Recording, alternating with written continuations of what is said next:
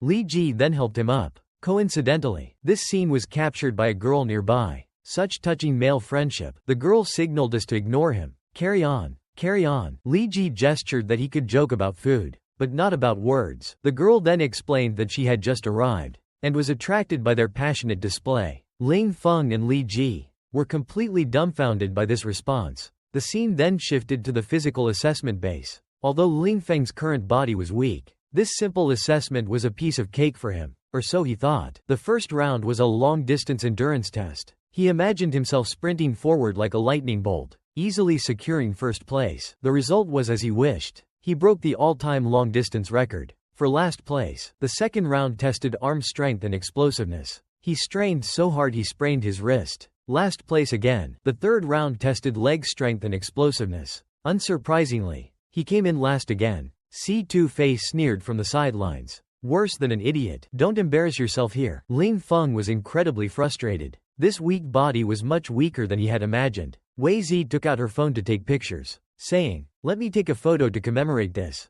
The assessor said, "There's no need for this kid to proceed to the second round."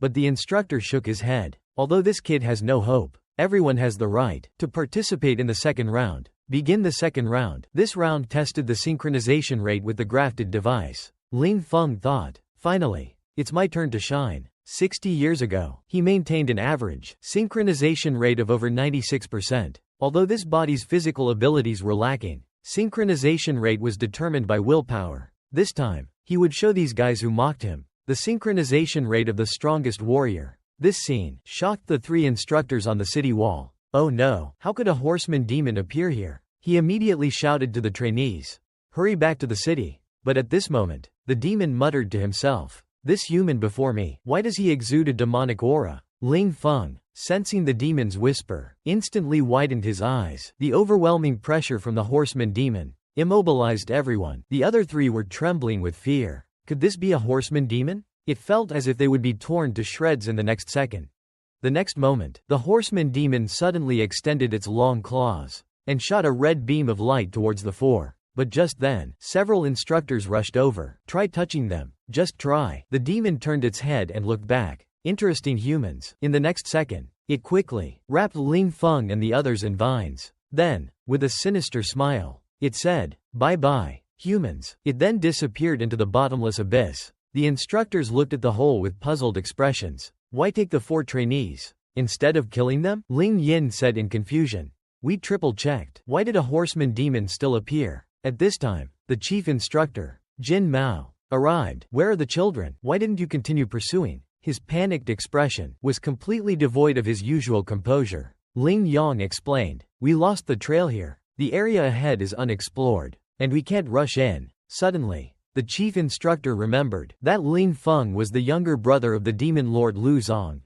He suddenly slammed his fist into the ground. "It's all my fault for not confirming properly. You two go back. The city must be in chaos by now." He then chased after the demon into the depths of the mist.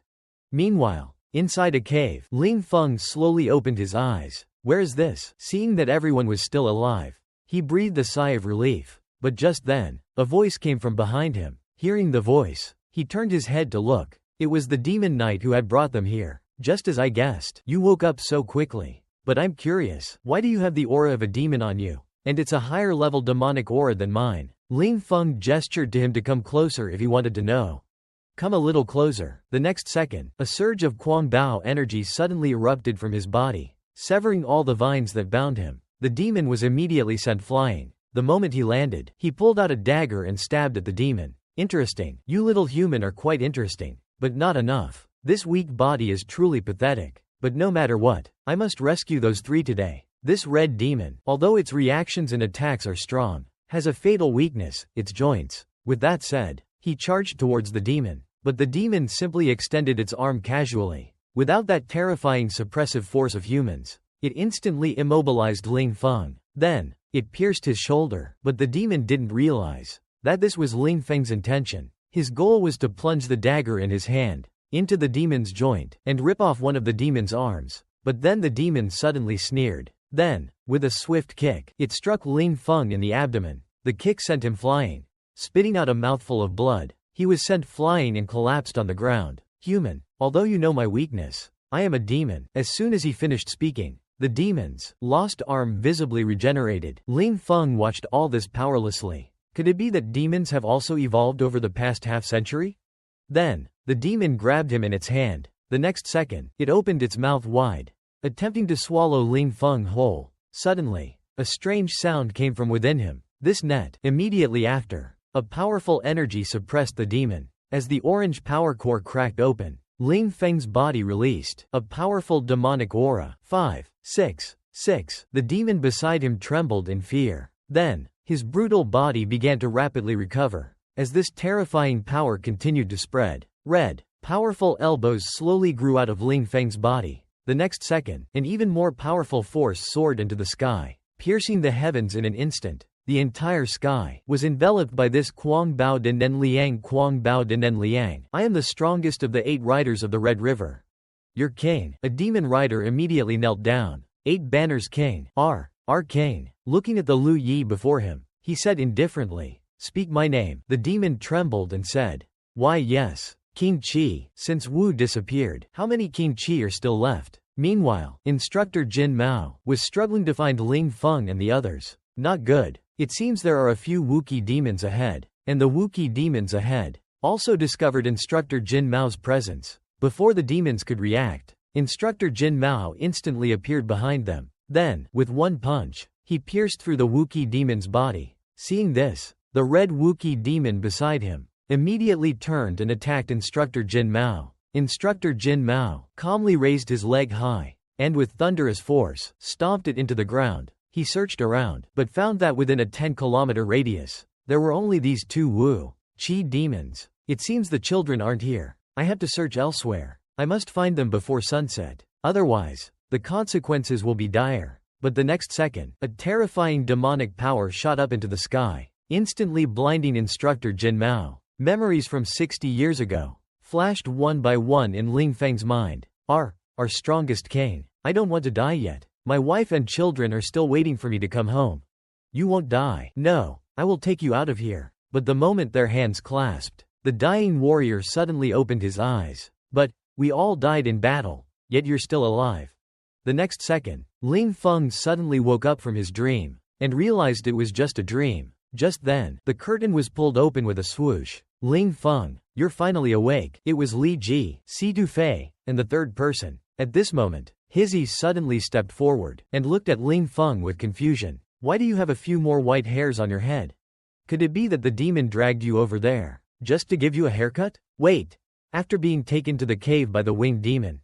Don't you guys remember anything? The 3 shook their heads, saying they had no memory of it. At this time, the blonde instructor suddenly appeared. It seems you still remember something. Tell me, what exactly happened in the cave? Before Ling Feng could speak, the instructor said, the 4 of you were brought back by the chief instructor. All 4 of you were unconscious at the time, and the winged demon seemed to have disappeared. He then handed him a mirror. All 3 of them said, they had no memory of the cave. Only you still have some memories. And look at your hair. Looking at the few white hairs on his head, Ling Feng was also confused. He then said, in the cave, after being attacked, I completely lost consciousness. I have no idea what happened after that. The rest is unknown. I woke up here. At this moment, the blonde instructor realized he might be overthinking things. Summer 1969. As the spirit of freedom thrived in America, a dark shadow silently sowed terror into the hearts of the people. Charles Manson and his family committed a series of brutal murders, transforming the era's dreams into a terrifying nightmare. Si Dufei looked back. Had he overlooked some important arrangement?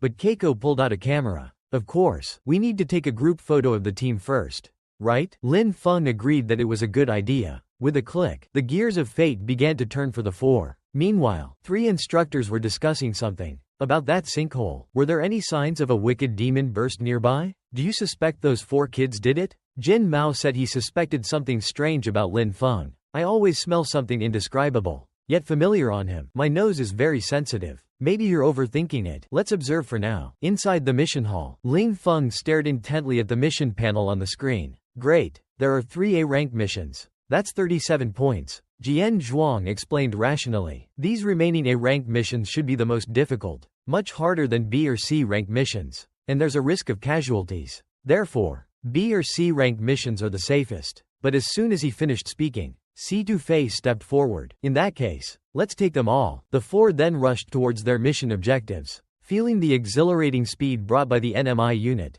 and its ability to decompose and form new weapons at will, it seems that in the past 60 years, NMI technology has really advanced a lot. There are a few wicked demons ahead. Everyone, prepare to engage. According to the plan, everyone spread out. Immediately, the four assumed combat stances. Two red and green wicked demons noticed their presence. With a roar, they charged towards them. Li Ji, you go and disrupt their vision first. Ting Feng and Keiko, disable their mobility. Finally, I'll deliver the final blow. A swift and elegant end to their lives. A dazzling flash of sword light filled the air. Then, Si Dufei landed perfectly. The two demons were too busy recovering. Its body continuously expanded, then exploded into pieces in the next second. This time, Si Dufei really showed off his skills. He quickly inserted the mist dispersal device. As expected of an A- rank mission, it's much more difficult than the assessment. Fortunately, this time, a red core dropped. Next, let's see what the other two monthly missions are. Seeing the mission content, Hizzy was dumbfounded. Only 3 demon cores dropped in an afternoon,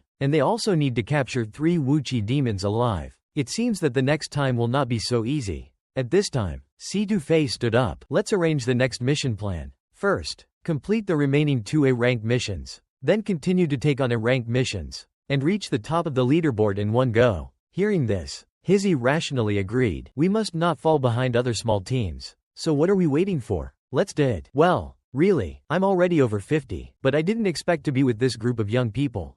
And they are so energetic. We must complete the next mission before sunset. Let's go. Everyone, with the close cooperation of the 4, they finally, before sunset, captured 3 Wuchi demons alive. Hizzy didn't forget to take a photo to commemorate the moment. The special ammunition for the Nemi weapon was just used up. Ling Feng was puzzled by this. What the heck is this? A freaking newbie special? This is a Nemi synthesized demon tranquilizer gun. Like the ratio hand, it's a preset newbie weapon by Nemi, but the synthesis and operation are more complex. Lin Zhong then realized that tranquilizer guns could now be used to capture demons, because in the past, they could only rely on brute force to knock out demons. In order to capture them, Si Dufei stretched and said, "We must return to town before sunset, otherwise we will face punishment. Everyone, let's go back to our own homes, or find a mom's home.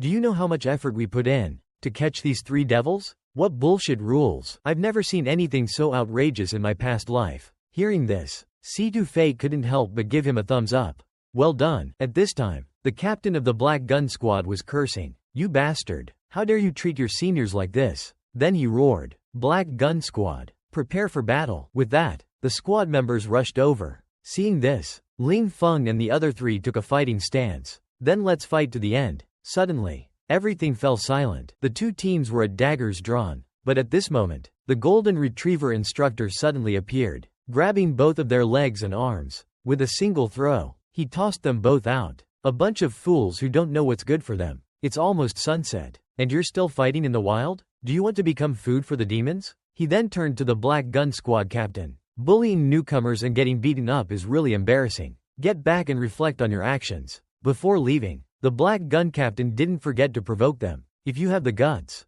tell me your name. Ling Feng simply said. Ling Feng, I'll remember you. Next time we meet, you better watch out. I guarantee that by the end of this month, your squad's points will be last. He then pointed to the wound on his face, indicating that he would make them pay double. With that, everyone returned to the camp. But Ling Feng was secretly brewing a plan, and this scene was also witnessed by Si Dufei. Just as Ling Feng was taking advantage of the night to sneak out of the city, a voice startled him. It was Si Dufei. "What are you doing here in the middle of the night? Not sleeping?" "I was just too full to sleep, so I came out for a stroll." Si Dufei chose to ignore this excuse. Such poor acting. Helpless, Ling Feng could only confess his plan. "I wanted to surprise you tomorrow morning, but I didn't expect you to find out. I'll go back now. Please don't snitch on me." But just then, Si Dufei declared he wanted in on the plan. So, while the guards were slacking off, he quietly slipped out. Quickly, the 2 arrived at a discreet location. After Lin Feng briefed Si Dufei on the tactics, he walked straight into the misty forest. Si Dufei was thrilled. This is exciting. Lin Feng was responsible for luring the demons, while Si Dufei would seize the opportunity to capture them. With their exceptional skills and remarkable teamwork, they swiftly captured 3 live demons.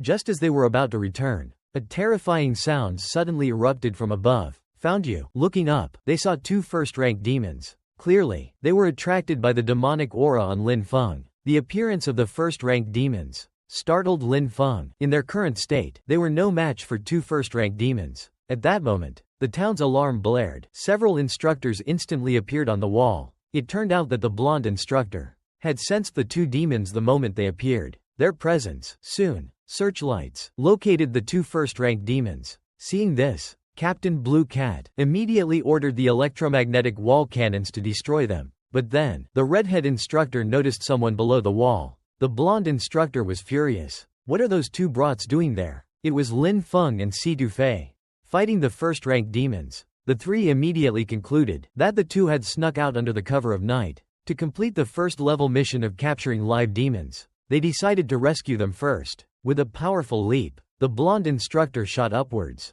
vanishing in the blink of an eye. The redhead instructor followed close behind, rushing towards the battlefield. At this moment, the 2 first-rank demons realized they had been discovered and decided to snatch the 2 away quickly. Without warning, they appeared behind Lin Feng and Si Dufei. He threw a punch at Si Dufei's back. Fortunately, Si Dufei reacted quickly and narrowly dodged it, but the ground was shattered by the force of the blow. Taking advantage of the pause in the demon's attack, Si Dufei unleashed a swift sequence of moves. He kicked the demon's head with a powerful long leg, but it felt like kicking cotton. Before he could react, he was firmly bound by the demon's spider silk. Seeing this, Lin Feng roared and rushed forward to help, but another demon blocked his path. However, in the next second, the demon was hit hard by a punch. Ding Jin saw that the newcomer was the blonde chief instructor. Listening to the redhead instructor's analysis, these 2 demons were of the Blue River water element and the Red River earth element, both of which were formidable opponents.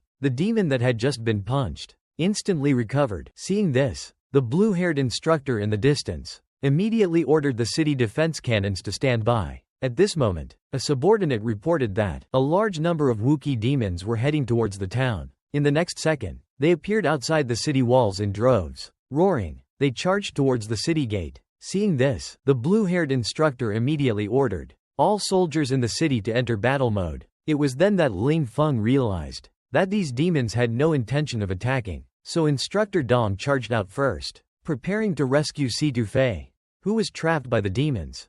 Amidst the chaos, the sword-like demon slammed its hands into the ground. Countless red spikes erupted, thrusting towards the blonde instructor. But surprisingly, not a single spike attacked Lin Feng. The next second, the demon appeared in front of Lin Feng. "You, come with me," it said to Lin Feng. As soon as it finished speaking, it rushed towards the 2 captains. Seeing this, the blonde instructor was puzzled. Why didn't the demon attack Lin Feng? While the captain hesitated, the Red River demon's attack struck instantly. The Blue River demon on the side took the opportunity to beckon Lin Feng. "Kid, if you don't want him to die, follow me." With that, it turned into a pool of liquid and swept Si Dufei into the depths of the forest. Knowing it was a trap, Lin Feng ignored the instructor's dissuasion and insisted on going to the rescue.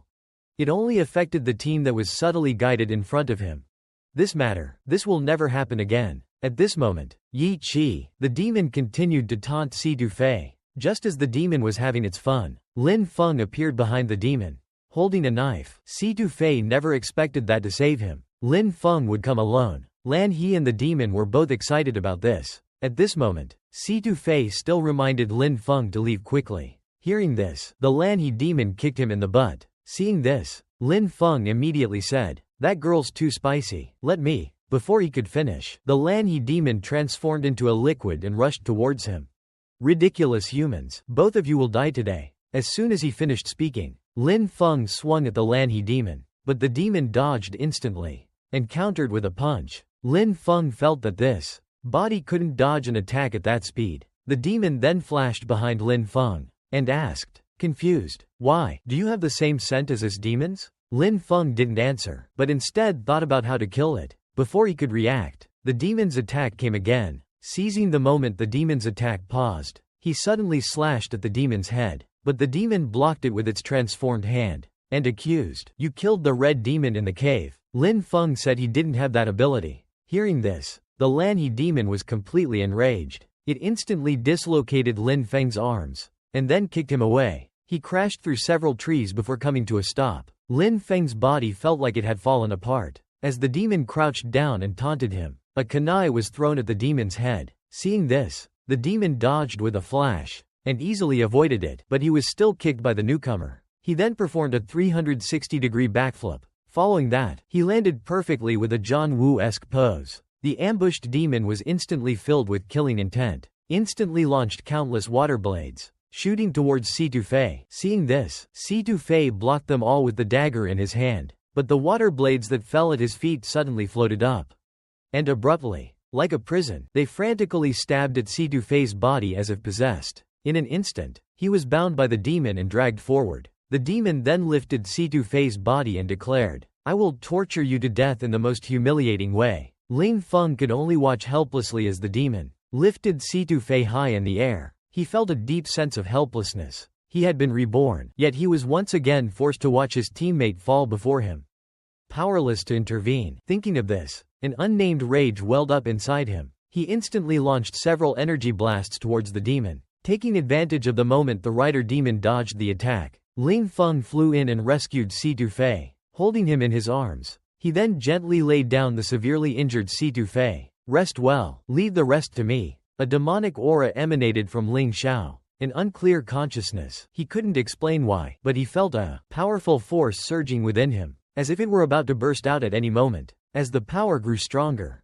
Ling Feng couldn't help but roar towards the sky. The red core on his chest also underwent a strange change. The rider demon, staring at the red core on his chest, was shocked. He recognized it instantly as the king's chi core. The complete form of the rider demon awakened in an instant. "You will pay for what you have done." Elsewhere, the rider demon battling the two captains suddenly felt his power suppressed. He turned around to look, and sensed the aura of the deceased king's demon. Seizing the moment of distraction, the blonde instructor landed a powerful punch to the demon's chest. Seeing this, the red-haired captain leapt high, and kicked the demon in the head. They gave the rider demon no chance to breathe. "Strike while the iron is hot." He then rushed towards the demon again, and gathered all his energy in his hands. A random energy wave shot towards the demon. Instantly, the demon was sent flying dozens of meters high. The first-ranked demon looked down at the large hole in his chest.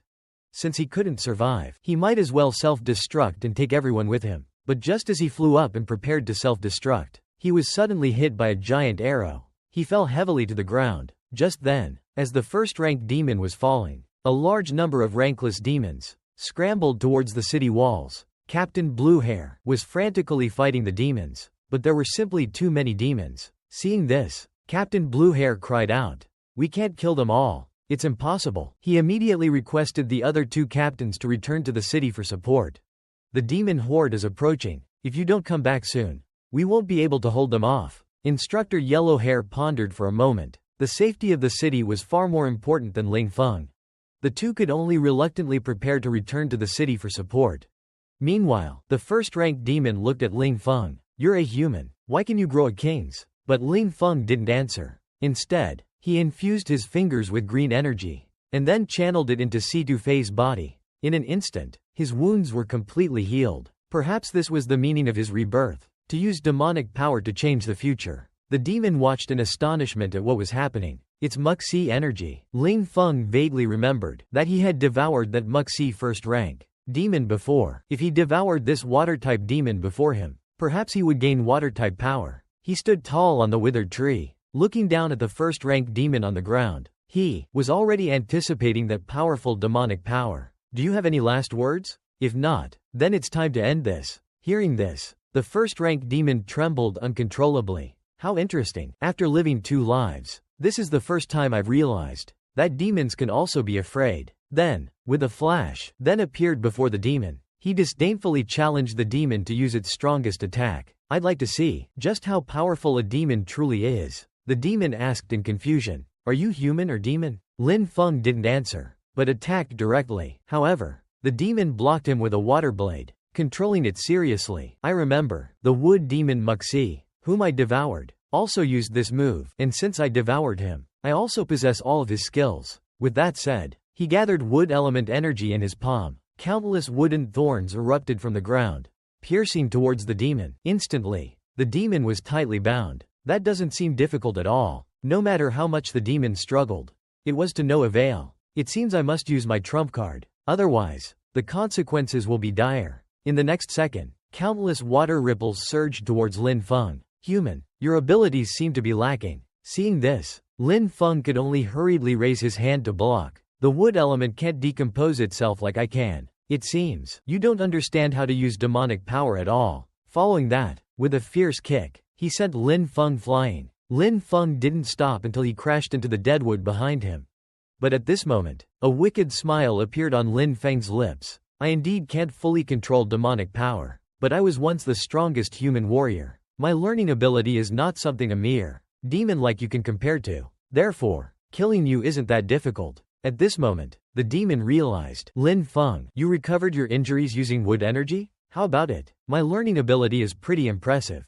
Right? Then, let's have some fun. With that said, his body transformed into a bolt of lightning and shot out. Seeing Lin Feng's attack approaching, the water demon prepared to meet him in battle, but its feet were unknowingly tightly entangled by vines. It turned out that the moment Lin Feng moved, he had activated the vines. The vines had quietly reached the demon's feet without it noticing. Before the demon could react, Lin Feng grabbed its head with both hands. Then, with a forceful twist, several cracking sounds were heard. He instantly injected wood energy into the demon's body. The next second, it exploded with a loud bang. Just as Lin Feng thought the demon had been eliminated, the demon's spike came down on his head. Foolish human, your attacks are useless against me. It seems you've forgotten the characteristics of a water element demon. As soon as the words left its mouth, the water element demon was riddled with wooden spikes. Of course, I know that, as a demon, the most important core cannot be destroyed. Foolish human, aren't you a little too confident in yourself?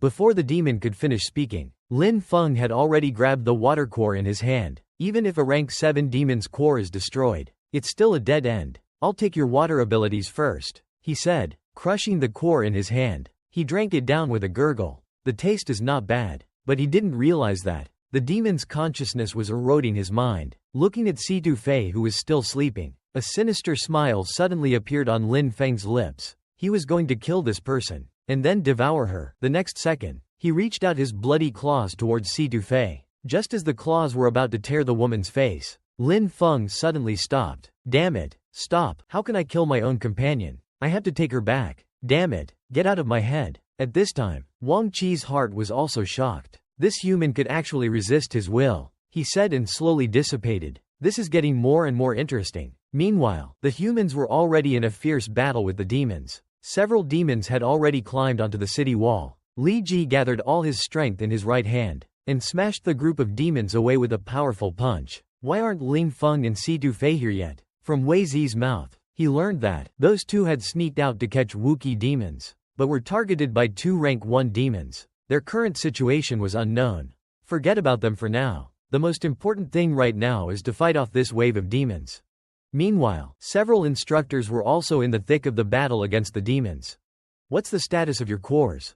You too? The blonde instructor reported. The core depletion for both of them isn't too significant. So, cores can be depleted during battle. The higher the intensity, the greater the depletion. Consequently, the power they can wield will gradually weaken. Fortunately, they managed to kill a mounted demon. The remaining unmounted demons have significantly reduced their attack power. Moreover, these demons' attacks are completely chaotic. But what they didn't know was that another water-type demon had already been slain by Lin Feng. Alright, let's unleash a powerful wave of attacks. With that said, the instructors on both sides instantly transformed into lightning bolts. In agreement, they first sent a demon flying with a powerful smash. A bottomless pit instantly formed outside the city. A deep, bottomless crater. If it weren't for the limitations of my core and body, I would continue slaughtering in this form forever. He continued to bombard the demons with attacks. Instructor Blue Cat watched their battle. Red River's Bao Fa is truly the fiercest. However, Blue River's power should not be underestimated either.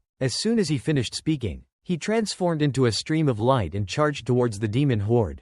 So strong, so strong. I've never seen such a powerful attack before. Could this be the strength of a Tier 1 core warrior? Li Ji vowed to achieve the same level of power. At this moment, the 3 instructors took a short break. The demon army was also forced to retreat. It seems these beasts know fear as well. It's time to boost the morale of our warriors. He then shouted towards the city walls, "Warriors, replenish your strength. The demon horde will surely retreat." Hearing this, everyone cheered with joy. The strength of the three captains is truly incredible. Alright, then let's continue. Before he could finish, he felt a terrifying power. A violent explosion suddenly erupted behind the demons. Oh no! Could it be the remaining mounted demon? As the smoke and dust cleared, a figure slowly emerged. The three captains turned to look. It was then that everyone realized that it was Lin Feng carrying the injured Situ Fei. Emerging from the demon horde, the red-haired instructor was extremely puzzled. How did this guy escape from the clutches of a horseman demon?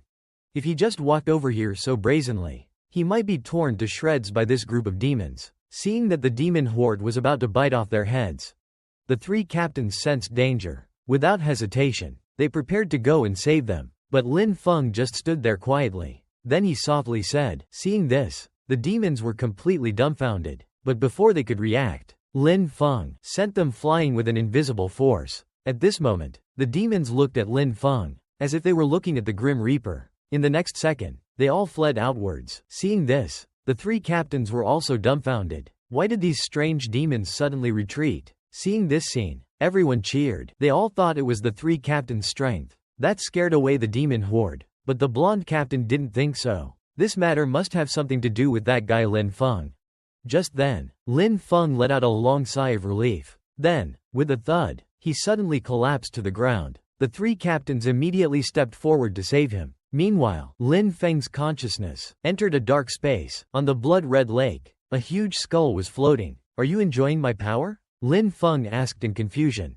Who are you? We met more than half a century ago. You should remember. Take a guess. Lin Feng then remembered. You were one of the two horsemen demons. Who killed me back then? How many horsemen are there? You'll know that very clearly in the future. First, let me formally introduce myself. My name is Kai Wang Qi. I am the strongest being among the Baki demons, worthy of the strongest warrior. You didn't even panic when you saw me. No wonder your mind is strong enough to resist my consciousness. But don't worry, I won't hurt you yet. Lin Feng loudly questioned. Why did you choose me? What have you done to my body? Don't worry, I'll tell you slowly. She gently stroked Lin Feng's cheek. As for your body, it is now mine as well. Due to some uncontrollable factors, I need to slumber for a while. For our safety, you'll have to work hard to evolve on your own. When you have grown to a certain level, and become close to my perfect state, I, Wang Qi, will reign supreme with your growing strength, shocking all beings. Damn devils, what do you take us humans for? I swear I will kill you all. But the next second, he froze, as if something felt wrong.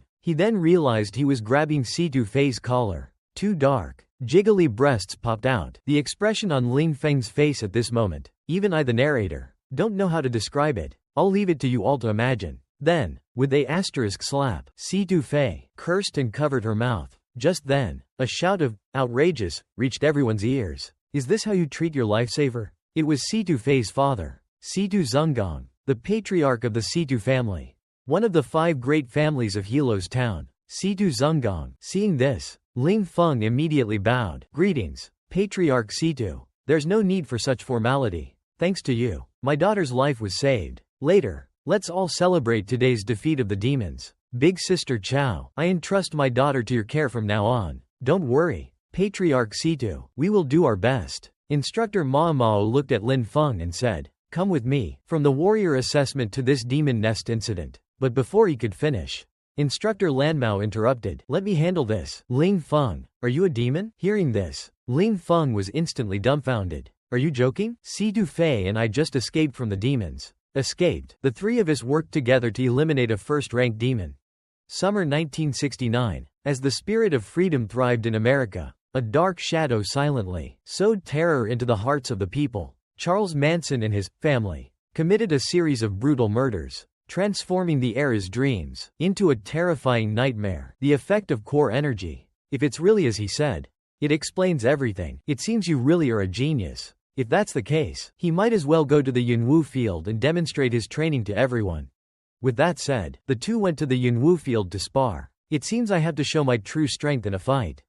To eliminate their doubts, the blonde instructor slammed his large hand down, immediately kicking up dust all over the ground. Come on then. Then please, Captain of the Jiyao Hall, instruct me. As soon as he finished speaking, the blonde man shot towards Lin Feng. In the blink of an eye, He attacked his chest. Ling Feng hurriedly twisted his body to dodge, looking at the marks on the field caused by the instructor. This guy is actually serious. The red-haired captain who had been through this before was startled.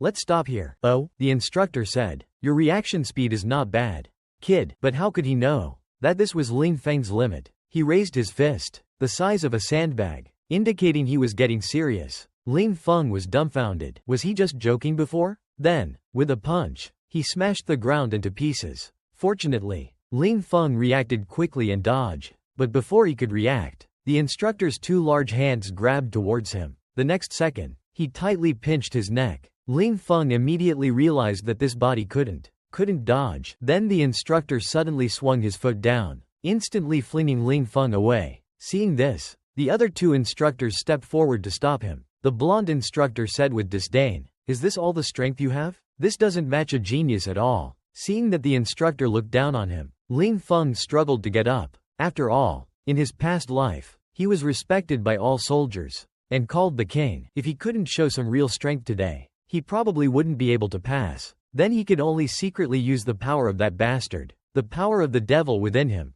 caused a strange power to suddenly erupt from Lin Feng's body. It was as if the surrounding space-time became distorted. Seeing this, the instructors' faces were filled with shock. How did Lin Feng's aura become so powerful? Lin Feng slowly walked towards the blonde instructor. Summer 1969. As the spirit of freedom thrived in America, a dark shadow silently sowed terror into the hearts of the people. Charles Manson and his family committed a series of brutal murders, transforming the era's dreams into a terrifying nightmare. It's already far surpassed C2 phase 39%, and it's still climbing rapidly. It just keeps rising. Instructor, don't get distracted now, because here comes my attack. Without giving the instructor time to react, a punch lands squarely on his chest. But the blonde instructor just gets excited. Now we're talking. Kid, you've successfully ignited my fighting spirit. The next second, he takes a kick from Ling Feng, following up with a roundhouse kick. The blonde instructor swiftly dodges with a sidestep.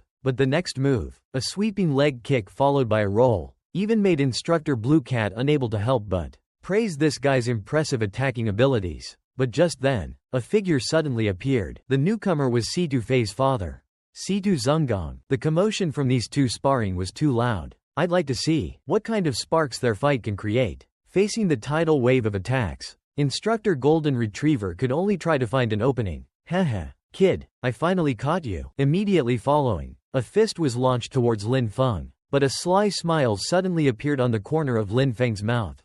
Instructor, I think you might be mistaken. It's me who caught you. With that said, he suddenly executed a powerful 360-degree spinning kick, smoothly kicking Instructor Golden Retriever over. Instructor Golden Retriever covered his forehead. Young man, you're playing dirty. Immediately after, Lin Feng did a sideways jump, instantly transformed into a stream of light, shooting towards the blonde instructor. Take this. The sturdy blonde instructor clenched his fists.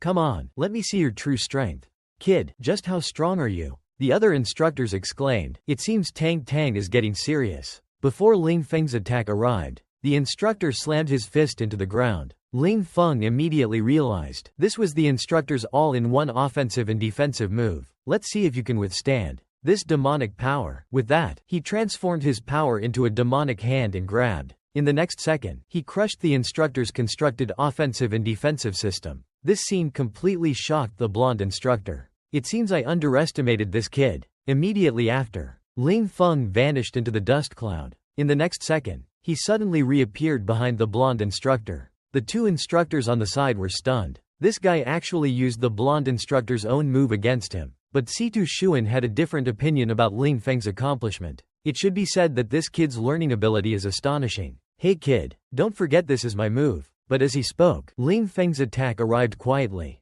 Seeing this, C2 Shuan declared that Tang was definitely going to lose this time. Meanwhile, the blonde instructor was sent flying by the punch. But the blonde instructor realized that the punch, which should have landed squarely, missed. It turned out that Ling Feng didn't want to embarrass the blonde instructor, and deliberately missed. The instructor's vision was impaired by the previous heavy blow. Ling Feng took advantage of this. Now, you should believe me, right? Instructor Wen Yan was completely dumbfounded. Could this kid really be the once-in-a-millennium martial arts prodigy? On Situ Shuan Gong's face, a thought-provoking expression appeared. At this moment, Situ Fei and the other two suddenly arrived. What are you guys still doing? It's time to eat. But they were completely stunned by the scene before them. Yan Wu Chong was now a complete mess. Lin Feng smiled and said, Instructor Jin Mao did all this. It has nothing to do with me. Situ Fei had a look of utter despair on his face. Was this really just sparring? Instructor Lan Mao didn't forget to add insult to injury. There's a difference, right? Wen Yan Jin. Instructor Jin Mao snorted. Sparring is to the death. Everyone, let's go eat. With that, Situ Shuan Gong fell into deep thought. This kid's got real strength. Unyielding. Dong Fenkun. Exceptional in battle and with limitless potential. He then turned to Situ Filan Zong beside him. That kid is quite impressive. Are you interested in him? Wen Yan Situ Fei was dumbfounded. Dad, what are you saying? Afterwards, everyone took their seats and the celebration ceremony began. This does not represent all residents of this town. Asterisk note. This line seems out of context. Thank you all for your protection. He specifically praised Lin Feng on the spot, calling him a remarkable young man. The banquet ended. That young man's talent and potential are no less than yours. I suggest you give it more thought. 1 month later, the competition for the team rankings had reached a fever pitch. After a discussion, they made a major decision to challenge other teams and earn points. And that, fat sheep, is the Black Gun Squad, with whom they have a score to settle. After some eyebrow-raising provocation from the group, the Black Gun Squad's captain didn't hesitate to accept the challenge, and he laid down some harsh words. After all, the four of them are twisted together like a rope. The duel begins under the watchful eyes of the crowd. The first match is Situ Fei, and his opponent is the female vice-captain of the Black Gun Squad. With the click of Kiko's camera, the match officially begins. So you're the Situ family's so-called unfilial Rakshasa. Miss Situ Fei, I'm going to have to teach you a lesson today. But as soon as she finished speaking, Situ Fei's attack suddenly came. The vice-captain was immediately confused. The Green River restoration system recovers incredibly fast. Before he could react, Situ Fei's handknife struck his elbow. With a clang, the weapon fell to the ground. Just as expected, they rely on teamwork. Once in a one-on-one fight, their offense and defense are completely disorganized. Not only that, Situ Fei also injected energy into his opponent's muscles, causing them to spasm and become immobile. Situ Fei didn't give him any chance. Immediately following up with a punch, he instantly knocked the Black Gun Squad's vice-captain to the ground.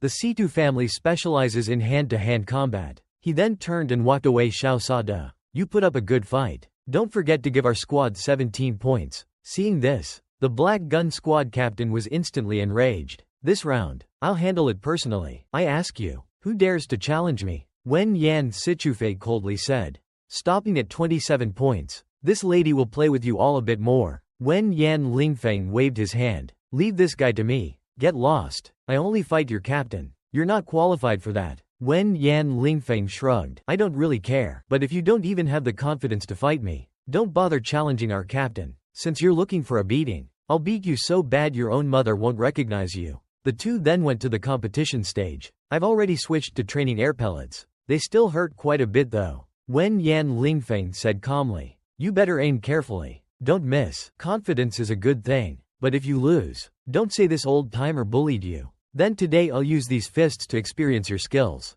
Captain Black Gun of the Venomous Tongue was shocked. What fists? The Black Gun Dui Yuan beside him also opened their mouths wide. Is this guy looking for death? You want to fight me barehanded? Is he this arrogant now? Lin Feng just scratched his head in response. So much talk. But let me tell you something first. Even if a rabbit fights a lion, it will give it its all. I won't hold back either. Good. Without further ado, let's begin. With the referee's signal to start the fight, Captain Black Gun disappeared from the spot with a whoosh. But Lin Feng didn't even move. The three captains already know my strength, so there's no need to hide it. If you want to fight the 8 demon riders within, you must surpass your past self. The Black Gun captain has already set up his position. With a bang, the bullet whizzes out. You're courting death, kid. Meanwhile, Lin Feng makes his final decision. This demonic power within me will now be mine to command. Facing the incoming bullet, Lin Feng dodges with a simple sidestep. In the next second, he transforms into a flash of lightning.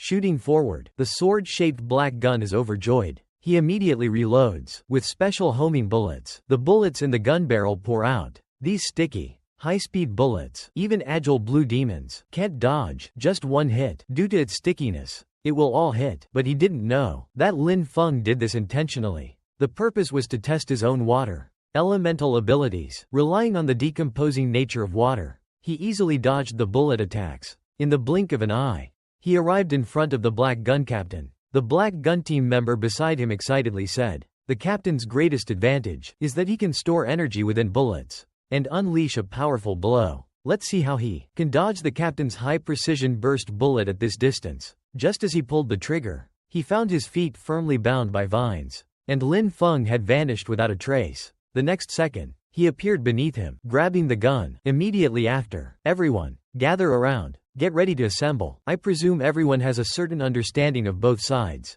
so I won't elaborate further here. The finals are divided into a team competition and an individual challenge. 2 stages. The first place will be selected based on the final score. Specific rules will be explained in detail during the competition. Let's first take a look at the rewards for this competition. The first place winner can go to a B-rank town for a week of observation and study. Hearing this, Lin Feng pondered. Second-generation demons in a B-rank town. Wouldn't that mean they are much stronger than the 3 instructors? Start of flashback. In my past life, there wasn't such a clear town ranking. Division. Herlo's town belongs to the lowest rank, C rank. Then there's B rank. A rank towns have first and second generation core warriors. They generally govern C rank. Second and third generation core warriors are classified as B rank, having 3, 4th generation, or at least a minority of 5th generation core warriors, are considered A rank towns, and the one that determines the rank of these towns is the only S rank town, Dawn City. Located in the heart of the Land of Hope,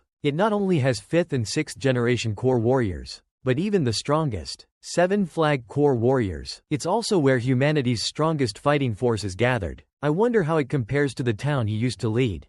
How strong is it? But now, I don't know if that town still exists. And those comrades who went through life and death together, are they still? Jian and Lin Feng. A voice appeared beside him, suddenly interrupting his thoughts. Don't just stand there. It's our turn to enter. Si Dufei drew the first lot. Si Dufei's squad versus Shining Squad. Ling Feng's 4-man team still doesn't have a team name. We should come up with a cool name after this match. Ting Feng agrees. That's a good idea. Let's discuss it after the match. Si Dufei, standing beside them, scowls. Can you guys be serious? The blonde captain of the Shining Squad looks dumbfounded. This bunch of lazy and undisciplined guys actually dream of taking first place? His expression turns serious. Find your opponents and engage. Si Dufei is mine. With a wave of the blonde instructor's hand, the match officially begins. As soon as the words leave his mouth, the Shining Squad disperses to find their opponents. The blonde captain keeps his eyes locked on Si Dufei. Seeing this,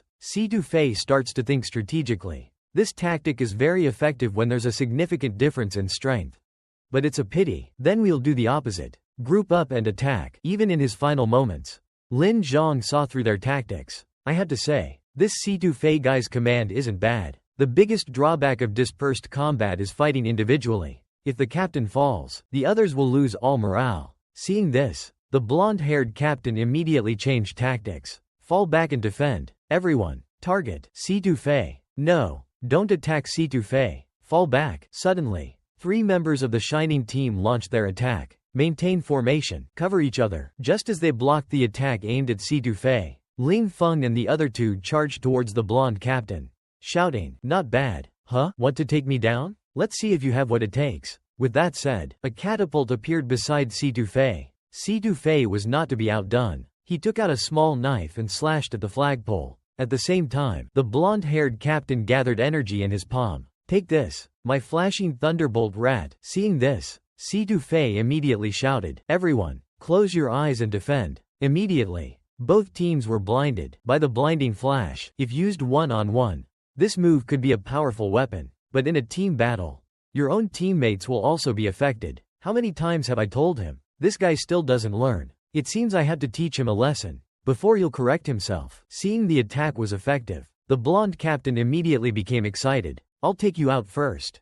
Captain, your squad has no fighting power on the battlefield. I don't care if you're the eldest daughter of the Situ family.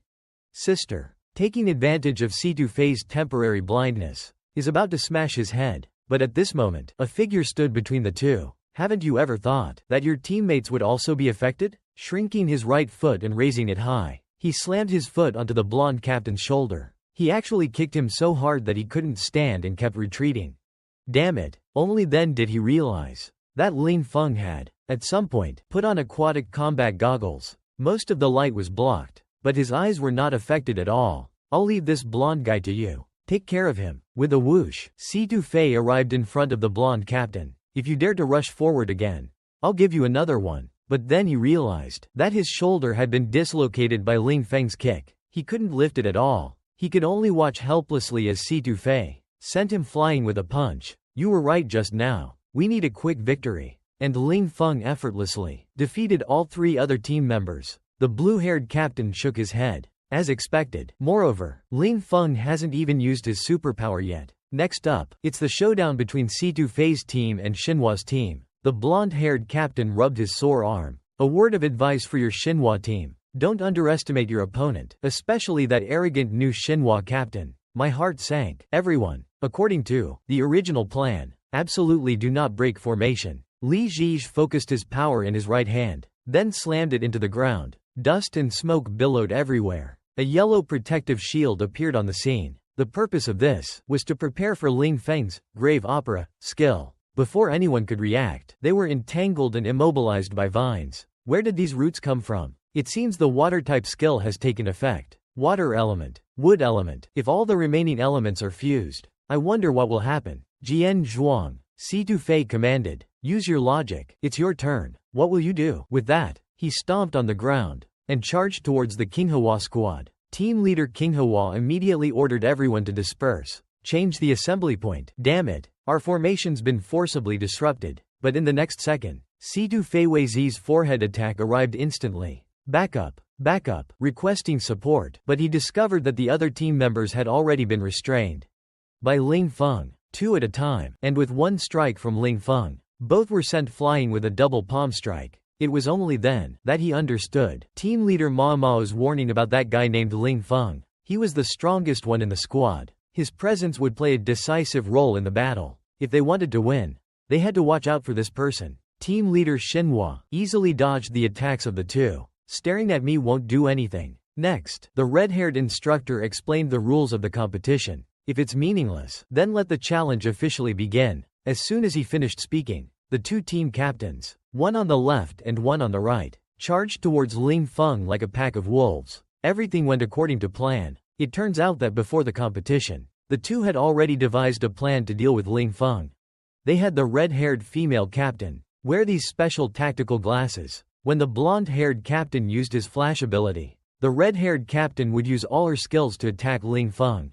Only in this way would they have a chance to go to Baiji City. #. Meanwhile, the blonde captain had already reached Ling Feng. Kid, I'll make you pay for your arrogance. I didn't expect a 5-fold flash this time. The 3 instructors were dumbfounded. This kid can instantly release such a powerful flash. It seems he wants a quick victory. The red-haired female captain guessed Ling Feng might have temporarily lost his vision, so she took advantage of Ling Feng's blindness to catch him off guard. But Ling Feng suddenly opened his eyes. As expected, you're the main attacker. The red-haired captain's heart skipped a beat. What's with that look in his eyes? As if being pulled by something terrifying into the icy depths of the sea. Completely unable to resist, it turned out that Ling Feng used a water skill to refract the flash. Therefore, his vision wasn't affected at all. This is Captain Red Hair, completely enveloped by water-type abilities. No matter how much he struggles, it's futile. Sorry, it seems your plan has failed. Simultaneously launching multiple layers with his right hand, he binds Captain Blonde, immobilizing him as well. Next, he spins them both around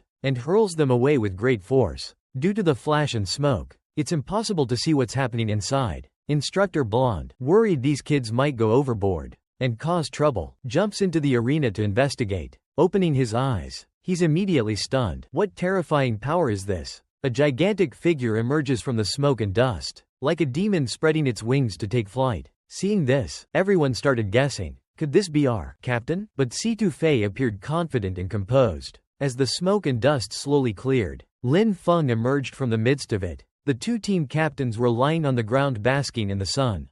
Then, the blonde instructor announced the 4 winners of the team competition, first place in the individual competition, and publicly gave Lin Feng very high praise. Following that was a week-long study trip to a B-rank town. Watching the four depart, the blue-haired instructor suddenly said, "I have a feeling that even if we used our full strength, we might not be able to defeat him." The blonde instructor just looked into the distance meaningfully. Lin Feng, he doesn't belong here. He will keep moving forward, perhaps, to a place we could never reach in our lifetime. After the three instructors discussed it, they decided to take the underground tunnel, where there were relatively fewer demons, to get to the refuge town. But what the four captains didn't expect was that, deep within the tunnel at that moment, a demon was slaughtering human warriors. Meanwhile, a higher level 2 rider demon, at the same time, led by the instructors, the four had entered the tunnel. Keiko curiously asked why the tunnel had become so desolate. The blonde instructor, Wen Yan, closed his eyes. That's a long story. Since the Dawn War 60 years ago, countless great human warriors have fallen, and the number of elite warriors has drastically declined. Unable to expand territory and carry out missions, the energy crystals that humans rely on for survival have begun to dwindle. Therefore, this incredibly vast underground tunnel was forced into abandonment. This tunnel was built during the era of our great king Lin Feng. Several people looked at Lin Feng. "You built it?" Lin Feng replied without hesitation. "Yes, of course, of course." Hearing this, the blonde instructor suddenly frowned. "What do you mean?" "Yes, you just share the same name as the king. Don't joke about our greatest warrior." Lin Feng scratched his head helplessly. "Please don't expose me, Captain." Captain Ji Yao Tang, the blonde captain, cleared his throat. All right, get serious. Let's move on." At this moment, Lin Feng couldn't help but ponder. Shamefully, this massive project was actually a plan I proposed back then. But the blonde instructor was wrong about one thing. This underground tunnel, it's actually a massive network of underground cities. Not only does it connect all the towns, but it's also the safest and most secure trade route. Just didn't expect this project, once hailed as the greatest marvel, would be abandoned by later generations after his death in battle. Just then, Li Ji suddenly asked, "Captain, the energy crystals you just mentioned, are they similar to the demon cores in our chests?" "Yes, you can think of them as a collection of demon cores. 3 demon cores can provide energy for a warrior. By continuously concentrating and refining demon cores, we successfully synthesized and refined large-scale energy cores. People call them energy crystals. They can provide operating energy for an entire town. Just like electricity in the past, the advanced towns of the past would organize demon hunting expeditions and collect demon cores to refine into energy crystals, and then distribute it down level by level. This time, I'll lead you, not only to broaden your horizons, but also to claim our town's share of energy crystals. Without energy crystals, the entire town will be completely paralyzed. Our defenses and weapons will be rendered useless. We will be forced to abandon our homes to the glass teachers. That would be the town's greatest disaster." Hearing this, the 4 of them became heavy-hearted. Haha, don't worry, our current energy crystals can still last for more than 3 months. This time, you must be well prepared. Your escort includes several Phase 2 core warriors, and even a few Phase 3 core warriors. One of them has a synchronization rate of an astonishing 69%. A Phase 3 core warrior with 69% synchronization is incredibly strong. Hearing this, Lin Feng showed a look of disdain. Behind you are the strongest core warriors of the 7 flags, with a 96% synchronization rate. At this moment, Wei Zi noticed a red button on the wall. Just as she was curiously about to press it, Lin Feng loudly stopped her. The blonde instructor explained that it was an emergency shutdown button, used to isolate the passage in case of emergencies. See that circle above? Once pressed, a huge iron wall will appear. It seems the tunnel's most important function is still operational. Just then, Lin Feng suddenly felt a strong surge of killing intent. It was coming from up ahead, and something was approaching. Lin Feng told the blonde instructor his guess. Sure enough, a strong smell of blood filled the air. This guy sensed danger early on. Never mind that for now. Sergeant Blondie immediately ordered everyone to drop their backpacks. Maintain formation. Prepare for battle. Suddenly, a low growl came from up ahead, and the ground was covered in thick blood. Could something have happened in Pedar City? Just then, a dark figure appeared before everyone. It was a soldier from Pedar City. But before he could finish, he collapsed to the ground. Demons attacked Pedar City, and Pedar City has sounded the abandoned city alarm. They all looked at Sergeant Blondie with confusion. What's the abandoned city alarm? Any city or town only sounds the abandoned city alarm under one circumstance: when all its soldiers are dead. Just as everyone was shocked, a yellow light suddenly appeared in the tunnel. In an instant, it enveloped the Pita city warrior and pulled him back. Heh, finally found you. Why are there still people up ahead? It won't look good if I don't kill them all. The Pita city warrior used his last bit of strength to urge everyone to escape, but with a cracking sound, all the Pita city warriors perished. I will kill all you humans. But there are so many humans here. I don't know where to start. After a moment of thought, you'll do. With that, he threw the spinning flames in his hand, aiming directly at Reason. At this critical moment, the blonde instructor stepped forward and caught the demon's spinning flames with his bare hands. Then he threw it upward with force. Only a loud bang was heard as it exploded. Not bad at all. Much better than that trash just now.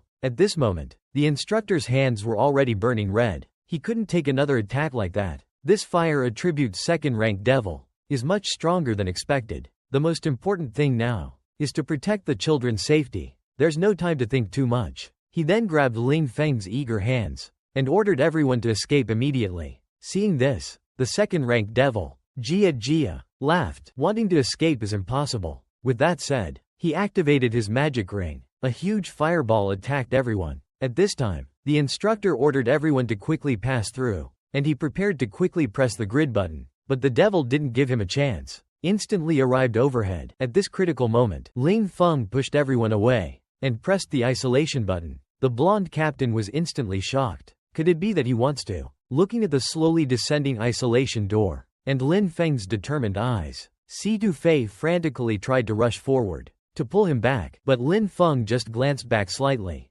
Then the isolation door slowly closed. Only Si Dufei's helpless cry remained. Lin Feng, are you okay? Only to see the two demon riders slowly walked towards Lin Feng. Humans. Doing this, they will only live a little longer. But you are about to die. Meanwhile, the instructor urged everyone to remain calm. Ling Feng said before he pushed me out. Protect everyone. He must have his own plan. We can't waste the chance he created for us. We have to leave immediately. But Wei Zi insisted that even if it meant death, they couldn't leave Ling Feng behind. Si Dufei even suggested they break down the isolation door together to save Ling Feng. But the blonde instructor said that with ordinary human strength, it was impossible. This isolation door's strength, it would take at least a stage 3 or higher demon to break it.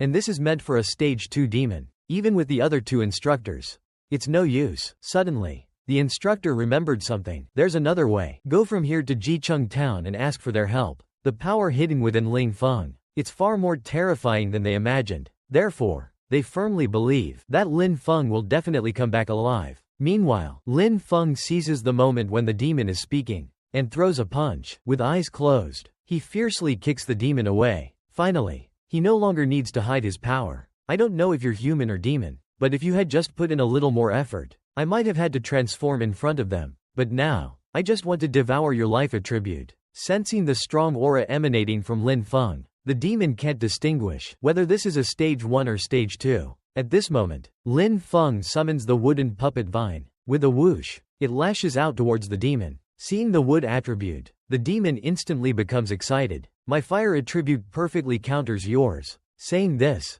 it releases a giant fireball. I'll burn all these vines. Then I'll devour you and turn you into my power. A dazzling yellow light shone from his mouth and transformed into a giant fireball that hurtled toward Ling Feng. Ling Feng dodged sideways and charged toward the demon. The demon sneered. You want to fight me up close? You'll be burned to ashes before you even touch me. Ling Feng extended his right hand and punched the demon hard. Who said I only have wood attribute? Now it's my turn to restrain you. The demon was confused. What? You have 2 attributes? But it was too late for him to react. The water energy expanded within the demon. With a bang, it turned to ashes, but his heart was firmly grasped in Ling Feng's hand. A dual fire and absorption core. What kind of power will you bring me? Su Da crushed it fiercely in his hand. Demonic fire. Become my power. Instantly, countless fire elemental energies merged into the demonic core on Ling Feng's chest. Good. I can clearly feel the restless power of the flames within me.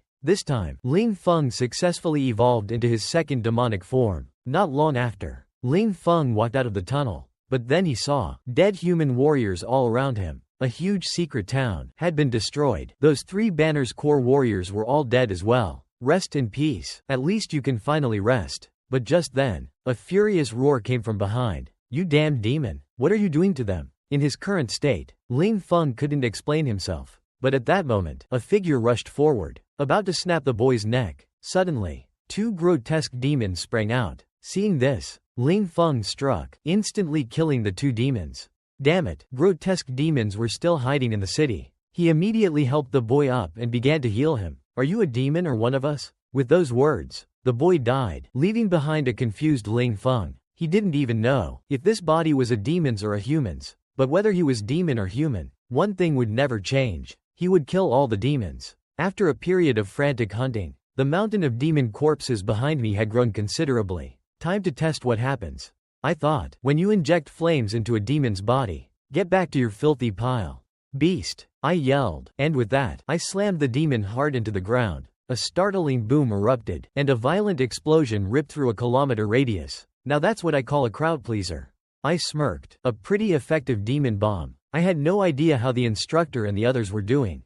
First, I decided, find the energy crystals the town needs. I then controlled my vines, searching for the crystals' energy fluctuations. It didn't take long to locate them. The energy supply system of a level 1 town is quite impressive.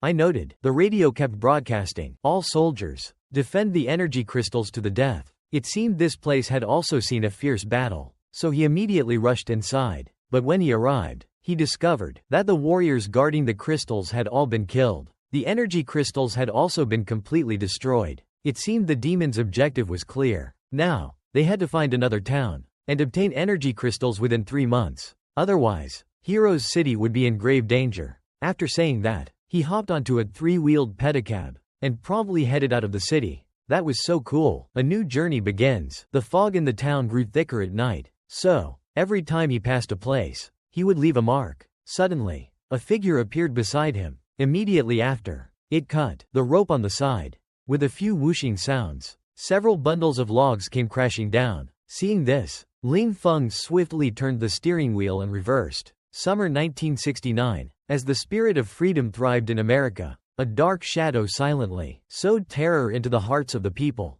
Charles Manson and his family committed a series of brutal murders, transforming the era's dreams into a terrifying nightmare. A bullet was fired from the depths of the soul. Shut up, answer me. Are the members of the Branding Iron Squad still alive? Seeing this, Ling Feng pondered for a moment. I'll repeat myself. I don't belong to any squad. You can't communicate with someone while you're pointing a gun at them. The woman slowly lowered her weapon. A gunshot rang out. The woman's weapon was shot out of her hand. So there are still remnants of the Branding Iron Squad. Now I can claim credit to the boss. The woman trembled as she tried to pick up her weapon, but she found that her arm couldn't be lifted. Oh, it's a woman. Let me see what you look like. Let's take a look. She really is a beauty. And a high-quality one at that. Perfect to take back for the boys to unload. But as soon as he finished speaking, Lin Feng lifted his leg and with a kick, sent the man flying. I didn't want to get involved in your gang's feud, but it seems your Silver Snake gang is truly a bunch of scum. So before I make a move, get the hell out of here. Seeing Lin Feng, the man immediately aimed his gun, but Lin Feng crushed it in his grip. Pointing a gun at me again?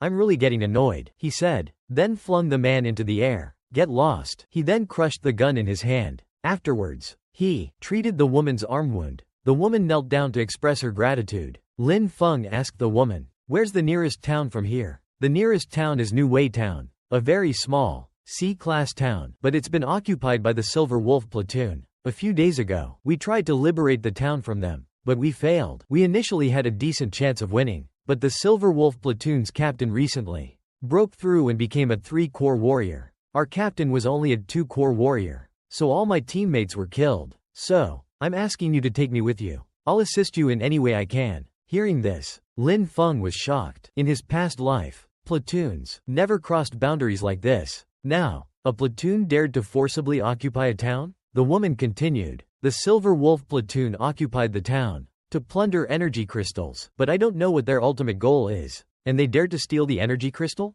That's the very foundation of this town's fate. After hearing this, Lin Feng was furious. Lead the way. Under his jurisdiction, something like this would never have happened. What are those in charge doing now? The two arrived at the outskirts of Xinwei town. They planned to scout the town's situation before making any further plans. But as soon as they got out of the car, they encountered a reckless demon. Lin Feng casually unleashed his tree roots and vines, quickly binding the demon tightly. To avoid attracting more demons, he chose not to kill it. Upon observation, he discovered that there were no sentinels from the war party in the town.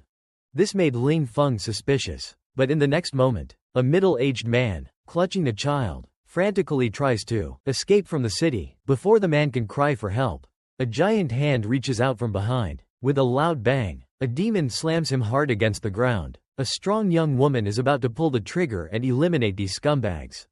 But Lin Feng desperately stops her. Firing now will expose our position. But unexpectedly, a hand, not human, emerges from deep within the city gates, and swiftly pulls the fleeing father and son back inside. As the two are stunned, Lin Feng decisively changes his previous plan. Save who we can. As soon as the words leave his mouth, he vanishes from the young woman's sight. In a blink of an eye, he takes down 2 members of the Silver Wolf Squad. The young woman quickly follows, but upon arriving at the scene, she discovers that these former Silver Wolf Squad members have completely decomposed skin. It was clear that they had been dead for several days, but the next scene completely shocked the girl. The city was densely packed with Silver Wolf Squad members. Ling Feng instantly transformed into a bolt of lightning, charging into the crowd. It turned out that these corpses were all being controlled by a demon with special abilities. In that case, there was no need to hold back. In the blink of an eye, Ling Feng cut through the corpses in the city. Like a knife through butter, the demon must be controlling the corpses. Usually, this type of demon operates alone. It seems we need to follow the scent of these corpses to find him. So, Ling Feng instructed the woman to search for survivors, while he went to rescue the father from earlier. With that, he transformed into a stream of light and vanished. In a moment, Ling Feng found the demon's hideout. With that, he kicked the door open with a mighty force. But then he opened his eyes and saw the father and son were like walking corpses, expressionless. Seeing this, Ling Feng was furious. He instantly transformed into the 2-rider demon warrior. A demon was sitting in the hall, and on the crosses on both sides, the father and son were tied. It turned out to be a 3-rider Zico demon, possessing the ability to control corpses. And behind him were 3 energy crystals. He didn't know what these demons wanted these energy crystals for. At this moment, the Zico demon was also a little confused, wondering if he was a human or a demon. But Ling Feng didn't say anything. Instead, he stared at him intently. As expected, it was a rare purple core, and possesses unique magical abilities. Seeing Lin Feng remain silent, Zico and the demon suddenly became enraged. With that said, he went to find a way back. Only a whooshing sound was heard. Not only reacting, a dark shadow swiftly attacked Ling Feng. Ling Feng quickly dodged, evading the sudden attack. With a sidestep and slide, he quickly created distance. Unexpectedly, this level 3 Zico and demon could actually control the Tri-Fusion warriors. Afterwards, several more dark shadows appeared. It seemed that the members of the Silver Wolf Squad had been completely annihilated. And among them were warriors from the original town, but there were simply too many of them. Not only reacting, these controlled corpses attacked Ling Feng. At this moment, Ling Feng pondered, if it were an ordinary level 3 demon, perhaps he'll have a headache, but he just happens to be bad at fighting. After GZ spoke to the demon, he gathered his strength in his right hand. Raising a fist the size of a sandbag, he sent a group of corpses flying. In the blink of an eye, he incinerated the corpses controlled by the demon. Immediately following, like a galloping horse, he stomped his foot, cracking the ground. In an instant, he rode in front of the 3 mounted demons. After Ling Feng's dazzling flurry of blows, GZ and the demon were sent flying. Just as he was about to plunge his dagger into the demon's vital core, GZ and the demon directly controlled the child and struck Ling Feng. Helpless, Ling Feng had to stop his attack. Taking advantage of Ling Feng's momentary hesitation, GZ and the demon suddenly threw the child away. The air above the tea mug shimmered and suddenly coalesced into a giant blade.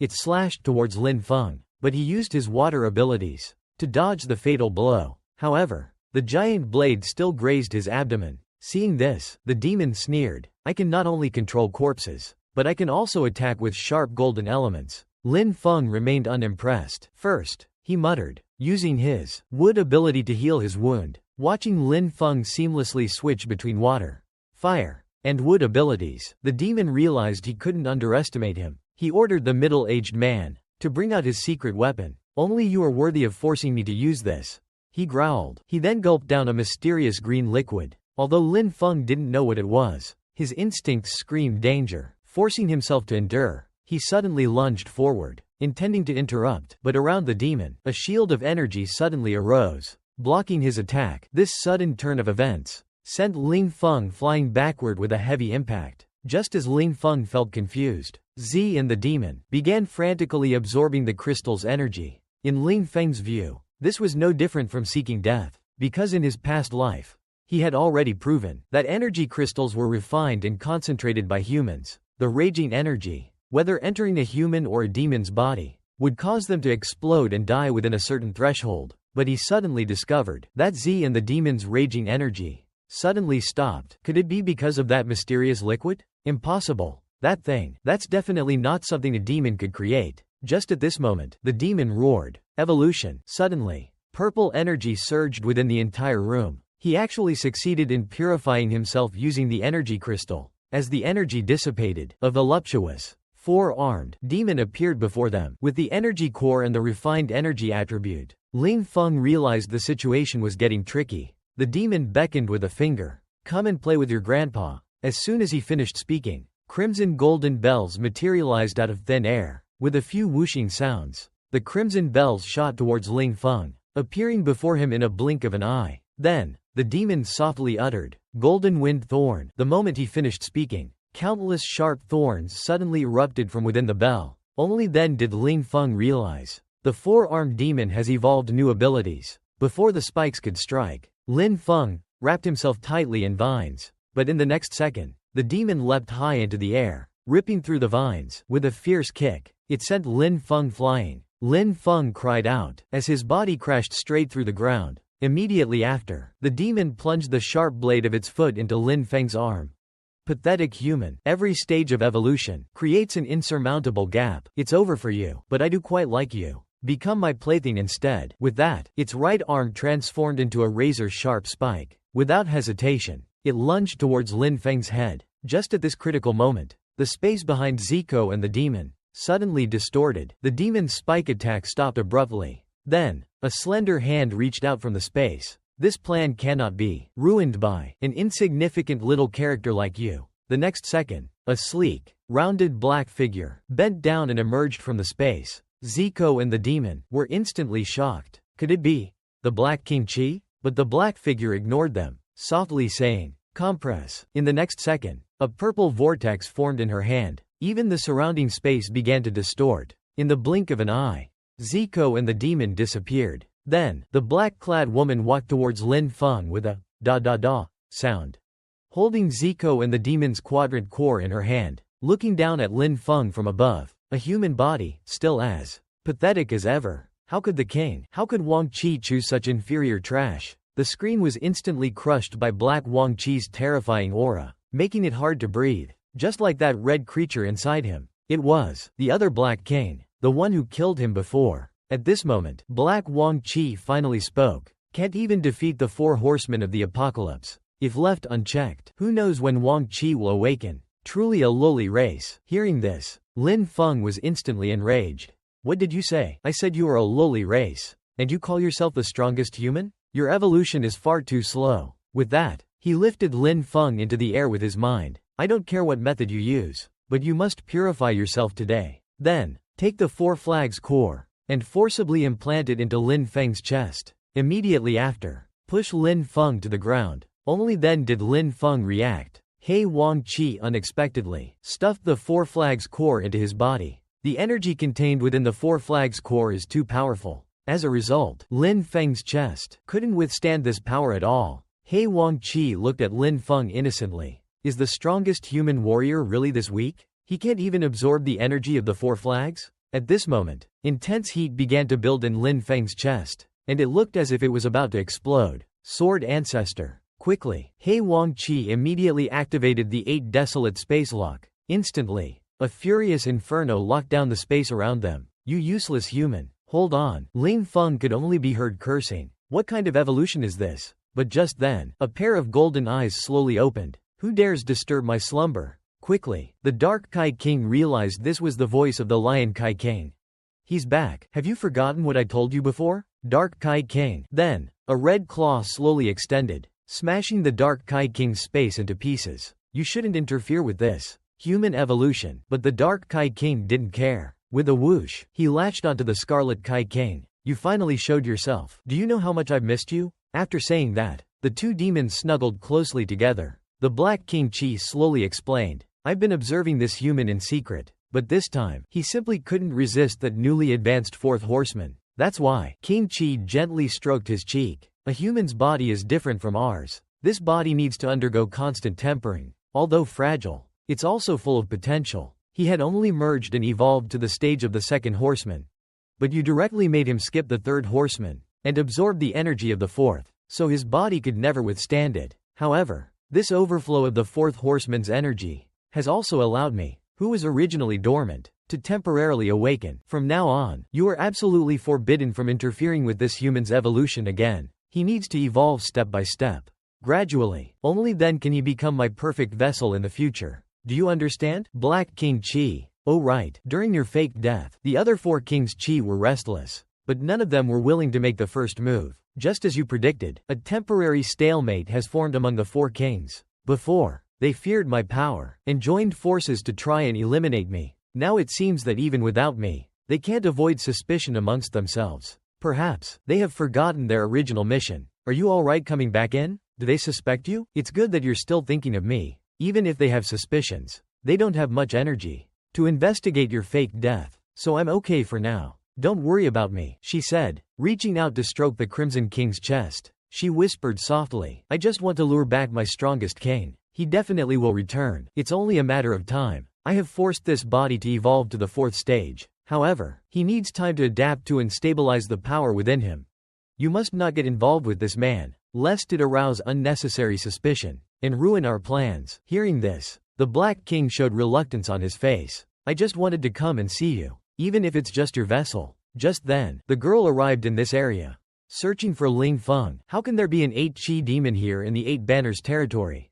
The Black King also looked towards the girl. Oh dear, I forgot to clear this area. It was Wang Qi who stared intently at the girl. The next second, Zi Tinggua's life. At this moment, Ling Feng was like someone continuously sinking into the deep sea. A sentence kept repeating in his mind. So you're a demon. Then, Ling Feng slowly woke up. He looked at the girl lying dead before him, the girl, and stared at his own hands in disbelief. Could it be that all this was his doing? He then roared furiously at the sky, his entire body emitting a terrifying aura. Quang Bao De Nen Liang Chong Po Yun Xiao. This line is difficult to translate directly without more context. A more literal translation would be, violent energy pierced the clouds. A more figurative and impactful translation could be, a furious energy ripped through the heavens, instantly turning a 10-kilometer radius into scorched earth. Only then did he realize that the four horsemen's demonic forms had fully evolved. He then recalled bits and pieces of the girl's memories. I really like flowers. If I could, I want to learn to be a gardener. This world is so cruel. I think we need more pretty flowers. At this moment, Lin Feng was consumed by guilt. He couldn't forgive himself for this mistake. It was because of him. Because he couldn't suppress the demonic power within him. May the flames of hope protect you from the devil's defilement. Now, he had to figure something out. What was the Crimson King flag inside him trying to do? He and that 8 flag. What was his connection to that female demon? Forcing himself to evolve to 4 flags. What was the purpose? The mysterious liquid used by the 3 horsemen demons to break through.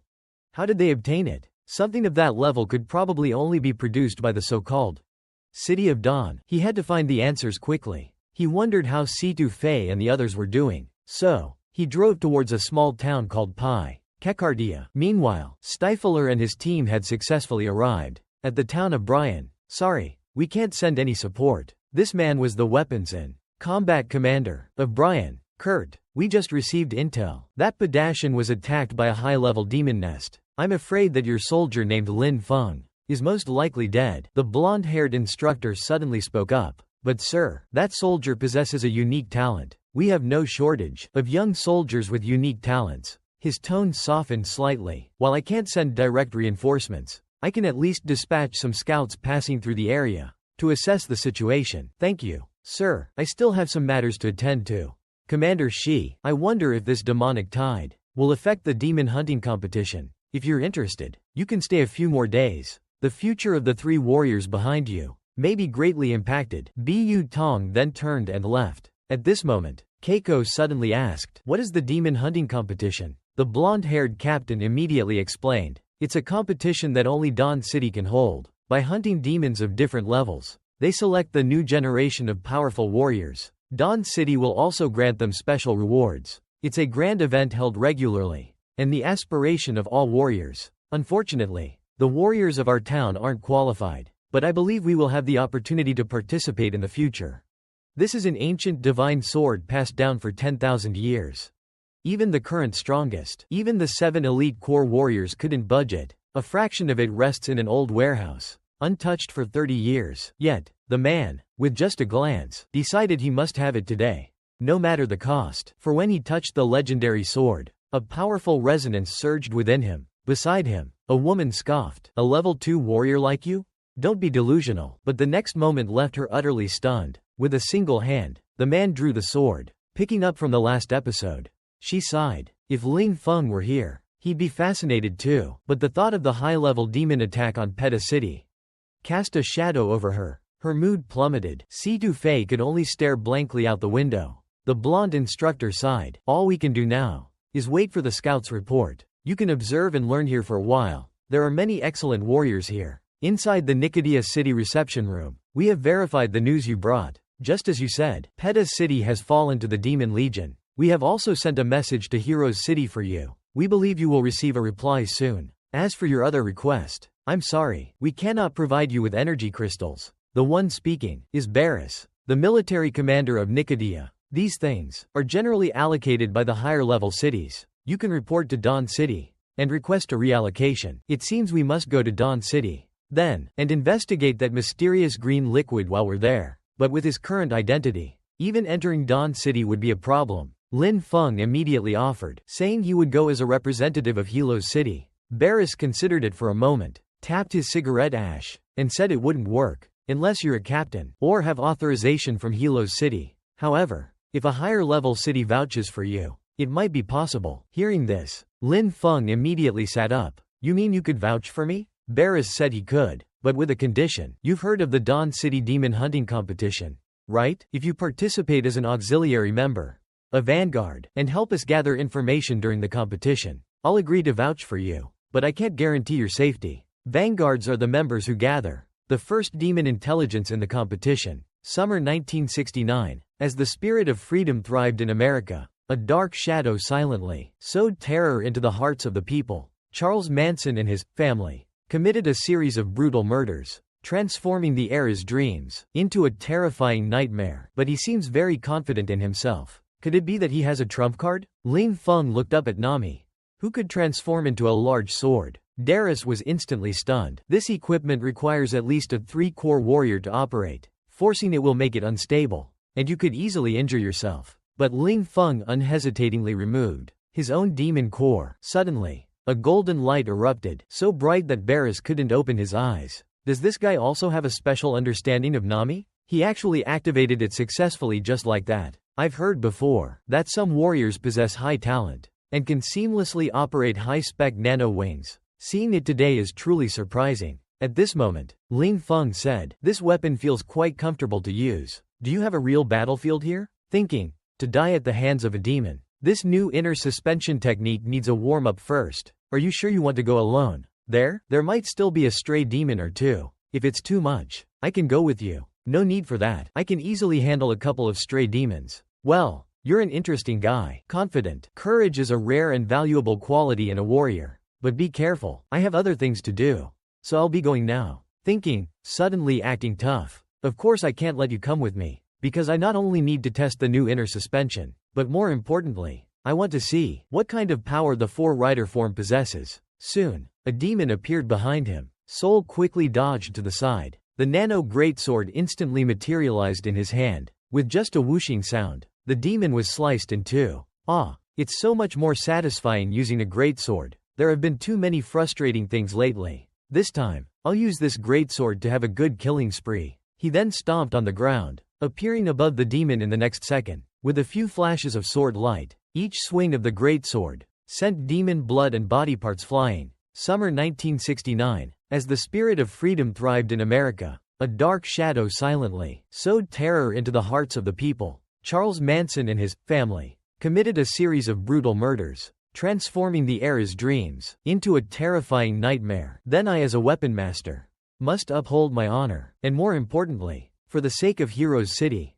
Kid, you better come back alive soon. The stench of demons filled the air. But why was there such a strong scent of death as well? The smell was coming from the direction of the training grounds, and there seemed to be quite a few demons. Not just a large number of lesser demons, but greater demons and even a few elite demons. This wasn't like a normal demon patrol. Moreover, these greater and elite demons were all grouped together. Suddenly, a demon charged towards Bali's. She took a closer look, and saw it was a lesser Wuchi demon. Just as Bali's prepared to fight, she realized the demon was just frantically running forward. But Bali's wouldn't miss this opportunity. With a high kick, she brought her blade down on the demon's head. The lesser Wuchi demon was crushed beneath her foot, but something fell off to Bali's. It was completely different from usual. The next moment, a large group of greater and elite demons appeared around her. When did demons start traveling in packs? No matter, she had to finish them off before the city gates closed. Time was of the essence. But then she noticed the demons were moving like zombies, just mindlessly closing in. Bali's gritted her teeth. Whatever, she thought. If it's a demon, it dies. She unleashed her rapid sword technique, slicing swaths of demons in half with each strike. The power was so immense that flashes of blade light filled the air for miles around. But soon, hundreds more demons were approaching. Just then, a dark figure appeared behind Bali's. With a weapon master's sharp instincts, she swung her blade horizontally behind her, but the dark figure instantly blocked it with their sword. Whoa, easy there, it's me, Ling Feng. Bali's stared in disbelief. You're alright? She stammered. Wait, he just blocked my attack. A casual swing at that. That slash was incredibly powerful and fast. Even a quad-core warrior would need to use their full strength to barely block it. This kid, could he really be from a C-rank town? Ling Feng said playfully. Big sis, your weapon's core power is truly impressive. That blow made my hand go numb. Cut the chatter. It's good that you're alright. The most important thing now is to take care of these demons. Their steps faltered. Just stay behind me. Hearing this, Ling Feng slowly walked forward. Don't worry, they're just corpses now. He then simply snapped his fingers. The demons in front of him deflated like balloons, instantly collapsing to the ground. All done. We can head back to the city.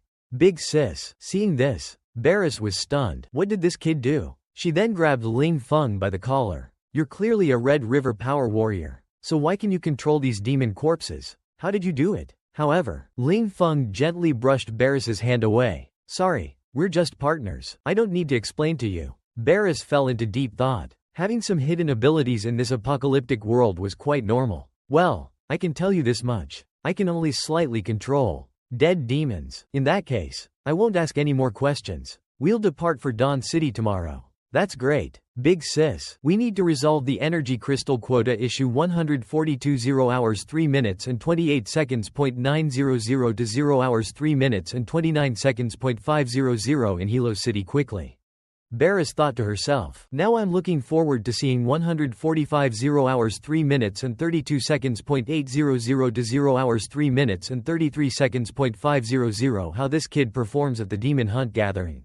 But Barris, eager to return to the city, was unaware of the situation at the distant battlefield. She only learned later from her subordinate's report that the battlefield had been completely destroyed by an unknown force. The next day, under Barris's leadership, summer 1969, as the spirit of freedom thrived in America, a dark shadow silently sowed terror into the hearts of the people. Charles Manson and his family committed a series of brutal murders, transforming the era's dreams into a terrifying nightmare. Your strongest warrior has returned, but speaking carelessly will bring him even more trouble now. Just as he was pondering how to answer GG, Barris, who was standing beside him, said, This troublemaker is also called Lin Feng. Lena looked at him with a puzzled expression. Your name is Lin Feng? It's just a coincidence that our names are the same. After hearing this, Lena patted her chest. I see. Then, she put on her hat and turned to leave. That's really a troublesome name. At this moment, Barris suddenly flew into a rage. And you call yourself a senior? She helped you, and you didn't even say a basic, thank you. Lin Feng waved his hand. Forget it, let's not bother her for now. I will definitely find a chance later to properly explain things to you. You have a lot of things you want to tell me face to face. Right? The next day, the demon hunting tournament began in a lively atmosphere. Lin Feng and his group attracted cheers from the onlookers. There's even a handsome new face. After the competition is over, I'll introduce you to the person in charge of the energy crystals. Thank you then. I will definitely bring you a satisfactory result. Suddenly, Barris's tone changed. Then make sure you don't die in the competition. Meanwhile, Lena seemed to be paying attention to Lin Feng's every move. Seeing Lin Feng looking over, she immediately pulled down her collar. The competition venue is in Dawn City, a forest the size of a town. This is as far as I can take you. Once you're inside, it's up to your own abilities. He slammed the flagpole heavily into the ground. For the glory of Pygdia Town, go for it, warriors. Then, each team entered according to the order of their town. It used to be just a small competition in our town, but now it has evolved into such a large scale. Demon hunting competition. The next warriors to enter are from Pygdia. Their vanguard is even an outsider from another town. Before parting, several people first bowed sincerely to Lin Feng. We entrust you with the task of gathering information on the demons.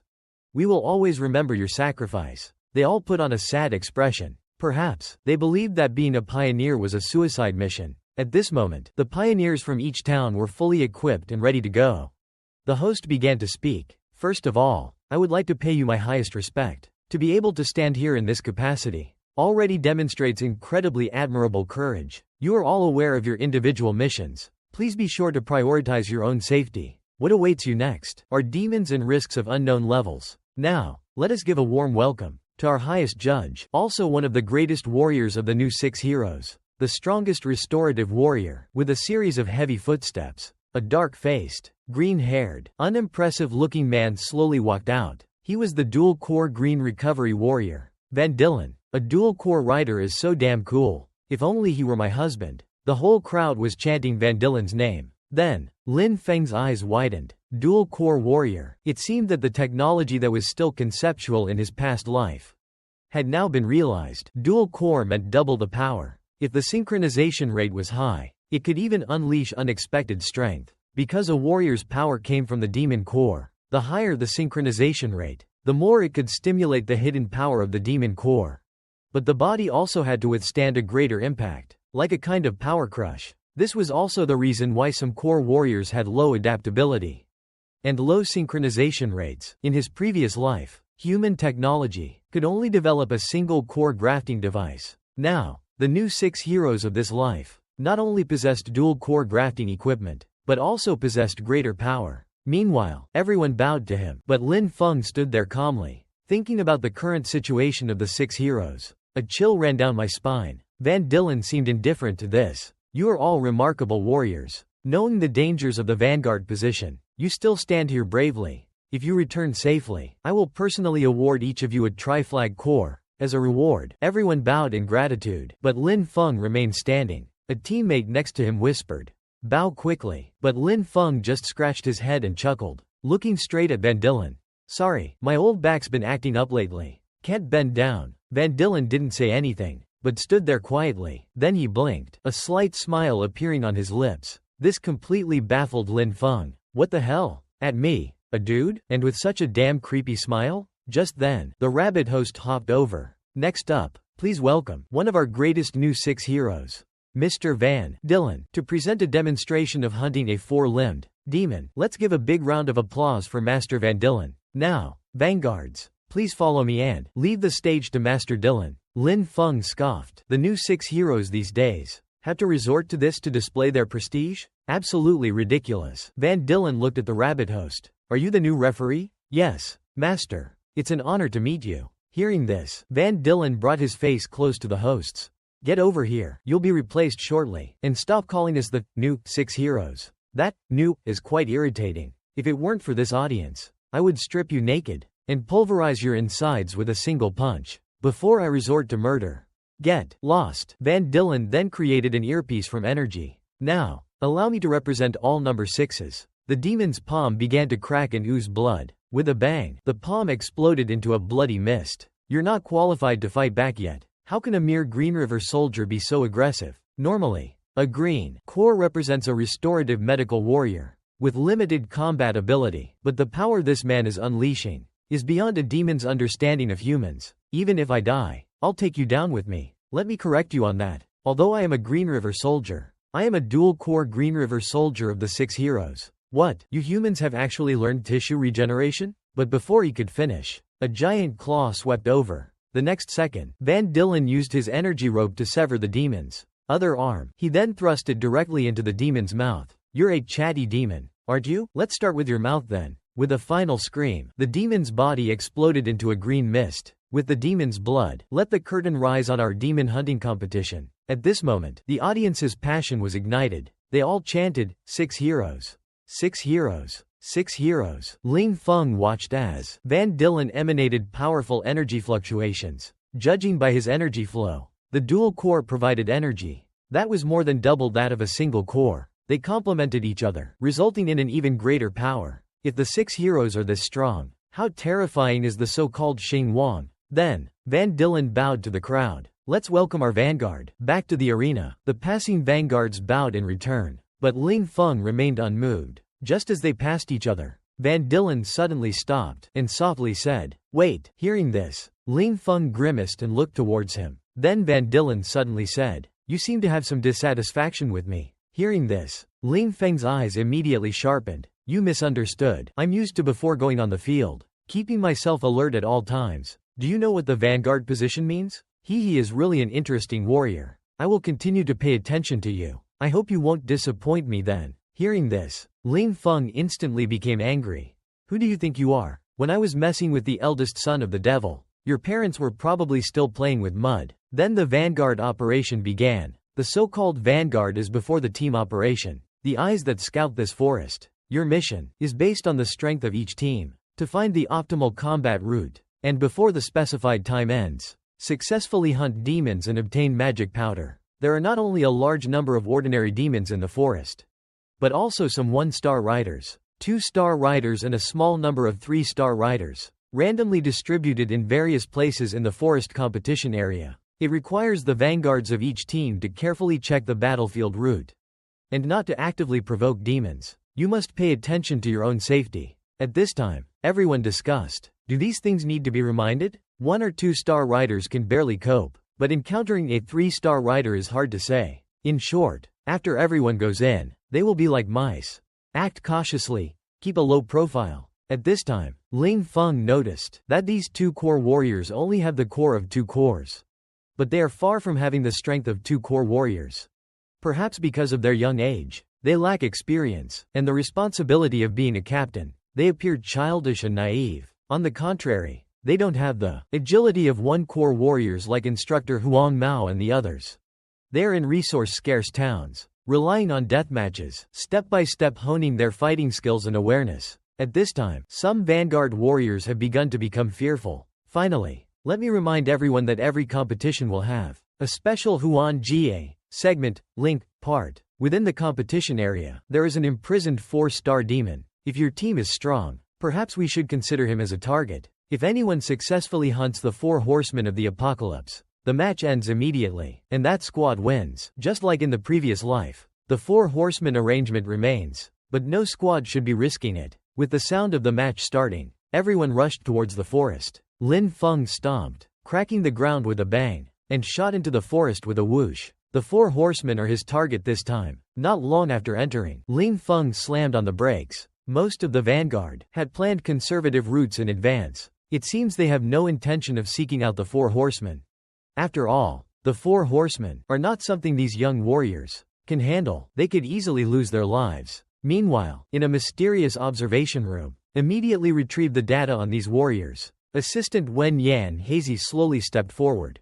"Excuse me, sir, which vanguard warrior's data do you require?" Dylan crossed his legs, the guy on screen with the white tuft of hair, walking slowly, reporting, "Sir, he's a 3-core warrior registered in Pike Dia City." A 3-core warrior? Although the vanguard allows 3-core warriors to participate, very few warriors are willing to take on this thankless profession, just because he's 1 rank higher than other warriors. He acts so arrogant? Continuing, this warrior is named Ling Feng. Before Assistant K Hazy could finish, Dylan suddenly crushed the marble armrest beside him. He then tilted his head and asked, "What did you say his name was?" Ling Feng. "Sir, I'm just reporting the information according to the data. Look at the information on the screen." Dylan's eyes narrowed into slits. What a disgusting name. Immediately switched to this guy's battle footage. Meanwhile, the audience outside. The audience watched on the big screen. closely following every move on the field. The pioneers discovered the demons and recorded their coordinates in a unique way. Immediately afterward, they rushed to the next location, planning the best route for scoring points. This is the duty of a pioneer. And this guy, Lin Feng, was trailing behind the team, watching the pioneers vie with each other as they shuttled through the jungle. He smiled slightly. How nostalgic, he thought. In the Picardy City locker room, someone said, "Why does he look like he's window shopping? Is this guy reliable?"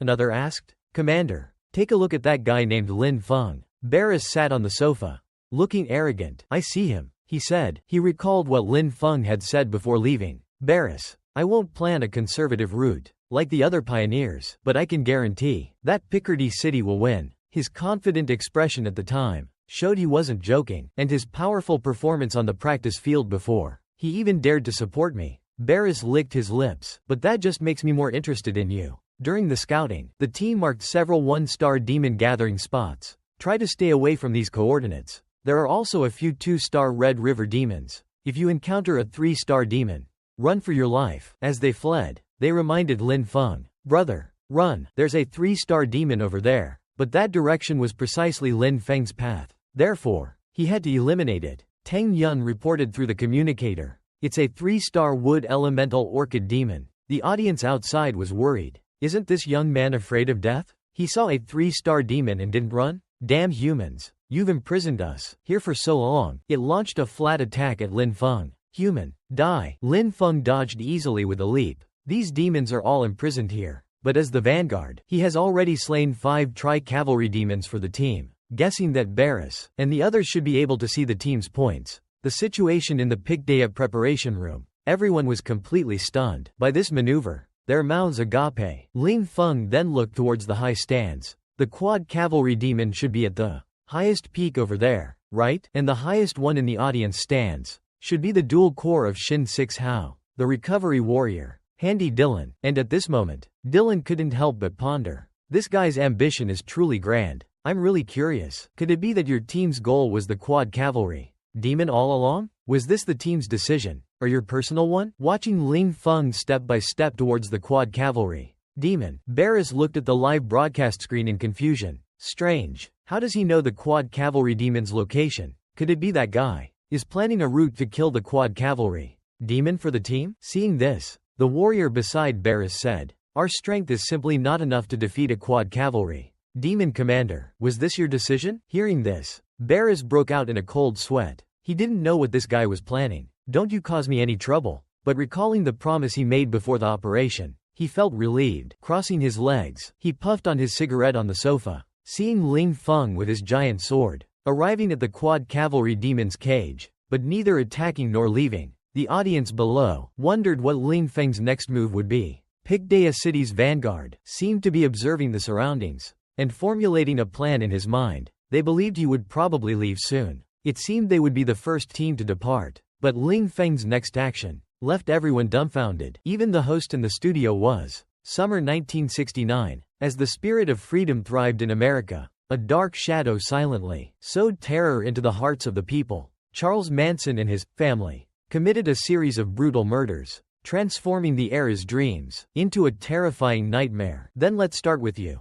Burst drill. A swirling vortex of water elemental energy shot towards Lin Feng with a whoosh. Jian Zhao swiftly slammed his greatsword into the ground, instantly raising a several-meter-high earthen bridge that blocked the 4 horsemen demon's attack. But the penetrating power of the burst drill was exceptionally strong. The demon's attack speed was not affected in the slightest. In the next second, it pierced straight through the earth wall. Foolish human. This fragile defense, in my eyes, is as thin as paper. How dare you fight me alone? Die, he said, transforming the water element into countless sharp thorns that shot towards Lin Feng. But with a single sidestep, Lin Feng dodged the demon's attack. Seizing the pause in the demon's attack, he said, "Did I say I was alone? Watch closely." As soon as he finished speaking, the demons he had killed suddenly appeared and lunged at the 4 horsemen demon. Even Dylan, watching from the stands, was shocked. These were the ones he had just killed. The 3 horsemen demons are getting more and more interesting.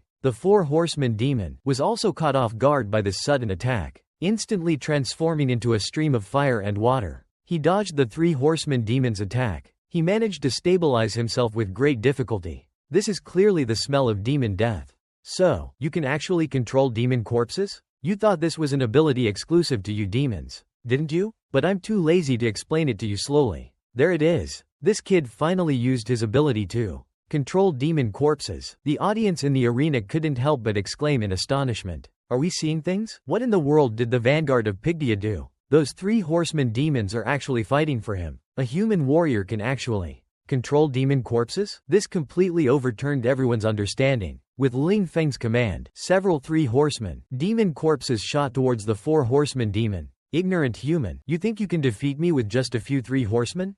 Let me show you my hunting water gun. My strength is indeed much higher than that of my peers. Everyone knows that so-called geniuses all have secrets that others don't know. He's looking at you. Kid, you're really interesting. I'm becoming more and more interested in you. If that's the case, then use your power and let me see it. Thorpe gathered his energy in his right hand and smashed it directly towards the ground in front of Aang. Fortunately, Aang reacted quickly and flew up to dodge it. The shattered stones stirred up were sharper than bullets. The speed and power were ridiculously exaggerated. If I hadn't been on guard against him earlier, I definitely wouldn't have been able to dodge that attack. At this moment, Aang finally realized that what this damn guy wanted was him. Hey, kid, you've been guarding against me this whole time, haven't you? Otherwise, you wouldn't have been able to dodge that move just now. In that case, my expectations of you are getting higher and higher. I hope your next performance won't disappoint me, but I still want to ask a presumptuous question. I'm curious why you're always so full of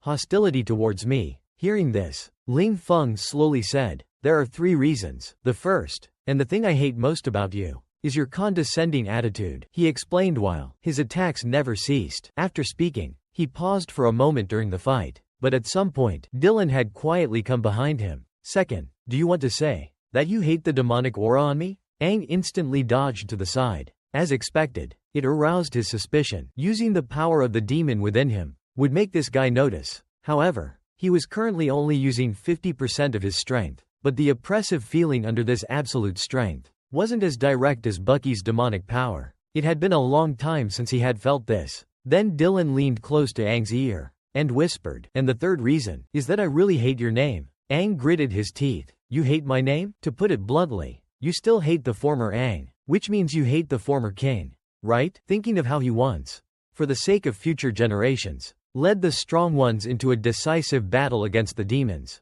and lost so many former teammates because of it. But now, he's being scorned by the ignorant masses. Ling Feng's heart was filled with resentment and regret for the current situation. Dylan gathered his power in his palm. That's all the fun I'll have with you today. Hearing this, Aang was instantly enraged. You say you've had enough playing with me? Who the hell do you think you are? When I was slaying demons, your parents were probably still playing with mud. With that, he brandished his greatsword and slashed at Dylan. A7 flag, dual-core restorative warrior. That's all you are. What right do you have to act so arrogant in front of me?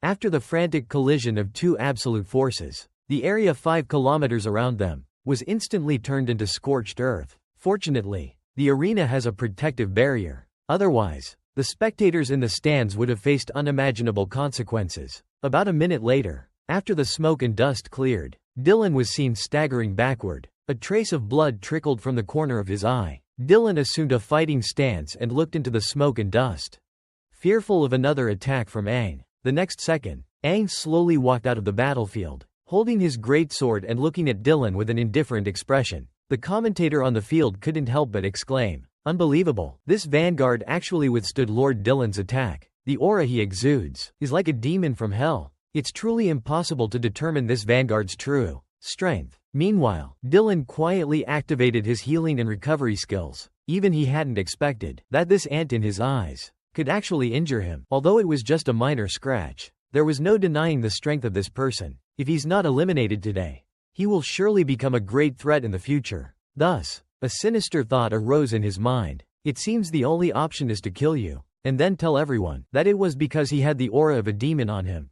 That will do. At this moment, the commentator exclaimed, "Look, the great Lord Dylan has been forced to use his skills. The high-speed spinning energy gears will crush this vanguard with their explosive power. I believe Master Dylan will show mercy. Let's all enjoy Master Dylan's performance." Dylan suddenly stomped on the ground, leaping forward, and then launched a swift attack towards Aang. Kid, you must die here today. Aang couldn't help but shiver. It seems I can no longer hide the power of the 87 devils. Otherwise, I really will die here. You forced me to do this. Neo 6 How Fan Dylan. Even if you really want me dead, even if I'm far from being able to win now, I will cripple you. With that said, he unleashed the full power of the 8 Rider Devils, determined to inflict severe damage on Fan Dylan. At this critical moment, a powerful green energy shielded Aang. Front. Even the commentator was shocked. Oh my god, someone actually activated a protective shield and blocked Master Dylan's attack. Fan Dylan said in a deep voice, "This action of yours is very unwise. Why did you intervene? Do you know what consequences this action will bring you in the future?" The one who interrupted the attack was one of the Neo 6 How, the 7 Chi Core recovery warrior, Verlina. Although you said you hate this kid, I like him very much. Just now, Aang's ability to control the Devil's Corpse completely shocked Fan Dylan, making him willing to pay any price to nip it in the bud. Fortunately, Verlina, one of the Neo 6 How, appeared in time. You said you hate this kid. On the contrary, I quite like him. Hearing this incredibly familiar voice, Aang was pleasantly surprised. He looked up. Verlina, did he use Green Lotus to restore his body to its optimal state? Fan Dylan said coldly. Have you forgotten our agreement? You are absolutely forbidden to ever don a combat uniform and fight again. Are you trying to challenge the king's authority and violate the rules established by the king? Do you understand the implications of your actions? Lena calmly replied, I think you might have misunderstood. I'm merely restricted from participating in any demon hunting operations. It doesn't mean I can't even wear a simple combat uniform. Are you expecting me to walk around naked every day? Aang silently admired her, thinking, that's Lena for you. As outspoken as ever, she was always the most vibrant and unrestrained of the 6 heroes. In the past life, I was always the one protecting her, but now she's protecting me. Meanwhile, the crowd was bewildered. Of the 6 heroes, Veer, Lena, how could Lena possibly be here? Oh my god, is this some kind of special event staged by the officials? This demon hunting competition is full of surprises. Van Dylen looked at Lena with disdain. I respect that you were once a warrior, but that doesn't mean I'll go easy on you. So what if you're a loud-mouthed woman? As one of the esteemed 6 heroes, are you really going to pick a fight with me? This young man behind me is the child of an old friend. Your test of him should end here. Or perhaps your objective wasn't to test him at all, but to. A sinister expression spread across Van Dylen's face. HMPH. A bunch of repulsive creatures. Just as I suspected, he immediately launched his attack. Countless green thorns hurtled towards Lena. The commentator was practically beside himself with excitement. Lord Dylan has unleashed his signature move, Chasing Serpent Order. He's firing concentrated energy in a wide, fan-shaped arc. This is an incredibly difficult AoE attack to evade. Van Dylen, you truly are a despicable fellow. With that, the core device on her body suddenly activated. Her entire body emanated a powerful wave of restorative energy. Just as Lena was about to rise and fight, a figure suddenly flashed past her. Aang, wielding a giant sword, stood in front of Lena, blocking all of Van Dylen's thorn attacks. Lena stared in disbelief, her eyes wide. The scene was incredibly familiar. It felt as if the person shielding her wasn't just a novice warrior, but the legendary hero Lena once idolized, the strongest human warrior. Down below, Barris was equally shocked. This kid is full of surprises, he thought. Aang, he actually blocked Van Dylen's attack, but more attacks are coming. There's no way Aang can withstand them all. But at that critical moment, Lena flashed in front of Aang, pulling him back. Get back, I'll handle this. She leapt in front of Aang, easily deflecting the remaining thorn attacks. Seeing this, Aang had a bad feeling. He had only intervened to prevent Lena from getting involved. With her stubborn temper, if a real fight broke out, someone could get seriously hurt. The commentator was ecstatic. A clash between 2 of the 6 heroes. This is rarer than a 7 horseman sighting. Let's see what happens. Seeing this, a sinister smile crept across Van Dylen's face. Looks like I'll have to use my full power against you. With that, Van Dylen, wielding his energy thorns, lunged towards Lena. Lena showed no fear, and charged towards Van Dylen with a whoosh. It seems Lord Van Dylen is getting serious. He's unleashed his secret technique, Grinding Mill Barrage. Aang started his taunts, shouting towards the sky. Thank you, our great number 6 warrior.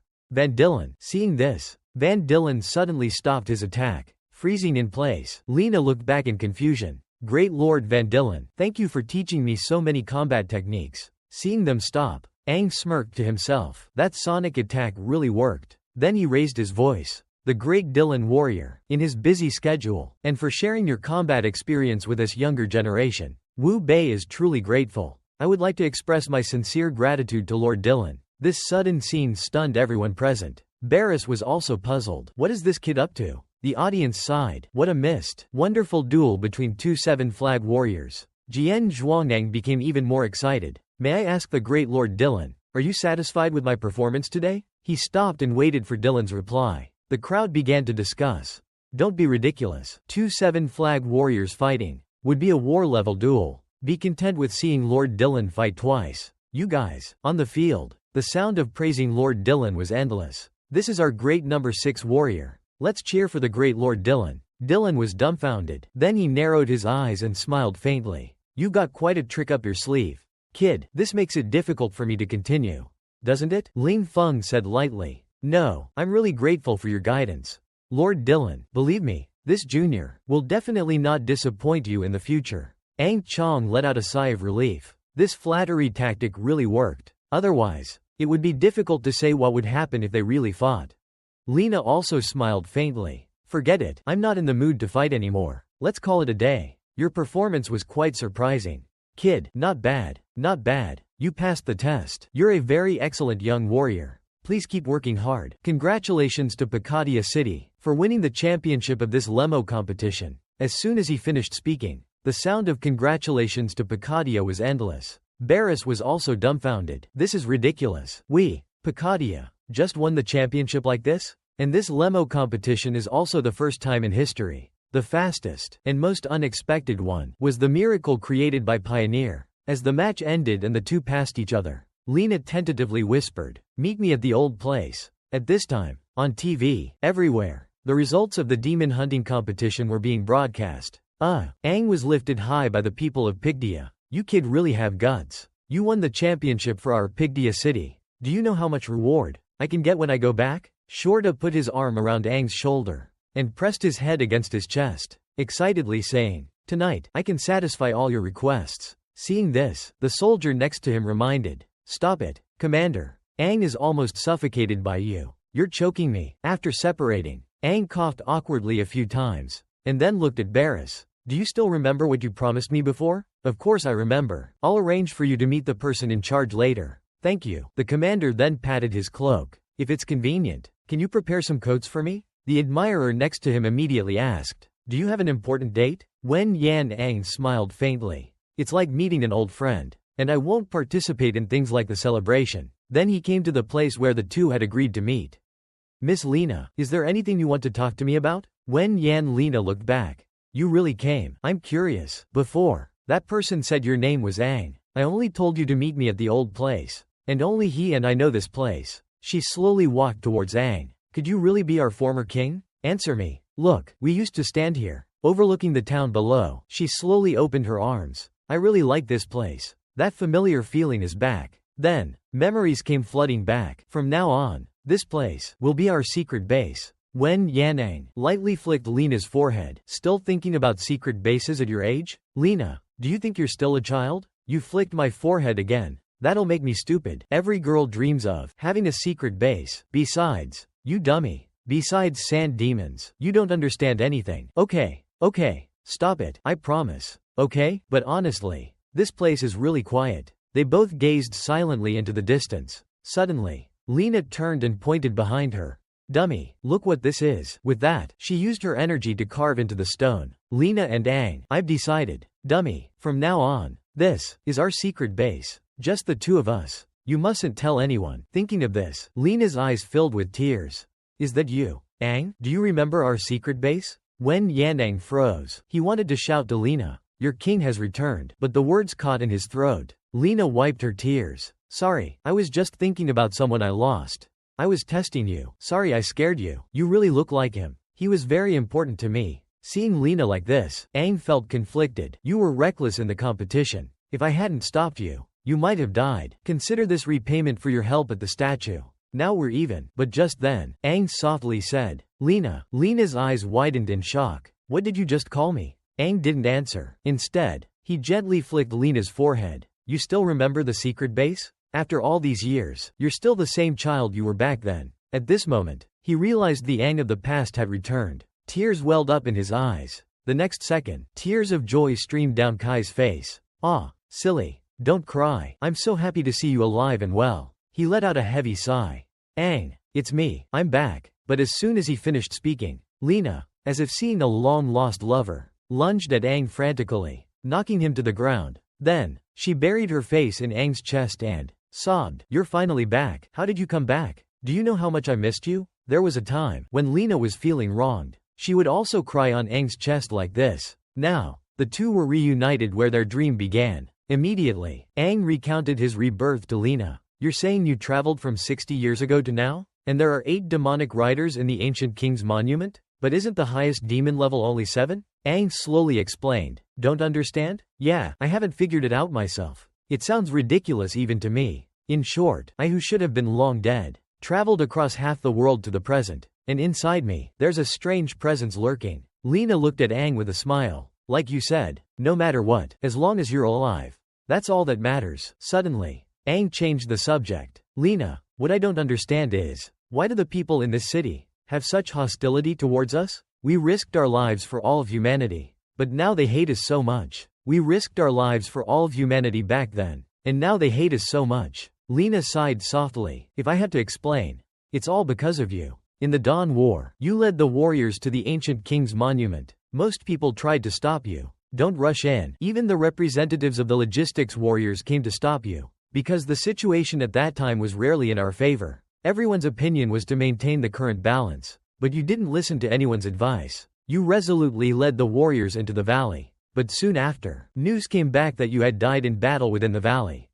As the news of your death spread, the morale and confidence of all the warriors plummeted. From then on, the death of humanity's strongest fighting force cast a shadow of despair over the entire world. Afterwards, the demons launched a large-scale counterattack against humanity. The conquered cities were occupied and trampled by demons. The ground was littered with the corpses of warriors. Later, someone specifically counted that for every 10 warriors, 9 had died. Many people believed that all of this could have been avoided if you had listened to the advice and not rushed into the valley. Perhaps so many people wouldn't have died in the Dawn War. Later, as time passed, Shin Liahao and Shin Wang gradually emerged, and they were among those who opposed you back then. Perhaps this is why many people hate you now, and those of us who remained loyal to Liahao, because we were seen as your staunch supporters, were also spurned by the people. In the end, we were even stripped of our warrior status by Shin Wang." Wen Yanang couldn't help but ponder. Did my decision back then really lead to the deaths of so many people? Lena then continued. "After all these years, I've long since gotten used to it. It no longer matters who was right or wrong. Whenever I pass by your statue,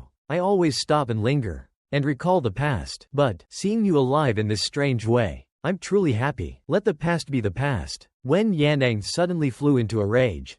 "How can you say that? I wanted to eradicate the demons at their root. That's why I chose to enter the valley. I did it so that future generations wouldn't have to suffer from demonic harassment. I had just made up my mind to do that." Seeing this, Lena gently stroked Aang's face. "I know you're suffering, but perhaps you can't blame them either. Because of what happened back then, most people couldn't accept it, and as the king, you naturally became the target of their blame." Wen Yanang fell silent for a moment. Then he slowly opened his mouth and asked, "What about the remaining people from the 6 clans?" Lena just stood there blankly. "Now, including me, there are only 3 left.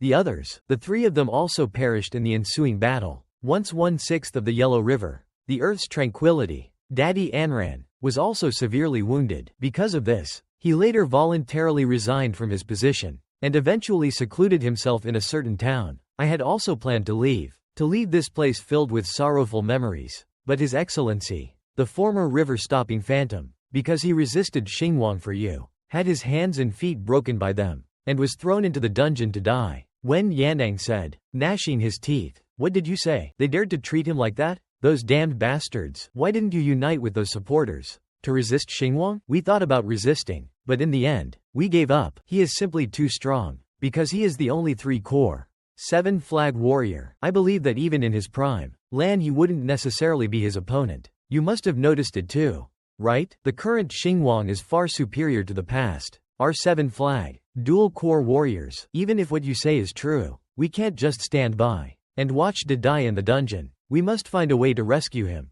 no matter what. Damn, dual core is already difficult enough to deal with. How did he manage to achieve 3 core? Aang then clenched his fists tightly. At this moment, Lena suddenly spoke up. Perhaps there's a method you could try. Do you know about the elemental power that the devil currently possesses? Hearing the words, elemental power, from Lena, Aang suddenly seemed to realize something. Lena continued, the elemental power the devil now wields. Could she be referring to the elemental power within me? Lena continued to explain. Devils possess not only yellow, green, blue, and purple, but also black, 6 core elements. As humans evolved, they also evolved with gold, wood, water, fire, and earth elemental powers. Therefore, devils have become much stronger now. No longer as easy to deal with as before. Moreover, there are new, dual-core warriors like the 6 heroes, and even triple-core warriors like the new king. So, it's gold, wood, water, fire, and earth, the 5 elements. That meant he only lacked the earth element within him. But Aang was puzzled. What do these 5 elements have to do with warriors?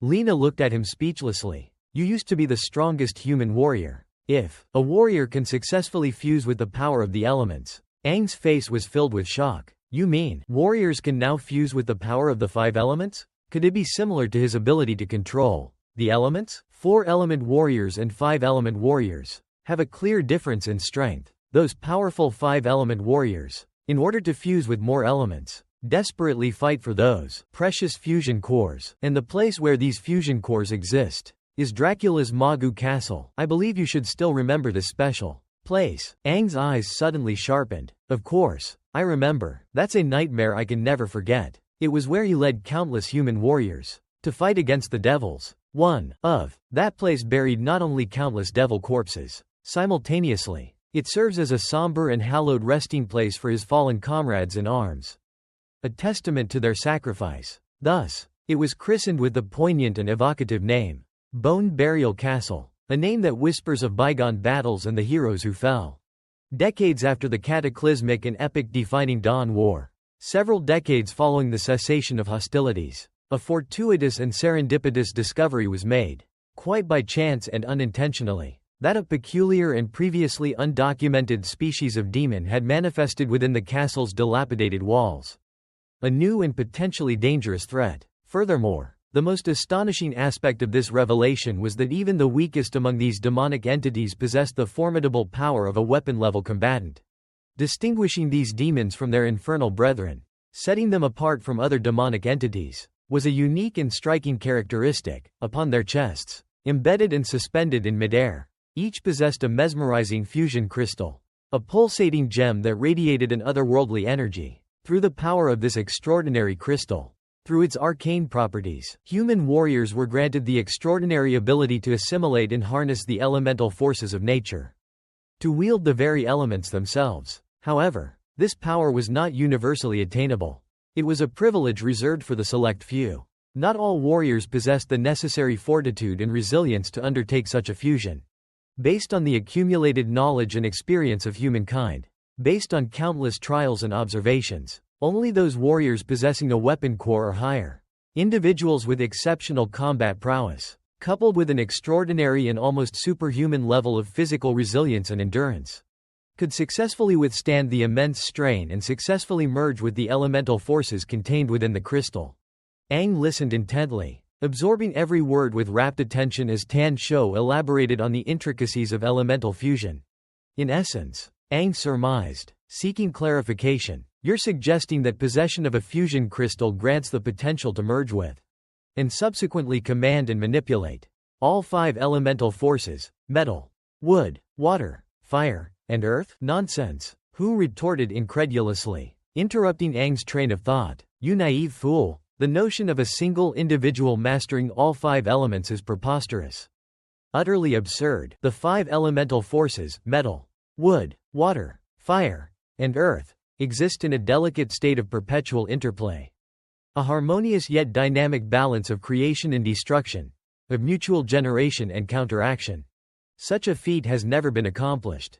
It remains a theoretical impossibility. No one has ever successfully harmonized such opposing forces within themselves. Moreover, he continued, emphasizing the established scientific understanding, Theoretically speaking, it is fundamentally impossible for a single individual to simultaneously harbor and control multiple elemental forces within their body. It would tear them apart from the inside. Even the renowned Shin Liahao, a warrior of exceptional talent and skill, or the formidable Sanhexin Xingwang, with his exceptional 3 cores, have only managed to successfully merge with and control a single element each. Their mastery is limited to a single force. What? Aang exclaimed, astonishment evident in his voice. Are you implying that both of them have also merged with and harnessed the power of elemental forces?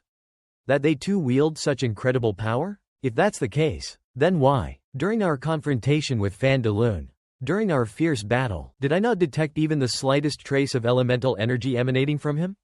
Why did he not utilize this power?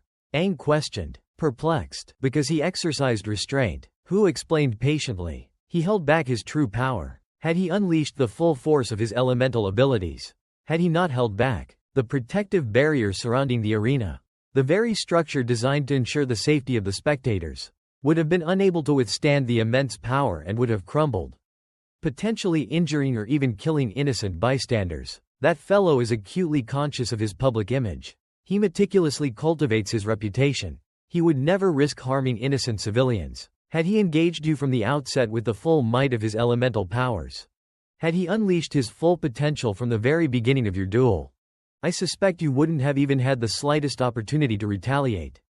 To even raise a hand in your own defense. You would have been utterly crushed. While I find it incredibly difficult to admit, while it pains me to concede this point, the core strength of the Xingwang 6 heroes, but to be honest, they are much stronger than we were back then. They not only possess dual cores, even triple cores, but also wield the power of elements. That's why I couldn't rescue Captain from the dungeon. Musashi pondered deeply. Could it be that the reason he possesses 4 elemental powers is because of the presence of Negia within him? Even so, compared to the Xingwang 6 heroes, his current power is vastly different. As the former strongest human warrior, to rescue Captain, he must become strong enough. He can't always rely on the power of that guy inside him.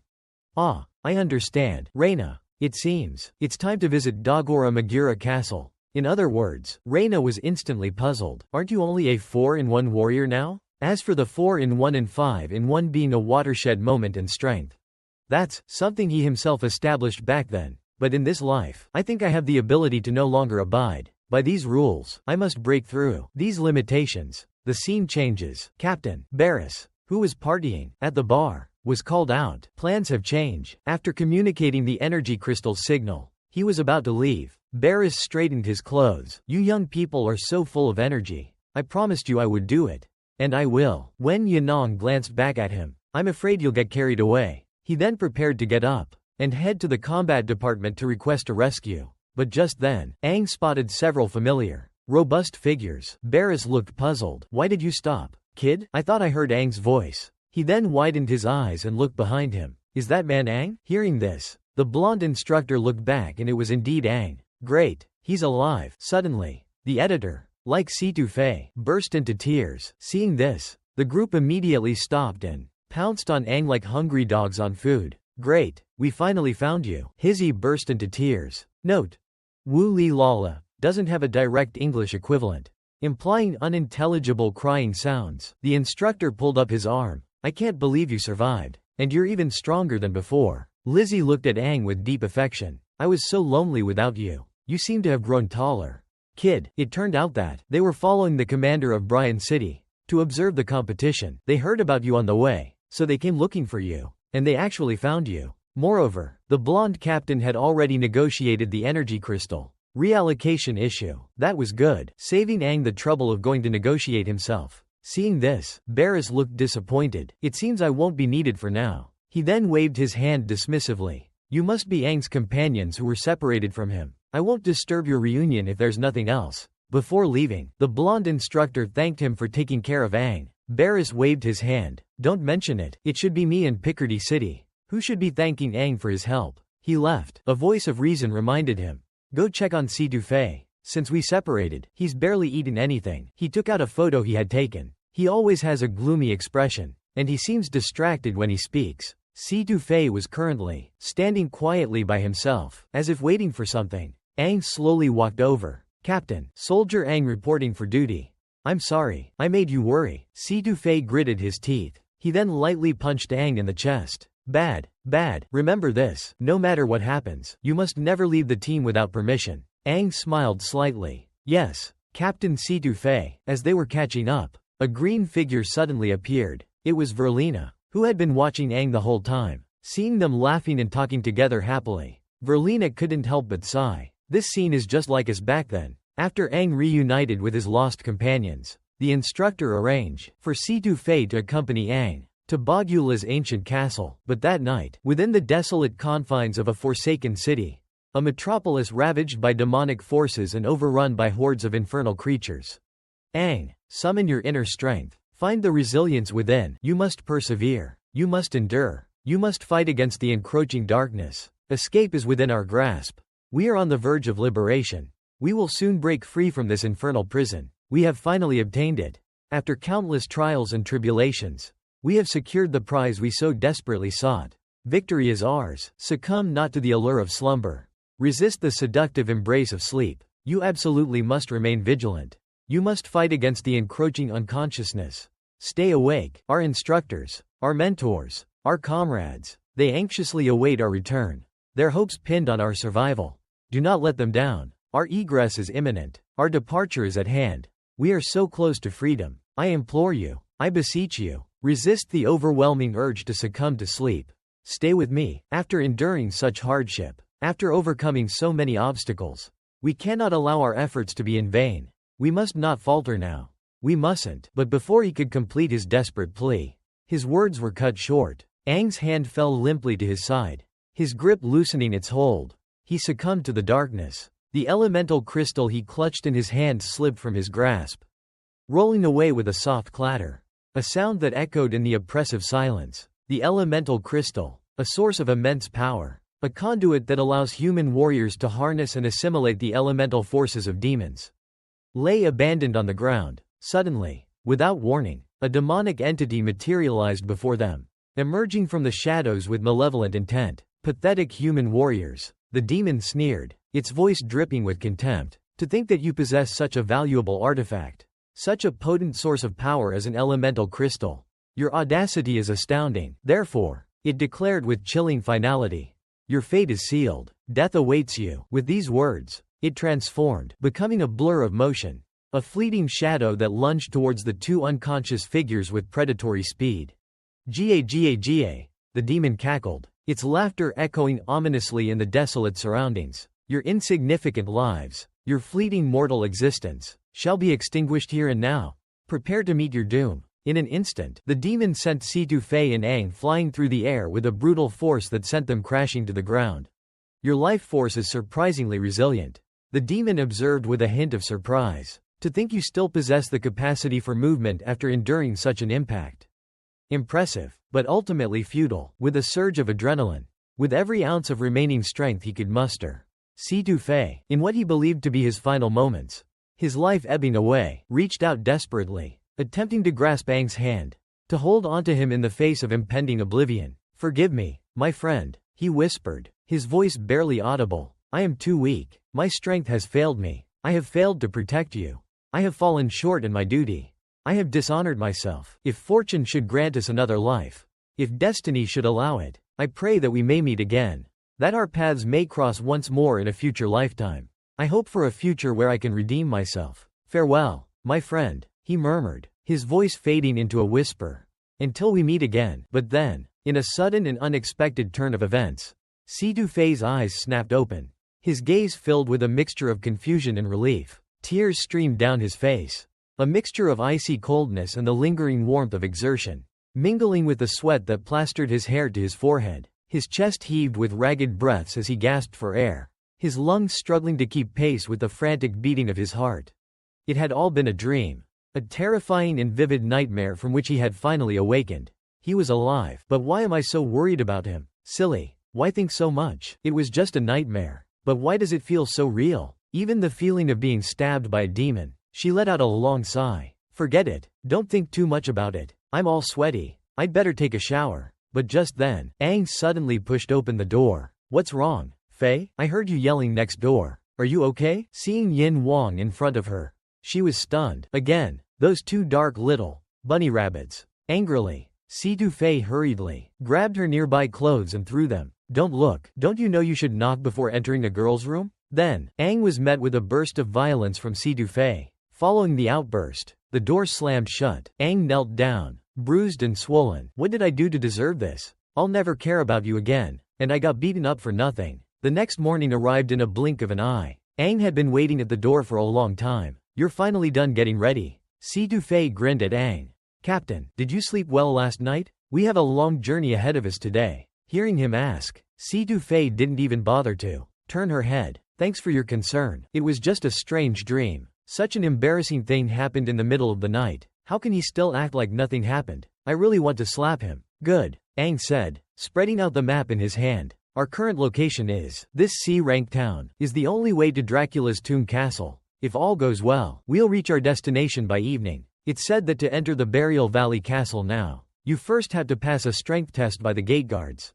Otherwise, it'll be considered trespassing. This is really troublesome. Hearing this, Si-Tu-Fei explained, didn't the instructor say that the Burial Valley Castle is now an important strategic stronghold? It's a place for capable 5-flag warriors to obtain elemental crystals. That's why they built a wall, enclosing the entire area around it. There are also many troops composed of high-level warriors stationed. The entire perimeter of the castle is heavily guarded. This is not only to prevent warriors from trespassing, but also a protective measure for all warriors. What if the demons inside escape one day? What then? Swiss Aang's tone suddenly changed. Aren't you worried about going to Burial Valley Castle with me? Even though it's the instructor's request, I didn't expect you to agree so readily. After all, that's a place where at least core weapon warriors dare to venture. It's quite dangerous inside. Hearing this, Si-Tu-Fei suddenly closed his eyes. Because I want to go with you? It's the instructor, who's not at ease with you running around all the time. It's not safe without a restorer warrior by your side. It just so happens that I'm a greenbox restorer. And let me reiterate, I'm not just here for you. I have a mission this time. The instructor told me to level up with you. Don't forget, you need to get me to level 2 warrior before we go back. And the instructor specifically said that during this time, Keiko and Lizzie are also getting special training. We'll have to compare with them after we get back. Humph, how did this guy level up so fast? In such a short time, he went from level 1 to level 4. He's a terrifying guy. It's infuriating. Wen Yanang immediately responded, don't worry, I'll definitely get you to at least level 2 warrior. And there's one more very important thing I need to remind you. I'm the captain of this mission. Considering you went off on your own last time, you have to listen to my commands this entire time. Otherwise, you'll get a fistful. Got it? No problem. I'll follow Captain Si-Tu-Fei's arrangements, he said, tilting his head and grinning. Seeing this, Si-Tu-Fei pointed at him menacingly. What are you laughing at? Why are you smiling so creepily? Are you still thinking about last night? Gonna hit you. Gonna kill you. Amidst the playful banter, the two quickly arrived at their destination. The city gate was already crowded with people. Team needs 1 more green core. Healer needed. Minimum requirement: 5 core warrior. High attack team: 3 need 1. Need 1 more agility type warrior. Anyone? This was the Dogora Buried Valley Castle, the combat preparation zone. Looking at the familiar yet unfamiliar place, Wen Yanang couldn't help but sigh. Finally, I'm back here again. Nearby warriors looked at the two and remarked casually, a 4-core warrior bringing a 1-core warrior? Where did this little kid come from? Is this a yearning for power? A craving for madness? Isn't this just delivering yourselves to the demons within the castle? Suddenly, all kinds of mocking laughter erupted. I bet they can't even pass the most basic strength test. They won't even make it past the first stage. Hearing the discussion, Aang spread his signature long legs. Immediately after, a terrifying aura inadvertently leaked out. It seems we're being looked down upon by these guys. Oh my, still wet behind the ears.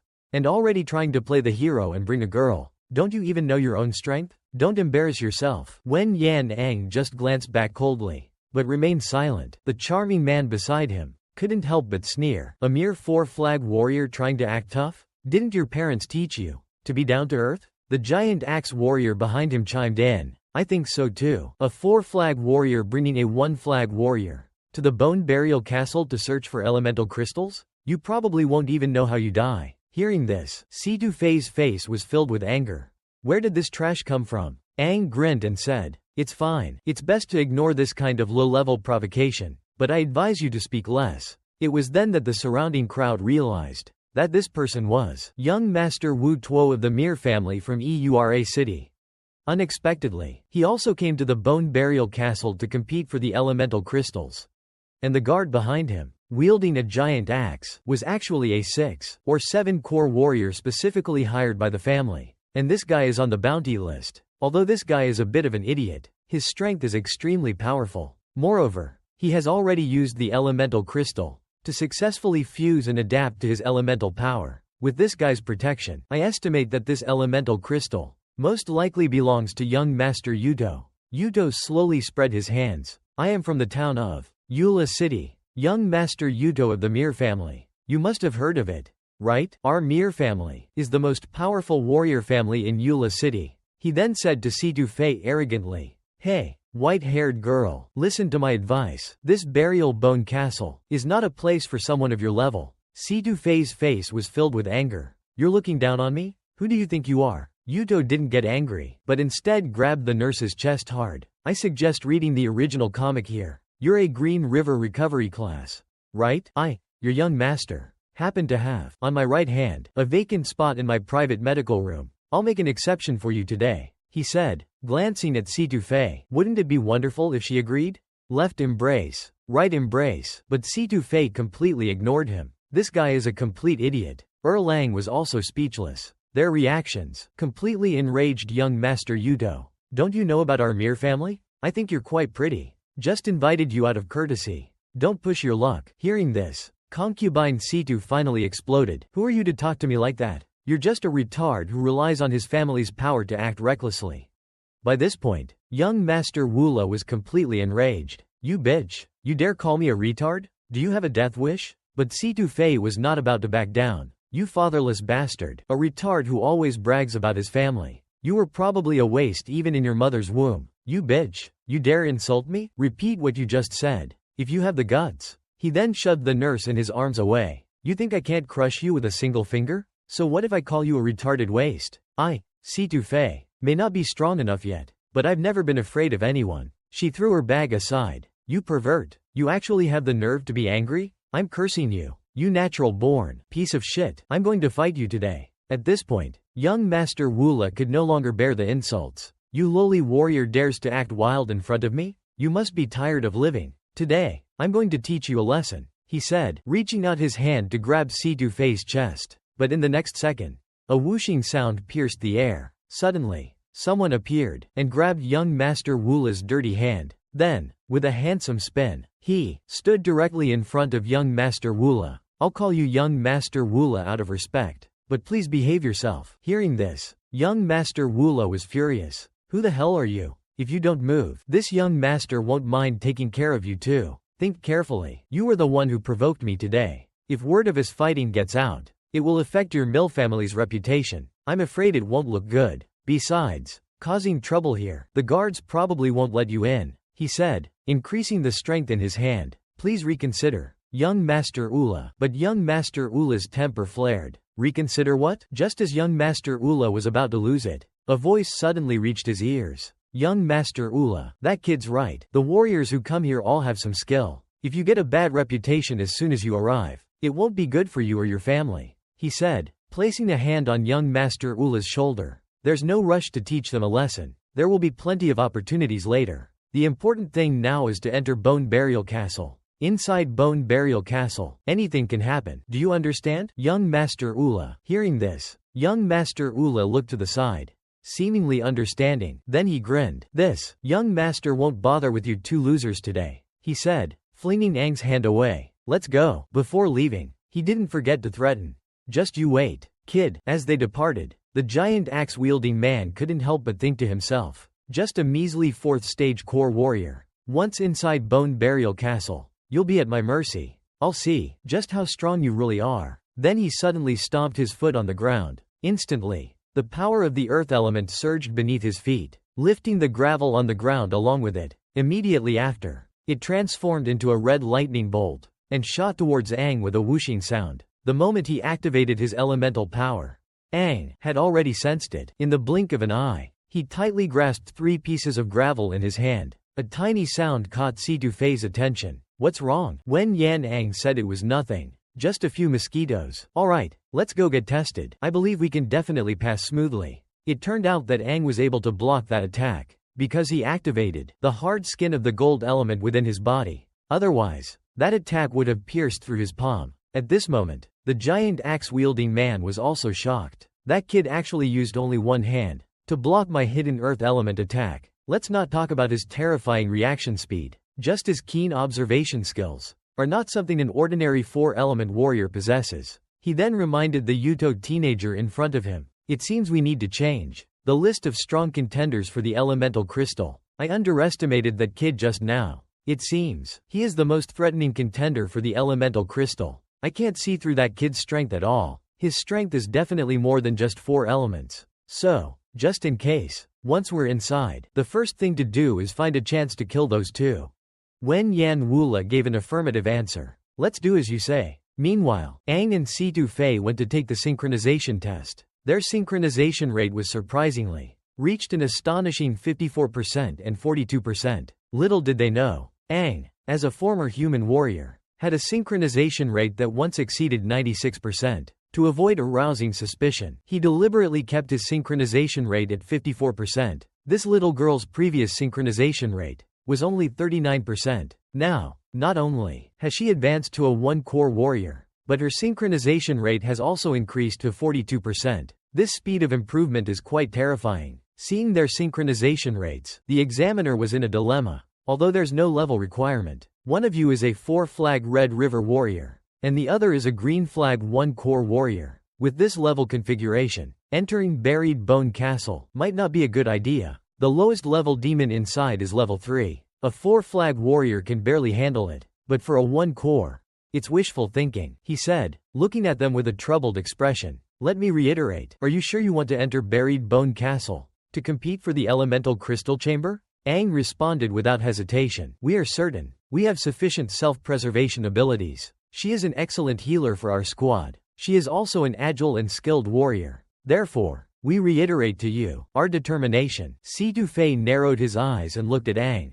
How infuriating to be called a healer by this guy. She is a dignified 1-core warrior. Isn't that right? But the examiner was still hesitant about the two. Never before had warriors below level 5 entered Buried Bone Castle, although there were no strict level or strength requirements. But you two are the lowest ranked team ever. Therefore, let me remind you again, the so-called elemental crystals only appear within the castle on special elemental crystal demons. These demons don't exist all the time, but appear at irregular intervals. After being hunted down, they reappear after a certain period. Therefore, you won't just be facing demons, but also powerful competitors. Your survival is even questionable. Do you still choose to enter? Yan Ang calmly replied. Thank you for the reminder. But our goal is not just mere survival. Very well. In that case, please follow me. It wasn't until then that Situ Fei relaxed his grip on his weapon. This was the legendary Dogra burial ground, a place where death was almost certain. He should have been terrified, but even now, for some reason, he felt strangely calm. He even felt confident about this journey. He knew why. It was as if as long as Yan Ang was there, he possessed immense courage. Then, the two entered the desolate Dogra burial castle. As far as the eye could see, it was barren. Upon entering, they spotted a demon right in front of them. Left with no choice, they hid and waited for the demon to leave. It seems this place has been completely overrun by demons. Yan Ang explained to Situ Fei. The Dogra castle is called a castle, but it's actually a city. Years ago, its size and population, it was a magnificent city, rivaling even present-day Dawn City. Due to its central location on the continent, it once boasted the highest population density. Following the demonic invasion, however, it gradually fell into ruin. Furthermore, Aang explained that this was one of the main battlegrounds, where human warriors fought against the demons. The vast lands surrounding the castle were subsequently occupied by demons, rendering them uninhabitable. Over time, people simply started calling it the castle, perhaps to forget its former glory. Situ Fei, impressed, remarked, "You know so much." Aang shrugged modestly, replying, "I just hear a lot of rumors." What a show-off, she thought. After the demons had passed, Aang stood and announced, "Our target is the special demon carrying the elemental crystal. We need to conserve our energy and avoid unnecessary fights." As they prepared to depart, they noticed a battle nearby. Human warriors are fighting demons. Should we help? Si Dufei asked. Better not to interfere, Aang advised. In Bone Burial Castle, it's best to mind your own business. He sighed. Si Dufei, raised in the small town of Herlos, was kind-hearted, but naive. She underestimated the wickedness of others. The human warriors here were far more dangerous than those they encountered earlier. This place was filled with selfish and treacherous individuals. For our safety, you better put away your compassion. But in the next second, Aang's pupils suddenly widened. The earth demon extended its giant claws and lunged towards Aang. With a flash, Aang disappeared. Only the traces of Aang's rapid movement remained on the ground. It turned out that the moment the demon struck, Aang grabbed Si Dufei and flashed to safety. Si Dufei hadn't reacted yet. His eyes wide with bewilderment, he turned around to find that the demon had somehow gotten behind them. Looking closely, it was a water elemental demon. The demon was puzzled. My water attacks are silent and invisible, yet this guy dodged them with ease. Unbelievable. Aang slowly put Si Dufei down. Si Dufei asked, when did this water elemental demon appear? Aang explained, this beast probably used the water's stillness and fluidity, combined with agility skills to approach silently. Hearing this, Si Dufei understood the demon's terrifying nature. If Aang hadn't noticed in time, he would be dead. He then declared, we must act quickly and avoid attracting other demons. We also need to consider the other squads. Aang stated his intention to eliminate the water elemental demon swiftly. Si Dufei knew he couldn't be careless. He didn't want to be a burden to Aang. Hearing their plan, the water elemental demon scoffed. You're planning against me? You dare underestimate me and quickly deal with me? A quad-core warrior and a single-core warrior? You look down on me. A dignified weapon devil? This is the funniest joke I've ever heard. With a flash, he vanished, reappearing above the two in the next second. You guys are so adorable, he said, as the water thorns in his hand burst forth. Aang then looked up. Only a few swooshing sounds could be heard, as countless water thorns shot towards the two. Foolish humans. Die. Suddenly, countless water thorns were about to turn the two into beehives. Aang then had Si Dufei move closer to him. Suddenly, tree roots emerged from the ground, and golden vines firmly wrapped around the two. The penta-core devil was still on the side, laughing wildly. A quad-core and a single-core? Haha, I wouldn't even bother looking at your corpses. But in the next second, the penta-core devil was slapped in the face by Aang. It turned out that his water thorns had all pierced into Aang's vines. Looking at the two wrapped in vines, the weapon devil was also dumbfounded. This human actually mastered both wood and metal elemental powers at the same time. At this time, Aang controlled the vines to slowly disperse. The penta-core devil was even more confused. How can you possess more than two elemental powers at the same time? Isn't that only possible for penta-core warriors? But Aang didn't answer. Instead, he held his giant sword and charged towards the penta-core devil. At the same time, he controlled the vines to attack the devil from below. But after all, it's a level 5 demon. Water thorns suddenly erupted from the ground, immediately blocking Aang's charge. Jian Zhuang. Aang stopped, smiling slightly. Water element. Huh? I can do that too. With that, he transformed into a pool of liquid. With a whoosh, he bypassed the water thorns. In the blink of an eye, he was in front of the level 5 demon. Haha. Fooled you. But the level 5 demon suddenly grinned. Haha. I tricked you. So what if you can use the water element? Can it compare to my agility enhanced water? But Lang Kai realized he was poisoned. He shouted to Si Dufei, watch out, dodge. But he saw the level 5 demon had already reached Si Dufei. Just as the demon was feeling smug,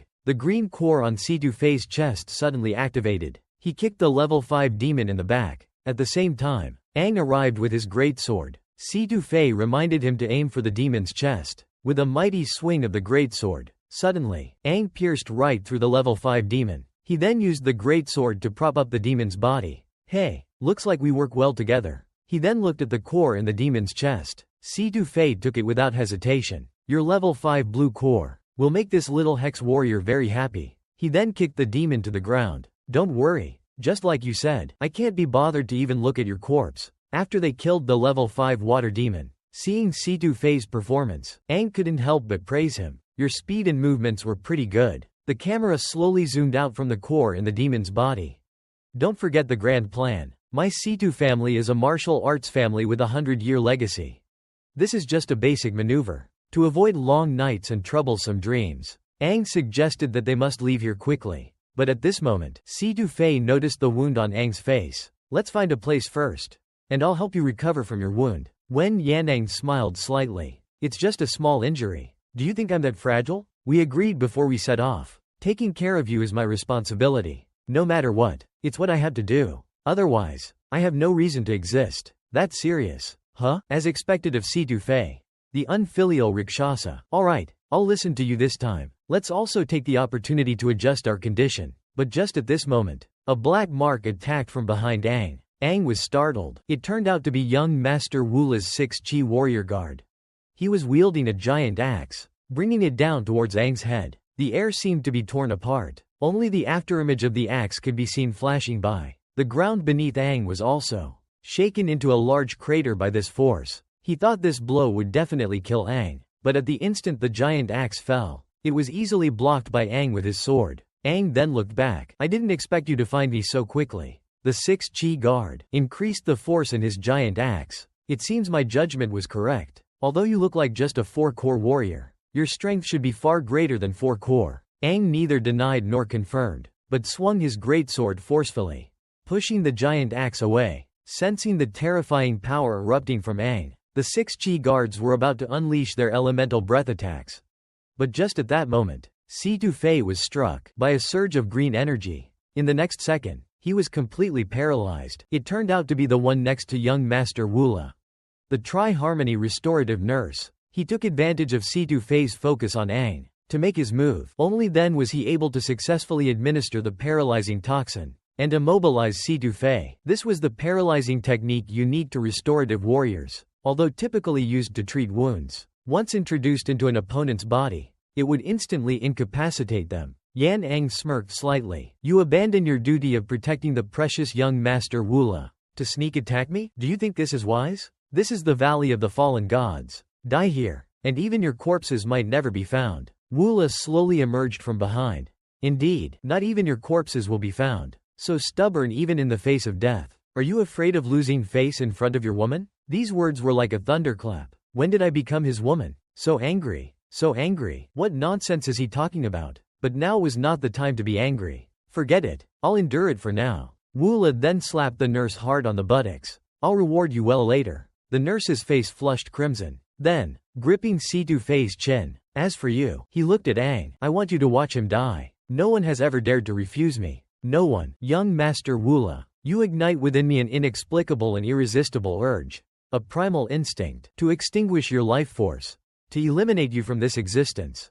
And then to return and luxuriate in the spoils of my victory. Observing Wula's frivolous and disrespectful demeanor, one of the 6 vigilant and ever-attentive bodyguards interjected with a word of caution. Did I not explicitly instruct you to conceal yourself? To remain hidden from sight and avoid detection? This individual, this insignificant obstacle, I am more than capable of handling alone. My skills are more than sufficient. If you find yourself captivated by the allure of that female companion, if she has piqued your interest, I shall secure her for you. I shall bring her back to you as a token of my esteem. For the present moment, however, it would be most prudent for you to remain concealed. Would it not? However, young Master Wula, with an air of disdain and arrogance, retorted, for this young master to cower in hiding, would be an utter waste of my inherent talents, a squandering of my potential. With your formidable presence here, I harbor no fear of ambush, no concern of a sneak attack. This young master, let it be known, is a distinguished and formidable Wuhe warrior. Are you perhaps underestimating the capabilities of this young lady? Are you dismissing my prowess? At this juncture, Aang posed a question with a chillingly calm tone. Are you prepared to forfeit your hand? Do you no longer value its use? Initially, I harbored the assumption that you were merely a spoiled and obstinate child, a product of privilege. I had no desire to engage in prolonged conflict with you, to waste my time on your immaturity. However, it has become abundantly clear that you are, in fact, a truly despicable individual, a person of reprehensible character. I simply seek confirmation. I require verification, young Master Wula, that you have inflicted harm upon countless innocent young women, that your hands are stained with their suffering. Upon hearing these words, young Master Wula erupted in a fit of rage and indignation. You imbecile, you utter fool, with your impending demise, with your life hanging by a thread. Why bother maintaining this facade? This young master's intention tonight is to inflict harm upon your female companion, to subject her to my desires. You insignificant Sahai trash. You are beneath me. Upon the utterance of these words, Giant Axe let out a hearty laugh, and then abruptly exclaimed, "You foolish and arrogant Woola, do you possess no self-awareness?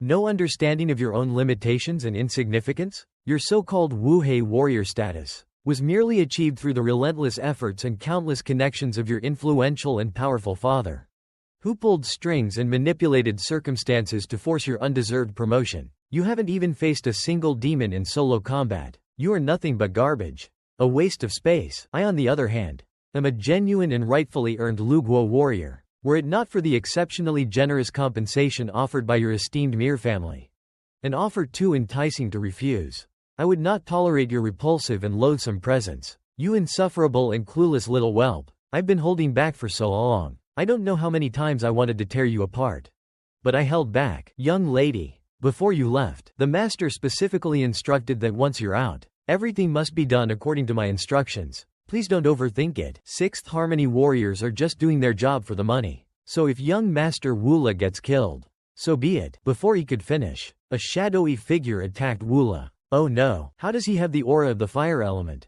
Isn't he a fourth Harmony warrior? How could he possibly control elemental power? Aang had already rushed to Woola. "People like you who disgrace the name of warriors, I won't show any mercy." Facing Aang's attack, Woola had no power to resist. In the blink of an eye, he was sent flying by Aang. Isn't he just a fourth Harmony warrior? Why don't I even dare to think about resisting? Because Aang looked like a demon god in Woola's eyes. He kept shouting, "Help me, help me." Page's 6 guards' giant axes were also Pai Shang Aang's head. Seeing this, Aang could only stretch out his left hand to block. "You brat, leave your left hand behind." Who would have thought that Aang just slightly dodged with a sidestep, turned around and drew a graceful arc of sword light with his giant sword. In an instant, he knocked the 6th Harmony guards over. This sudden move caught him completely off guard. Such agile maneuvering. How can this kid manipulate the fire element like that? But my earth element is not to be trifled with either. With that said, he charged forward again with his giant axe. But Aang's wooden thorns sent the 6th Harmony warrior flying again, while skillfully evading the incoming barrage of wooden projectiles. A thought involuntarily entered his mind. A question that demanded an answer. How is it possible for this individual to simultaneously manipulate and control multiple wood elements? Such a feat defies conventional understanding. What manner of enigma is this boy? What secrets does he possess? A wide grin then spread across his face as he conceded. "It appears I grossly underestimated your capabilities. I misjudged you. You clearly harbor a multitude of concealed abilities, a wealth of hidden talents. To think that you possess the extraordinary ability to command and manipulate not one, but 2 distinct elements," he remarked with a mixture of awe and apprehension. With these words, he forcefully plunged his colossal axe deep into the earth, embedding it firmly in the ground. Behold, a seemingly infinite number of earthen elements converged upon the embedded axe, drawn to it like moths to a flame. "I am consumed by an insatiable curiosity," he confessed, his voice laced with intrigue. "By what method? By what arcane technique have you achieved this extraordinary feat? Enlighten me. If I were to acquire the mastery of 2 elemental forces, if such power were within my grasp, I too would ascend to unprecedented heights of power. I would become an unstoppable force. Grant me a mere 10 minutes, a paltry 10 minutes of your time, and I shall compel you to divulge your secrets. I shall force you to reveal the source of your power." To these words, Aang responded with a chillingly calm and collected tone. "Is that so? We shall see." "Indeed," he affirmed. As he spoke, a surge of vibrant purple energy pulsed and throbbed within his hand, emanating an aura of immense power. In the blink of an eye, in a fleeting instant, a spectral blue claw materialized and firmly grasped the haft of the Luguo warrior's formidable axe, seizing it with an unyielding grip. It was Aang, wielding an unexpected and unsettling power. He was controlling the deceased water elemental weapon demon, manipulating its form and abilities from beyond the grave. "You are mistaken," Aang corrected him, his voice laced with a hint of amusement. "I am not limited to the control of a mere 2 elements, but rather, I command the power of 3. Furthermore," he continued, "I possess unique and extraordinary abilities of which you remain blissfully unaware." Confronted by this sudden and unexpected manifestation, this resurrected water demon, the Luguo bodyguard was overcome by a sense of utter disbelief and bewilderment. His face betrayed a mixture of shock and confusion. He couldn't comprehend what he was witnessing. Yet, Inexplicably, he could not detect even the faintest trace of demonic energy. No telltale sign of the creature's presence. Only when the water demon drew near, closing the distance between them, did its existence become undeniable. He could only watch helplessly, paralyzed by disbelief, as the water demon wrested his prized weapon from his grasp, disarming him with effortless ease. It was a high-ranking, agility-based weapon demon, known for its lightning-fast reflexes and swift movements. Reacting instinctively, he hurled his earthen axe towards the agile creature, hoping to strike it down. Witnessing this unexpected turn of events, the Luguo bodyguard exclaimed in astonishment. It's an incredibly swift and agile water-type demon. Its speed is unmatched. As he spoke, the water demon lunged towards him with incredible speed, closing the distance in a heartbeat. In the blink of an eye, the Luguo bodyguard was caught completely off guard, unable to react to the demon's sudden assault. Observing the unfolding chaos, the bodyguard turned to Aang and pleaded, "Boy, I propose a temporary truce. A cessation of hostilities. Let us join forces. Let us combine our strength to vanquish this demonic threat before resuming our conflict." To this proposition, Aang responded with a playful wag of his finger. No, I think not. Have you failed to notice a crucial detail? A significant observation? Why is it that this particular demon seems intent on targeting only you and your companions, while leaving me unharmed? As he spoke, the water demon unleashed a volley of razor-sharp water projectiles, aimed directly at the Luguo bodyguard. It was only at this moment, facing the imminent threat, that the bodyguard finally realized the truth. Could it be? Is he controlling the demon from behind the scenes? Is he the puppet master? This realization sent a jolt of fear through his heart. A chilling wave of dread. Impossible. Such a thing cannot be, he thought incredulously. A mere Sahai warrior, a low-ranking fighter. How could he possibly possess the power to command and control a demon? It defies all logic. He quickly activated his defensive technique, summoning a protective barrier to shield himself from the incoming attack. Just how much strength is he concealing? What other secrets lie hidden beneath that unassuming exterior? He wondered, his mind racing. Despite his status as a seasoned Luguo warrior, a veteran of countless battles, he found himself struggling to keep pace with the water demon's relentless and ferocious assault.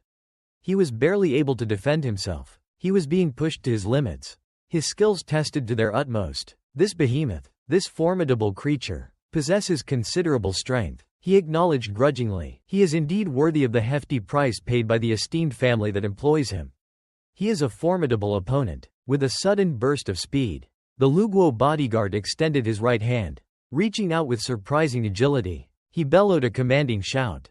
"Axe, return to me." In the next moment, the embedded axe began to tremble violently.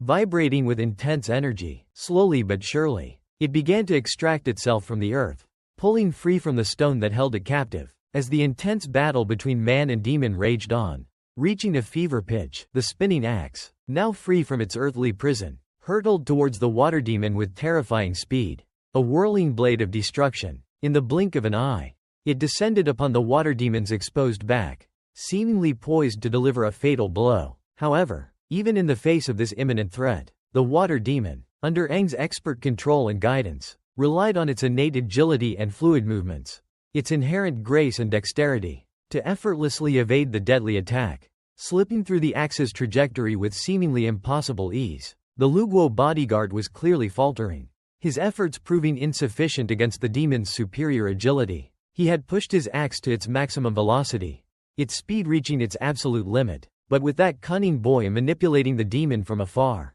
controlling its every move, he was unable to land a decisive blow, a strike that would end the fight. His efforts were proving futile. Could he be a dweller warrior? Otherwise, how could he control the demonic corpse? Never mind that for now. The most urgent matter at hand is to take care of this weapon demon first. He spoke, then lunged towards the water demon, but just as he was about to launch himself, suddenly, a vine wrapped around his right foot. "Damn it," cursed the Six Harmony Guardian. "This guy is using wood element to disrupt me." At the same time, the water demon's attack arrived. In a panic, the Six Harmony Guardian could only barely defend, but the powerful impact still shattered the ground. This predicament made the Six Harmony Guardian suffer greatly. If it were just a weapon demon, it wouldn't be worth mentioning, but from behind, that mysterious brat was launching sneak attacks. "Damn, this situation is really tough to handle. The situation's bad," young Master Woola barked. You. Go help. Take care of the demon first. He then tried to throw the nurse into the fray, but the nurse trembled and said, "Young master, I'm just a healer. I'm not good at fighting at all. Besides,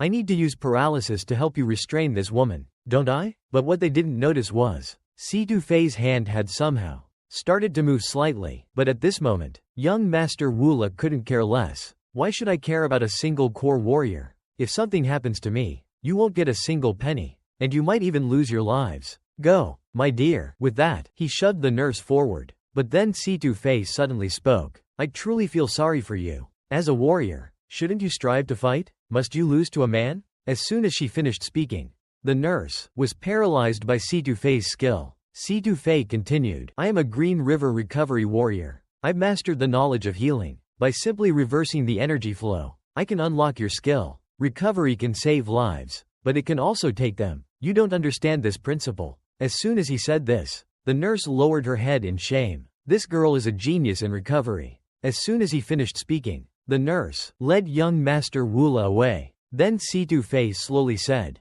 Bai Lei, you're next. I avoided his vital organs. Whether he lives or dies depends on himself. By this time, young Master Wula was already furious. You lowly trash. A mere one-star warrior. Dare to sneak attack me from behind? Although I can't handle the weapon demon, dealing with a one-star warrior is no different from crushing an ant. Hearing this, Si-Tu-Fei showed a look of disdain. With your chaotic aura and lack of combat experience, you're trash. You must be the kind who relies on your family's resources to forcibly become a so-called 5-star warrior, just to bring your family fame. Spoiled brats like you disgrace the title of a true warrior. Sharp-tongued bitch. Who told you I have no combat experience? For the past 10 years or more, my family has hired powerful warriors to forcefully overload my core. Although the process is incredibly painful, even to the point of shitting myself, under their protection, I've finally reached the level of a coreless warrior. For this trip to buy the ancient castle, they specifically went out of their way to hire this 6 harmony warrior for me, and also equip me with a medic. With their assistance, I could have easily obtained the elemental crystal, but you two ruined everything. You damn bitch and that kid. I thought that next, young Master Wula would lash out at Si-Tu-Fei, but what followed was shocking. Hey, big guy, don't just stand there. Quickly come and protect me. My father gave you so many benefits. To protect me, did you hear me? Come quickly. These words made the 6 harmony warrior grind his teeth in anger. You useless piece of trash. Shut up. What the fuck can you do besides playing with women? You can't even face a coreless demon. You're worthless. Hearing this, young Master Wula was instantly enraged. His raised left hand trembled. You dog slave. You dare insult me? Just wait until we get back. You'll see. But at this moment, Si-Tu-Fei slowly pulled out a dagger. Young Master Wula, do you think you can still go back? Young Master Wula sneered. What? Do you think you can kill me with your righteous warrior?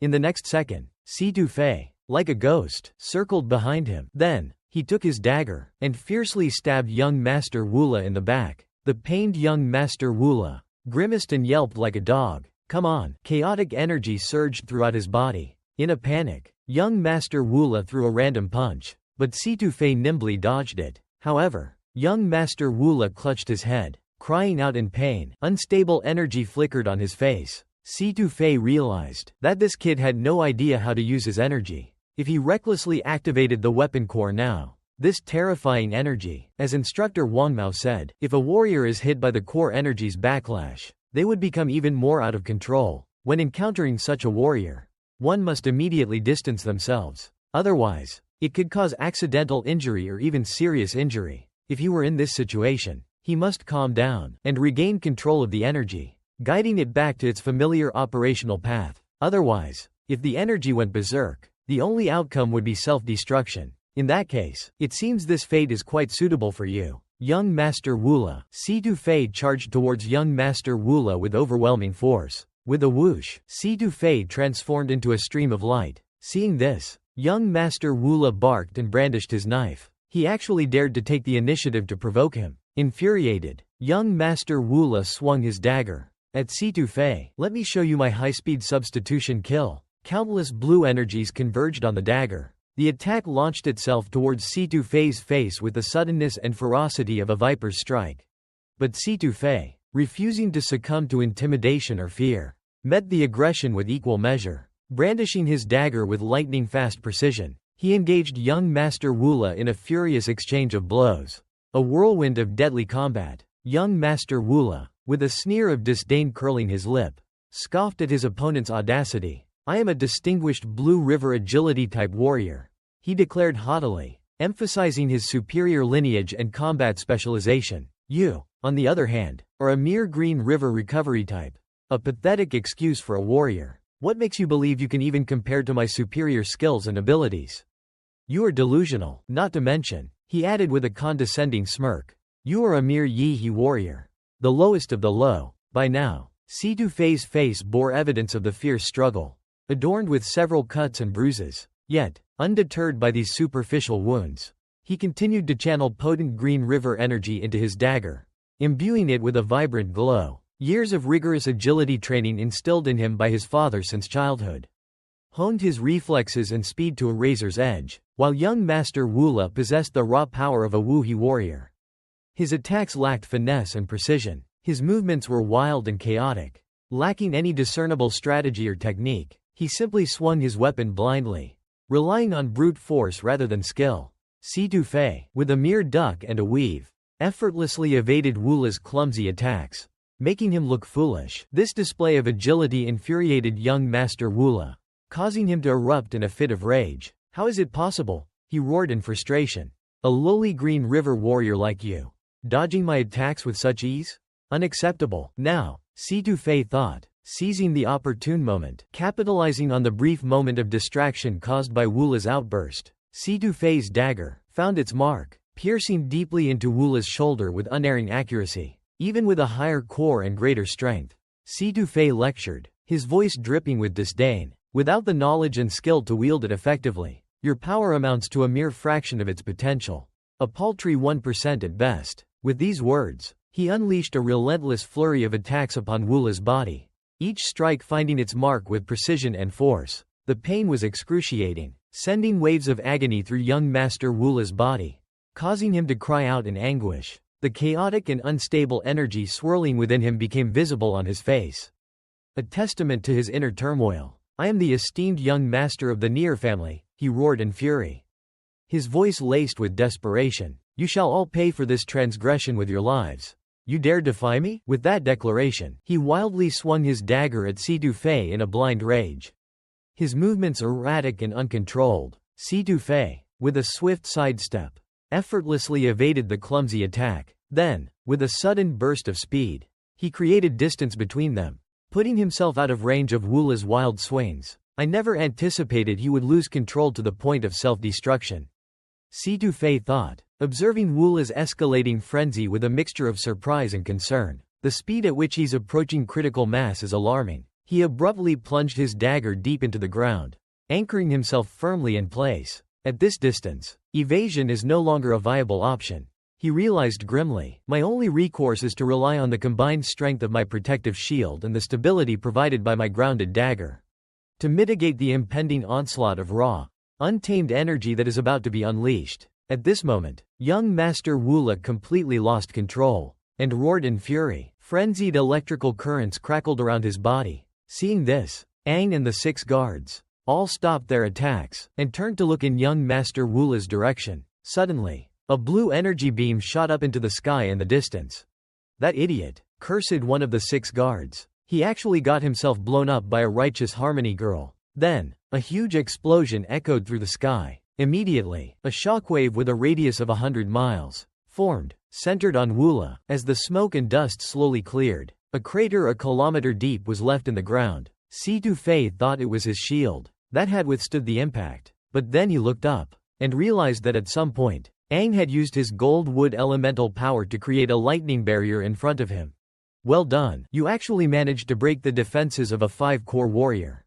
Hearing this, Situ Fei slowly got up. Although he's a 5-core warrior, he doesn't have the strength of a 5-core. He has a terrible temperament and no combat experience. He's not even on par with an ordinary 1-core warrior. Otherwise, against him, I wouldn't have stood a chance. I would have lost in one move. Your analysis is spot on. You were also injured when you clashed blades with him earlier. You should recover quickly. Situ Fei touched his pretty face, I really didn't notice. Aang smiled slightly. Your decision-making and courage are remarkable. You have the potential to become a high-level core warrior. Hearing this, Situfei blushed. Are you serious? Why is he suddenly praising me so seriously? He must be mortified with that look on his face. But then he realized the battle was far from over. Where's that Hex warrior? Aang said the water demon he controlled had already disintegrated in the shockwave. After all, it was just a mindless body. As for the Hex warrior, he should still be there. As soon as he finished speaking, the Hex warrior slowly appeared. Damn it, that useless Ura is dead. Even if I escape the Mir family now, I'll probably be hunted down by the warriors and assassins they hire. This is a real headache. This is such a pain. It turns out the warriors and assassins he spoke of are an underground organization called Desire. It's made up of a group of desperate rogue warriors who specialize in assassinations and other bodyguard tasks, but their prices are exorbitant. And within the organization, there are also terrifyingly powerful pact warriors available for hire. But to hire warriors and assassins of that level, money is no longer enough to satisfy them. Instead, you need to offer them an equivalent exchange. He held out his left hand, indicating there was no need to continue fighting. You two are real freaks. Low level, yet possessing such immense power. Wen Yan and Aang also agreed that there was no point in continuing the fight. The person they were protecting is dead. There's no longer any reason to keep fighting. Then he asked Aang, Shang and Ma, if you had used that weapon, and that demon had fought me seriously, I'm afraid I wouldn't have escaped unscathed. Manipulating elements and controlling demon corpses. You're hiding a lot of things.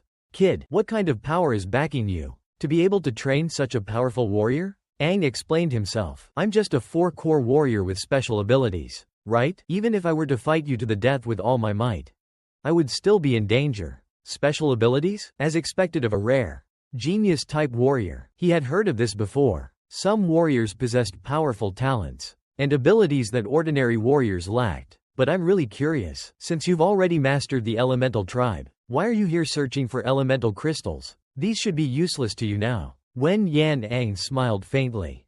That's none of your concern. Indeed, for an average 5-core warrior, fusing with one element is enough. But because of the internal thickening within Aang, he wants to try using elemental crystals to fuse with more elemental powers. Then, by utilizing the elemental crystals, he will fuse the 5 elements into one. Perhaps his own strength will rise to an unattainable level. He had to find a way to become stronger. My lord, currently, you are imprisoned in a heavily guarded place. If I want to rescue you from headquarters, I can't completely rely on that guy's power inside me. Moreover, I might have to face those Star 6 monkeys, and even the terrifying 3-core Star Cane. The 16-core warrior turned to leave. I advise you to leave here as soon as possible. That idiot's announcement will attract more demons and warriors. In this place, you better each look out for yourselves. With that said, Shu vanished. Aang and Situfei followed the demon's footprints and worked closely together. They managed to slay several demons. That evening, they encountered several human warriors. With sharp wit, they introduced themselves to each other.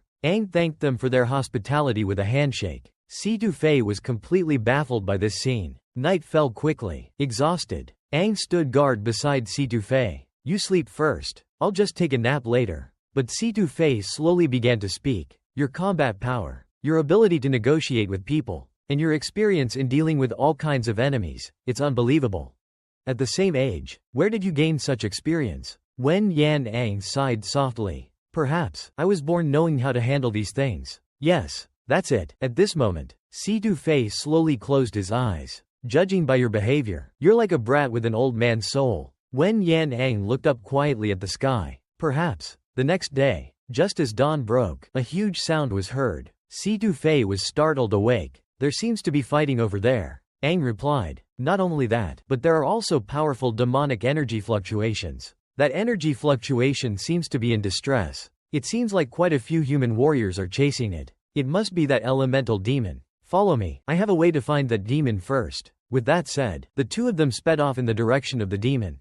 Situfei followed closely behind Aang, but he was very puzzled. Why was Aang so eager when he encountered a demon? Wen Yan Aang stopped. Indeed, I am quite excited. For me, a new type of demon is something I greatly anticipate. Because in my past life, he's fought every kind of demon there is. So this elemental demon has piqued my curiosity. We have to take it down before anyone else finds it. After a mad dash, the two arrive on a rooftop. Aang senses that the demon, a master of disguise, has hidden itself. We need to take it down in one shot. Fei asks, how do you know? This place is huge. It won't be easy to find. Though hesitant to admit his special ability, ever since the elemental demon's aura appeared, he can faintly sense the demon's presence. It's a strange feeling, like sensing one of his own kind. The demon is heading underground. Just then, Fei spots another demon hunter squad, and there are 8 of them. Looks like they noticed the earlier fight too, but it'll take them a while to find the demon's exact location. We need to find it before they do,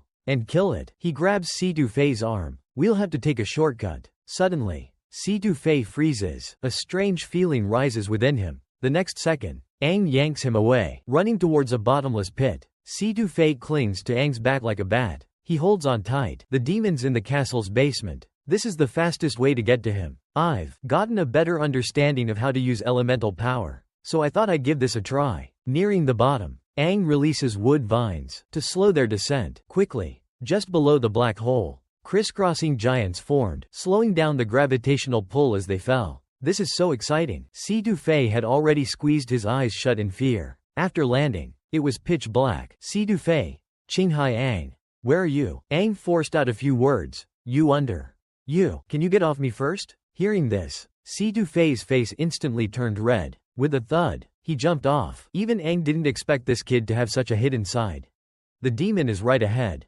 Don't startle the demon when we move closer. Soon, the two reached the demon's hiding place. Looks like it's resting. As expected, it's a Wookiee golden element demon. Judging by the aura it's emitting, this guy is much stronger than an ordinary Wookiee demon. So the two began to discuss their strategy. Once the fight starts, it will attract other powerful individuals. We must eliminate it before others arrive. Then take the elemental crystal from its chest and get out fast. After calculating, they only have 5 minutes to fight. Aang said he needed Fei's help. Fei refused to believe that Aang was planning to defeat this elemental demon in 5 minutes. So he asked, "What do you need me to do?" Aang then explained to Fei in detail the advanced method of manipulating internal energy. Fei became even more confused. Where did you gain so much experience? This energy manipulation method you're talking about, I've never heard of. Aang smiled, expressing his confidence in you. Well then, let's get started. Transforming into a bolt of lightning, he charged towards the elemental demon. This line seems to be incomplete or a sound effect description, leaving it blank for context or further information. Meanwhile, the elemental demon detected Aang's presence. Suddenly, it roared, "Human warrior!" To quickly finish the fight, Aang unleashed his inner demonic power. Because other squads had warriors with extremely sensitive senses to footsteps, if they came here, it would be difficult for him to obtain the elemental crystal. Instantly transforming into a fiery stream, he attacked the elemental demon head-on. Seeing this, the elemental demon smirked. "So you found my hiding place so quickly. If I'm not mistaken, you should be able to control multiple elemental powers." Before the demon could finish, Aang stomped, cracking the ground. In the blink of an eye, he was above the demon. Only then did the elemental demon realize that this human, giving off some serious, "I'm here to wreck your day" demon vibes. Aang, after a quick sparring session, figures out that, like a cosmic smoothie, if you blend the right elemental energies, you can multitask like a boss and control multiple elements at once. Elemental juggling. Anyone? But oh snap, the demon's sneaking up on Aang like a ninja in tap shoes. Big Aang channels his inner Captain Planet, summoning the power of gold and water into his hands. Bling bling meets splash splash. He spins around faster than a Beyblade on Red Bull, unleashing a double blast of elemental fury. Boom, shakalaka. In a flash, two beams of "don't mess with me" energy collide like a monster truck rally. But wait, there's more. The demon's not just gonna stand there and take it. He throws a punch, or a claw, or something equally terrifying. In the blink of an eye, these two world-shattering forces go head-to-head. It's gonna get messy. Cue the epic explosion sound effect. Kaboom! Smoke billows everywhere. It's like a Snoop Dogg concert. Rocks fly. Debris rains down. It's a demolition derby. Meanwhile, Fei, following Aang's instructions like a good little sidekick, pops up a force field and chills out, waiting for the dust to settle. Safety first. Kids, here we go. Round 1. Fight. Don't be startled by my fabulousness and sheer awesomeness. You could say I have a certain je ne sais quoi, a special talent. If you will, just call me Aang. That's Ang. Aang. It was then that C2 Fei realized just how freaking terrifying Aang truly was. This dude was radiating an aura that screamed, demon spawn, louder than a heavy metal concert. Nah, scratch that. This wasn't just demon-ish. This was pure, unadulterated demon. As the smoke cleared, the elemental demon got a good look at Aang and was like, whoa, this guy just glanced at him, and somehow, magically, just knew his skills, and not just knew them, but could wield two elements at once. Like, what sorcery is this? Aang just smirked. Oh honey, 2 is just my warm-up. Since you're so curious, let's just say I'm about to blow your tiny demon mind. And with that, Aang unleashed a torrent of elemental power, sending the demon flying back like a rag doll. The demon used the brief respite to patch himself up with some wood element magic. Just like Aang suspected, this demon had a whole elemental buffet going on. This was gonna be fun. Now that I've got a handle on your power level, it's time to wrap this up. No sooner had the words left his mouth than the elemental demon froze. He looked down, to find his left foot thoroughly hogtied by vines. Could this human be controlling the vines too? Seizing the moment while the demon was bound, Aang channeled amplified gold elemental energy, shaping it into a razor-sharp hand blade. He'd learned this trick back in the demon hunting tournament, from that 4 seasons gold elemental demon.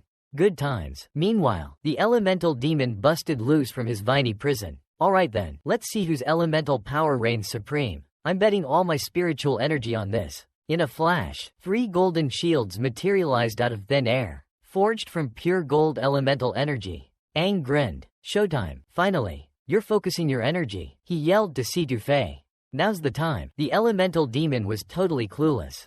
Like, what just happened? He turned around to see C2 Fei holding a glowing spear, made of pure energy, like some kind of Jedi lightsaber. This is high-level energy manipulation, C2 Fei explained. First, you gotta gather your Kai, like focusing on your inner unicorn. Then, feel the force. I mean, the energy's vibe. Sense its flow, its shape, like it's trying to do the Macarena. Turn that invisible energy into something solid, like a giant energy fist ready to punch evil in the face. Then, boom, you unleash the Kraken. Or, use it. But there's a catch. After unleashing his inner Goku and obliterating the elemental demon, the energy backlash hit him like a ton of bricks. Dude was spent. He couldn't even stand up. Like a newborn giraffe, wobbly legs and all. C2 Fei had to practically carry him out of there. But just as they stumbled out of the cave, a shadowy figure followed closely behind. Just moments ago, Aang had instructed C2 Fei that while he battled the demon, C2 Fei would deliver the fatal final blow. After all, this was no ordinary foe, an elemental demon, possessing cunning intelligence. If it focused solely on defense, they wouldn't be able to defeat it anytime soon. But Aang planned to force the demon's energy into a concentrated point, because then, the elemental demon's defenses would be weakened, and that moment would be C2 Fei's chance to strike. Now, the cunning, elemental demon realized their intentions. It dawned on him that these humans had planned this all along, but by then, it was too late. Could only watch helplessly as the green energy, hairy tendrils, like some kind of freaky space kelp, stabbed towards him. Looks like Aang's analysis was spot on. Sharper than attack. This energy-gathering mumbo-jumbo is like a supercharged energy drink for weirdo powers. It can pierce a demon's armor like a hot knife through butter, or demon flesh.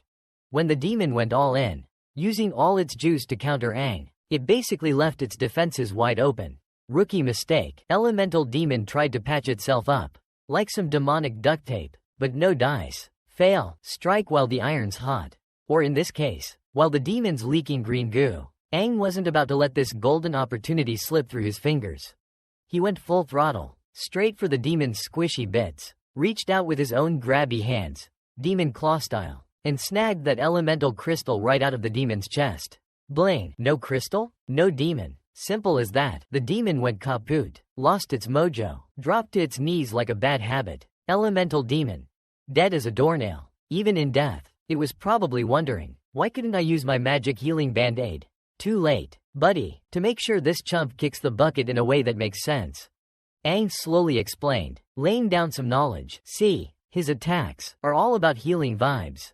Pure and simple, but when he goes all aggro and tries to smack someone, it, totally rejects any healing mojo that isn't his own. Aang dropped that truth bomb, and the elemental demon finally caught on. Attack equals rejection. Rejection City. Population.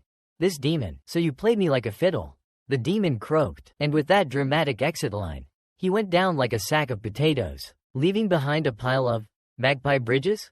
Weird. Suddenly, Situ Fei came busting in like, "Aang, you alright, dude?" Aang was like, "Chill, I'm good," giving her the thumbs up. "Thanks to you, we snagged that core," Situ Fei exclaimed. "That move you pulled was epic. Bu kui shi Situ ja de tien kai shao nu. You're a total badass. Situ." Boom. Compliment dropped. Situ Fei turned as red as a tomato. Then, trying to play it cool, she just kind of mumbled and looked away, with a roll of his eyes. He muttered, "No duh, Sherlock, I'm not trying to be dead weight. You know," Chan asked, "that flashy move you just pulled, didn't it drain, like, all your energy reserves? You sure you're okay?" Situ Fei waved him off. "I'm good, at least, good enough to move, for now." But just then, rapid footsteps echoed from outside. "Speak of the devil, they found us way faster than I expected. Some of these guys have, like, spidey senses for energy. They can pinpoint the exact location of any major energy blast. Great, gotta go. Now, let's get out of here." Footsteps are coming from the left. "Before they get here, let's book it to the right.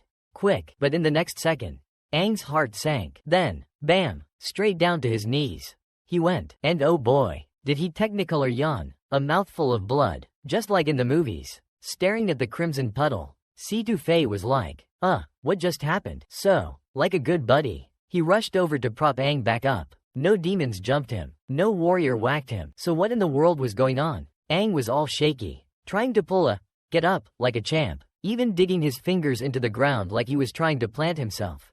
But nope, couldn't even stand, like his legs had turned to jelly. Watching Aang tremble like a leaf in a hurricane, Situ Fei went full on mom mode. "Honey, are you okay? What's wrong? Where does it hurt?" The whole 9 yards. Finally, Aang's brain rebooted and he was like, "Oh yeah, turns out, his body was kind of a fixer-upper to begin with. Sure, he got a temporary upgrade, all beefed up and in sync with whatever, but he'd been spamming that demon power-up button, like it was going out of style. So, yeah, whoops, my body's hit its limit. I'm maxed out of all the rotten luck. Why now? I can't bounce back in a snap. But the other squads are closing in fast. I told Situ Fei to wait outside with the crystal, but he hoisted me up. Like, nope, we're in this together. We leave together. Look, I don't need your life story right now," he said. "No time for explanations. Just move it. You're my captain, and I'm not leaving you behind. Period." We found an exit pretty quick. "This should lead topside," he said. "Hang in there. Aang, get up there. Some fresh air will do you wonders." I was too wiped to even talk, but somehow, Situ Fei practically dragged me to the surface. A place as massive as Bone Burial Castle has gotta have other ways in and out. But what surprised Situ Fei was, this was exactly like a dream he'd had. Even Aang's injury was the same as in the dream, but he didn't have time to dwell on it. Just then, 6 figures suddenly appeared behind them. In the blink of an eye, they blocked their path. "Teaming up with you guys was a smart move. We're all Wu Kai, so let's skip the pleasantries. Your triplet sensing abilities are truly impressive. Were those 2 the ones who started the fight? This is bad," Situ Fei thought. "Damn, 6 pentacore warriors." The blonde guy with the scar on his forehead scoffed. "Am I seeing things? A measly monocore warrior dares to come here? Are you 2 the only ones in your squad? And that guy's even injured from fighting a demon?" But a second later, Blondie's eyes widened, because he spotted the elemental crystal clutched in Aang's hand. Pointing at the 2, he yelled, "Look, over there, that guy's got the elemental crystal." The moment he finished speaking, all eyes were on Aang and Stuffy. "Haha, easy peasy, lemon squeezy. This crystal belongs to us 3 brothers now." But the chrome dome next to them chimed in, "Not if our squad has anything to say about it." Stuffy was filled with self-doubt. Major self-doubt. He was so outmatched. These guys were playing a different game. Darn it, if only I was stronger, I could protect Aang. Just then, Aang struggled to his feet. He gestured for Stuffy to hold onto the crystal. Like, really hold onto it. It was obvious. These 6 were after the shiny thing. No way, they thought. Are these 2 getting out of here alive? But Stuffy was worried sick about Aang. Dude was barely standing. Aang insisted he could still fight, for now. Suo Ba slowly rose, greatsword in hand. "I am a warrior, and as long as I can still move, I will fight to the bitter end." The 6 Wu warriors scoffed. "You, a critically injured quad-core warrior, clearly overestimate yourself. You actually think you can take on the 2 of us? There are 6 of us." Penta-core warriors, hand over the crystal if you know what's good for you. I'll grant you both a quick death. Aang could feel it acutely. He was unable to awaken the demonic power within. His body simply couldn't handle that immense power. This was going to be a tough fight. Meng stomped, cracking the ground. Fine then, may the best man win. The redstone belongs to whoever grabs it first. Si-Tu-Fei suddenly remembered something. This was eerily similar to a dream he'd had. But how will this whole shebang end? Aang, you gotta win this thing. I'm ticked off. Facing a gang of 5 nuclear warriors all ganging up on him. Aang is seriously seeing red. He unleashes his inner demon power. But it's only gonna last for 60 seconds. But in those precious 60 seconds, he's going all out. He'll protect Si-Tu-Fei even if it kills him. So, here's the million-dollar question. Which one of you knuckleheads wants to go first? Just a moment ago, the battle for the elemental crystal was about to go down. The 5 bald brothers skipped the trash talk. For once, we 3 brothers will wipe them out. The elemental core is ours for the taking. But the triplets were just as determined. Sorry, fellas, but we 3 brothers are calling dibs on this one. Turns out, the triplets already had a buyer lined up. Even if they don't use this elemental core themselves, they could make a killing just by selling it. At this moment, Aang could clearly feel that, if he forced it, the demonic power within his body could only last for a minute at most. This damned body, why did it have to malfunction at this critical moment? But one thing was certain. With this 1 minute, he could ensure Si-Tu-Fei's safe and successful escape. Meanwhile, the Baldy squad and the Triplet squad charged forward. Aang gripped his greatsword, then glanced reluctantly at Si-Tu-Fei. He closed his eyes tightly. Even if it's only for a minute, it's enough to kill you all. With that, he channeled fire energy into the greatsword. Instantly, a surge of Quang Bao energy coursed through his body. But the other side had also sensed it. This terrifying aura on his body. The aura on his body. Why had it suddenly surged several times over? It wasn't until Aang approached them from behind that they discovered. This guy was actually a monstrous hybrid of human and demon. But before they could react, Aang vanished from the spot. The 3 burly brothers immediately activated their sensory enemy searching skills. But in the next second, Aang appeared behind the trio. Instantly, the 3 sensed danger approaching. Just as the third of the triplets turned his head to look, Aang had already attacked beneath him. Look out, one of the burly brothers shouted. But before he could finish, Aang's greatsword pierced his body. Instantly, a spurt of blood gushed from his abdomen. Aang grinned. Let's start with you. Then, it had only taken 5 seconds to kill this man. The eldest and second eldest were still dumbfounded, completely at a loss. It took a whole second for it to sink in. The moment the third brother finished, the other 2 charged at Aang. Kill this demon. Avenge our brother. Aang turned, a slight smirk playing on his lips. You're asking for it. Don't blame me. The greatsword in Aang's hands blurred in a swift arc, a complete circle in a blink. In an instant, the 2 brothers were cleaved in 2. All 3 brothers eliminated. Less than 8 seconds had passed since the countdown began. 5 and Baldy exchanged worried glances. This demon's speed was simply unbelievable. Aang, now consumed by bloodlust, channeled the gold and earth elements within him, unleashing the skill, Thorn Nest. Countless spikes erupted from the earth, impaling the dead brothers and launching them into the air. Baldy and the others were also forced to retreat by the onslaught of thorns. In the blink of an eye, several more of his men were obliterated by the spikes. Such incredible skill and speed. Though those 3 brothers were known for their perception abilities, they were still 5 core warriors. To be wiped out so mercilessly in an instant. What in the world is this thing? If things go south, I might end up biting the dust here today. Aang approached, his greatsword in hand. Green hair beside him refused to believe it. No way, he said. We can't even take down one demon together? Let's unleash our full power and fight this thing. With a roar, Yan Aang charged forward. Alright then, let's give it a shot. But in that moment of charge, a wave of dread washed over Aang. That feeling of powerlessness returned. He could only barely manage to support himself with his greatsword. Damn it, it felt like every organ in his body was about to explode.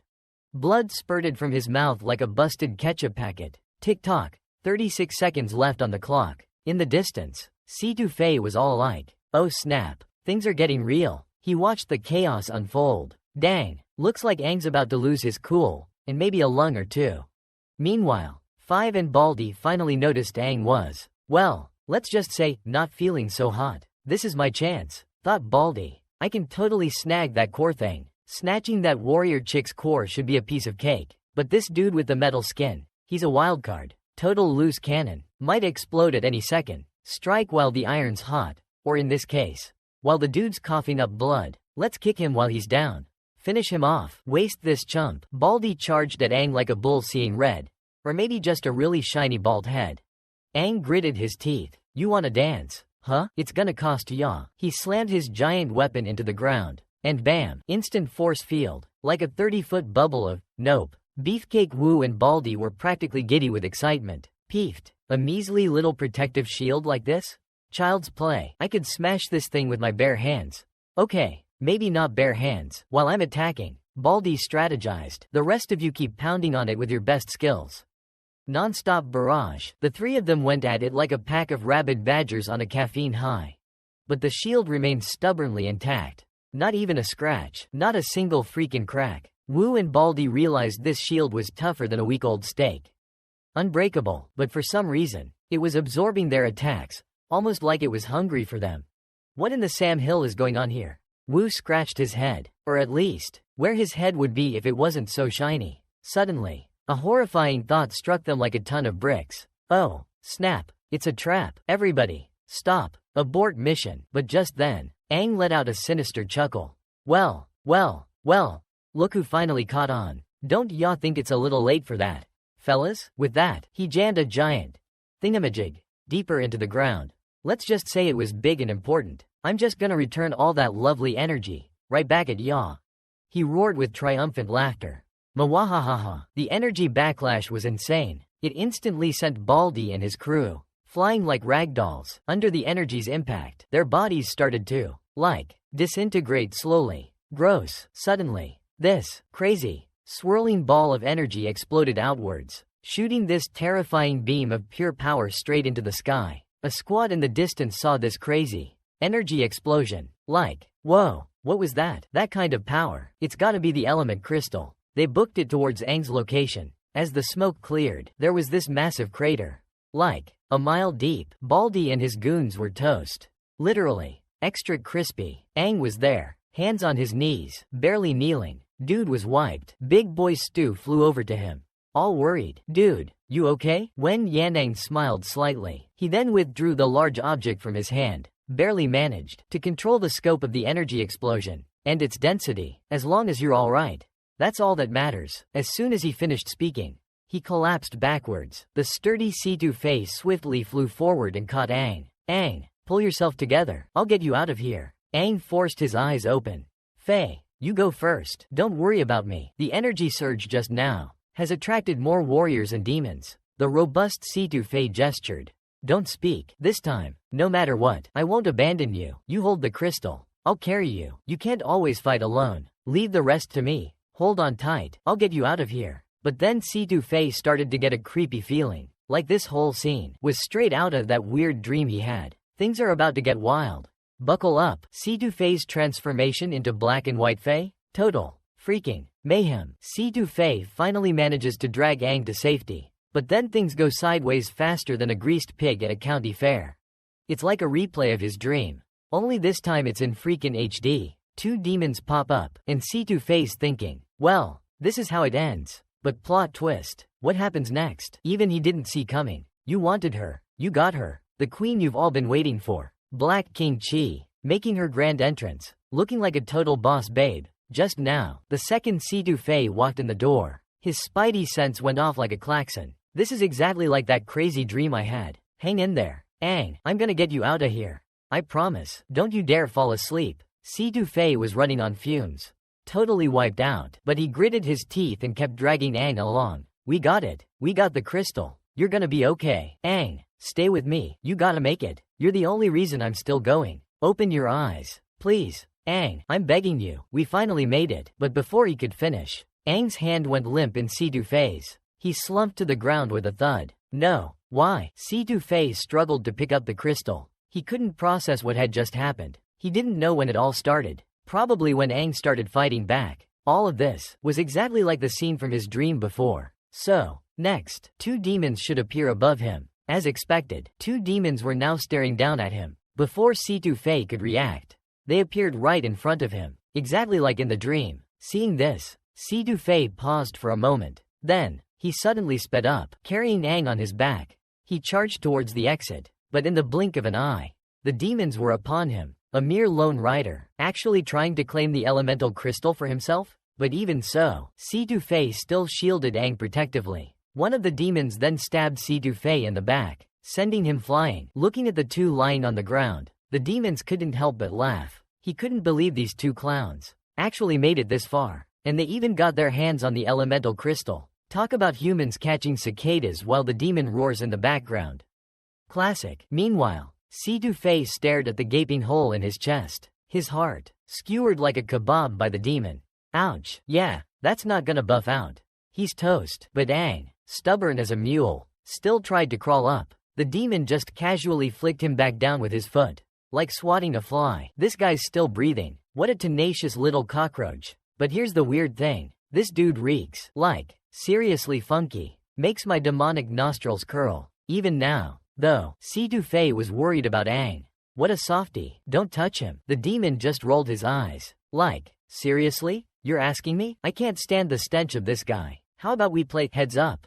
But, like, literally. Hearing this, Si-Tu-Fei disregarded his own safety and scrambled towards Wang. Don't you touch him. You damned demons. Let him go. Hearing this, the blue-haired female demon stood up. My, little girl. You're quite feisty. Such a big temper for someone about to die. With that said, she kicked Si-Tu-Fei in the chest. The force sent her flying. Damn it, I'm still too weak. I can't protect my teammates.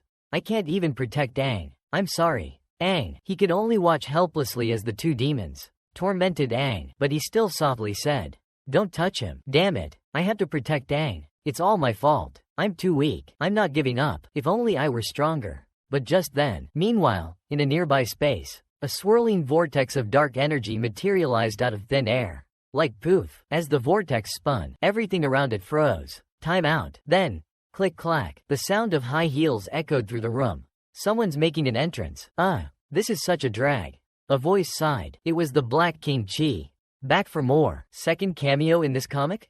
She's getting screen time. Darn it all. She muttered. Red King Chi specifically told me to stay out of it and not help this human warrior. But no, I just had to get involved. This is going to be a headache. But hey, I was just worried about Red King Chi inside that human body. So, I'm sure you won't blame me for this little intervention. Right? Human bodies are just so fragile. Totally not built for my awesome power. By the power of the Crimson King's banner. Logically speaking, this body should have overloaded long ago. But this guy's willpower has kept it going until now. As expected of the strongest human chosen by the king, his willpower is truly astonishing. Right, let's confirm something first. She leans towards Pa Dao Aang's ear and whispers, "Are you there?" Chaik waits for a long time.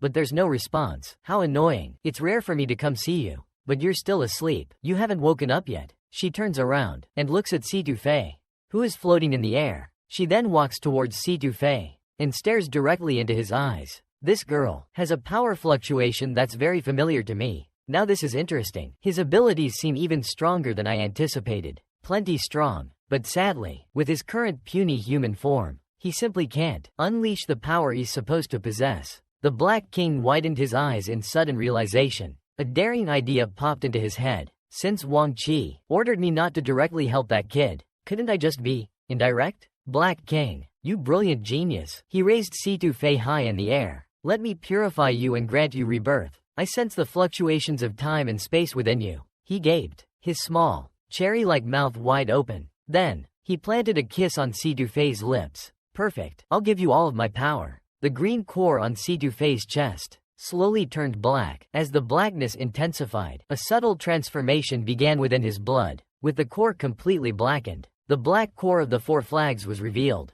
granting control over space and time. As their lips parted, the Black King, Chi, savored the lingering sensation. Unexpectedly, this body can withstand so much power. Excellent. Your desire for strength is impressive. Then I'll be counting on you. As he spoke, a blue portal materialized out of thin air. With the portal's closure, the Black King, Chi, vanished. The demon and Si-Tu-Fei on the field sprang into action. Si-Tu-Fei slammed into the ground as the demon's spike hurtled towards Aang's head. But out of nowhere, a severed hand appeared, grabbing the spike. The demon was taken aback. What in the world is that thing? It wondered. Hearing the commotion, the demon looked back. That's impossible. But just as it spoke, a voice emerged from the dust cloud. I said before, don't touch him. A figure emerged, hair half black. It was indeed Situ Fei, now wielding some of the Black King's power. At this moment, he had evolved into the demonic Four Horsemen form, Black and White Fei, possessing the ability to control time and space.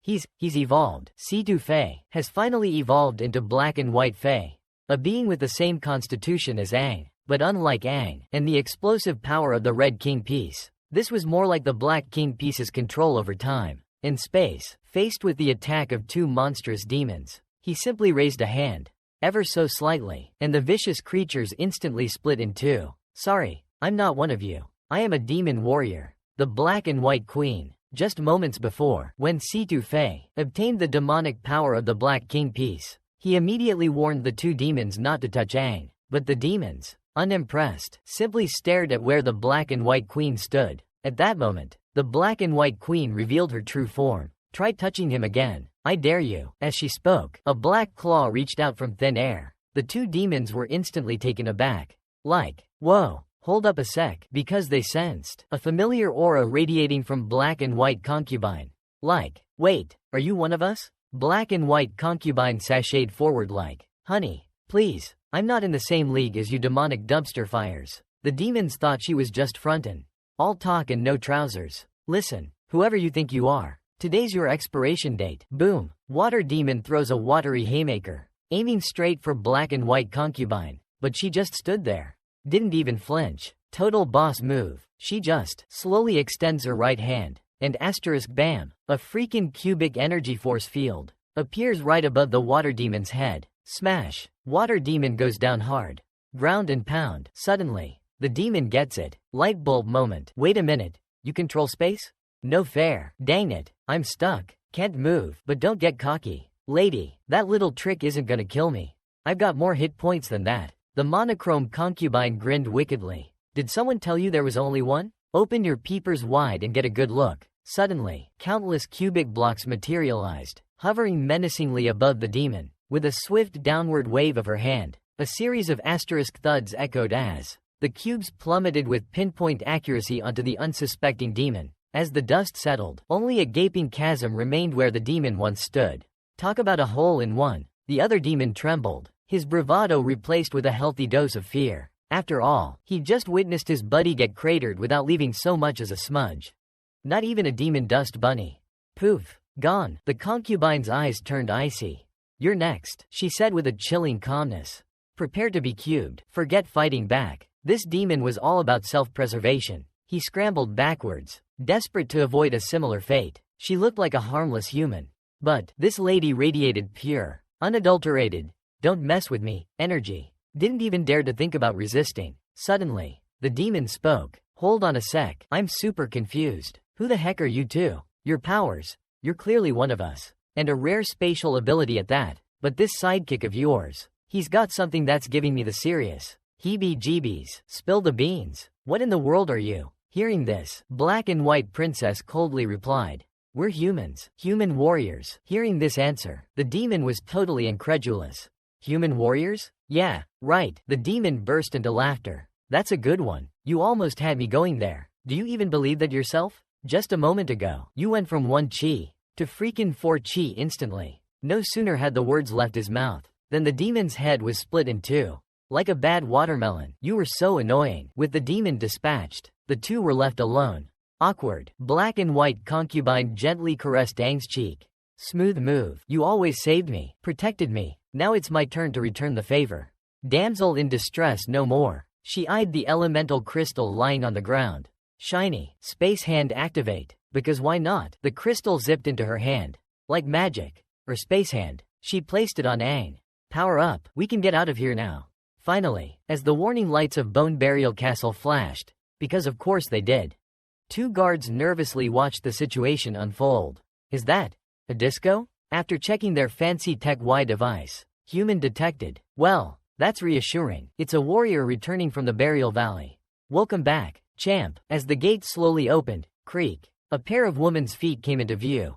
Nice shoes. Then, Situ Fei, back in human form. Ta-da. With Aang's arrival, Situ Fei had used the last ounce of his strength. We're back. He collapsed the moment he finished speaking. Two guards rushed forward to help. Quick, take him to the medical room. But in the next second, the guards were stunned by what they saw behind them. Wait, look at the gate. Behind. Oh my god, what in the world is this? These are demons, crushed by spatial force. How did they get here? Just then, a voice echoed in Situfei's mind. I knew I wasn't wrong. You're a perfect fit for my power. Little girl, you possess dormant precognitive abilities. Intriguing. I eagerly anticipate their awakening. Startled by the voice, Situfei abruptly awoke. He glanced at the ceiling above the cot. This appears to be the infirmary outside the city. It seems we've been rescued. That was just a dream. But who was that woman in the dream? He instinctively touched his wounds, only to find they were completely healed. What in the world happened? The intense grief felt as though it never existed. Moreover, he couldn't recall any memories after entering the ancient buried castle. The more he tried to remember, the more his head throbbed. That part of his memory was shrouded in a dark fog. Just then, a sheet was draped over Situfei. Thank you for rescuing me. Situfei glanced up and saw it was Aang. He had absolutely zero recollection of what Aang was talking about. Aang had to patiently explain. Those who followed us said, you insisted on carrying me to the door. The amazing Situfei. Situfei finally remembered something. From Aang's injury to encountering the demon, his mind had been consumed with worry for Aang's safety. He looked at Aang with concern. Are you alright? Are you okay now? Aang stretched out his hand. See? Good as new. Just a few scratches left. I'm sorry, Fei. I promised. But I started feeling unwell back in the castle. For the elemental core, we almost lost our lives. Situfei anxiously asked. By the way, the elemental crystal? When Yanang pulled the elemental crystal from his bosom. Don't worry. It's safe with me. When I woke up, I found it in my clothes. You must have put it there. Right? Thanks. That was very thoughtful of you. Hearing this, Situfei drew a blank. Did I put it there? I don't remember anything about that. Yanang said. Focus on recovering first. In short, we achieved our goal at Bone Burial Castle. Now we need to find a safe place to refine the core. With that said, Situfei prepared to get up. Once we're discharged, we can leave. When Yanang simply grunted in agreement. But he had a feeling. Some funky stuff happened to Stuffy while he was out cold. During his nap time, Stuffy. Well, what the heck happened to him in that castle? Why's he suddenly rocking? The same demonic vibe as the bad guys? Think they accidentally gave Stuffy the ultimate sidekick a super duper power-up? Dude's not only got the Black King's time-bending, space warping skills, but he also got a surprise identity reveal. Turns out, he's the freaking daughter of Herlos City's richest dude. Casually drops 1.2 million in battle funds. Like it's nothing. Everyone's jaw hit the floor. Even 0. Aang's feeling the awkward burn. And get this, to figure out this new mystery power he's got cookin', Stuffy's gonna have to throw down. Time to learn by doing. Mastered and controlled it. Thus, Situfei gained a new identity. The arena's female warrior. Rakshasa Cat. Just now, the two prepared to head to the nearest town. Situfei looked at Aang and said, you need a secluded place to smoothly refine the elemental crystal. Aang agreed. Concentration is key when refining the crystal. No distractions. According to the demon, Aang could wield all elemental powers. This crystal was the final piece he needed. If he successfully fused all 5 elements, and then used the crystal to combine them, fuse them together, what would happen? This was Situfei's suggestion. My old pops told me something once about Class B towns and above. They sometimes rent out training rooms, usually for warriors who need a place to, get their warrior on. Might just be what you're looking for. Speaking of which, up ahead, bingo, a Class B town, Salamanca City, built like some old school architectural throwback, but it's a modern trading hub. Fancy, huh? Place is buzzing, popular joint, and most of these folks ain't local warriors. Tourists, maybe? Situfei's curiosity was piqued. Dude was all like, why are these warriors all lined up like they're at a buffet? What's the dealio? When Yanang chuckled, city boy like you knows about formations? Impressive. These guys are usually roaming around outside the towns. No fixed address. Nomads, basically. But with swords. Their main gig is scavenging and looting, usually rolling in squads like a pack of hungry wolves. These guys are seriously hardcore. Their skills are razor sharp, armed to the teeth and organized like a SWAT team. They're not messing around. Salamanca might be a B-list town, a real dump, but it's a rare trading post. Like finding a diamond in a pile of, well, you get it. So, naturally, it's crawling with other factions and lone wolf warriors looking to score. A place called the Super Training Room popped up out of nowhere. But the boss needed stations. something Aang had never even heard of. The boss was all like, "Are you kidding me? You serious? A warrior who doesn't know about stations? What a noob. Stations are like warrior cash. Dude, it's how you buy stuff. You know, like, everywhere? Any city? And you're supposed to be some hotshot quad-core warrior? How can you not know this? Seriously? Are you even a real warrior or just playing dress-up?" Then C2 points at this little gadget. Like, "Wanna see how many stations you're packing? Tough guy? Actually, it's super easy. Just scan your finger on this thingy." In Aang's past life, there wasn't much fighting going on. Stuff was distributed fairly based on need. You just had to ask the higher-ups. You just had to apply to your superiors. Aang marveled at how quickly times had changed. Aang was like, "Whoa, things have changed fast." So he put his finger on it. So he went for it. But the result showed only 0.1. But the screen flashed a big ol' 0.1. The onlookers immediately started mocking him. The peanut gallery erupted in laughter. Is this kid here to mess with us? Is this dude for real? With 0 points. What's he doing trying to rent a training room? 0 points. Trying to rent a training room? Good one. Dude, you got played by this newbie. Bro, you got schooled by a noob. As soon as these words were spoken, the second he said that, the owner immediately became furious. The owner flipped his lid. Do you think it's funny to mess with me? You think you're funny, punk? You want to rent a training room with no points? No points. No training room. Chump, I think you're deliberately here to cause trouble. You're just here to stir the pot. Aren't you? Aang was scolded and humiliated. Unable to say a word. Aang got chewed out and couldn't even squeak. Am I this poor in this life? Dang, am I always gonna be broke? Like, this is totally normal, right? But the next second, the owner's jaw dropped. Available balance. 1.2 million credits. C2 said coldly. Get me the biggest room you have. 1.2 million. Enough to buy this whole place and still have some left over for a celebratory pizza. C2 gave the owner a look.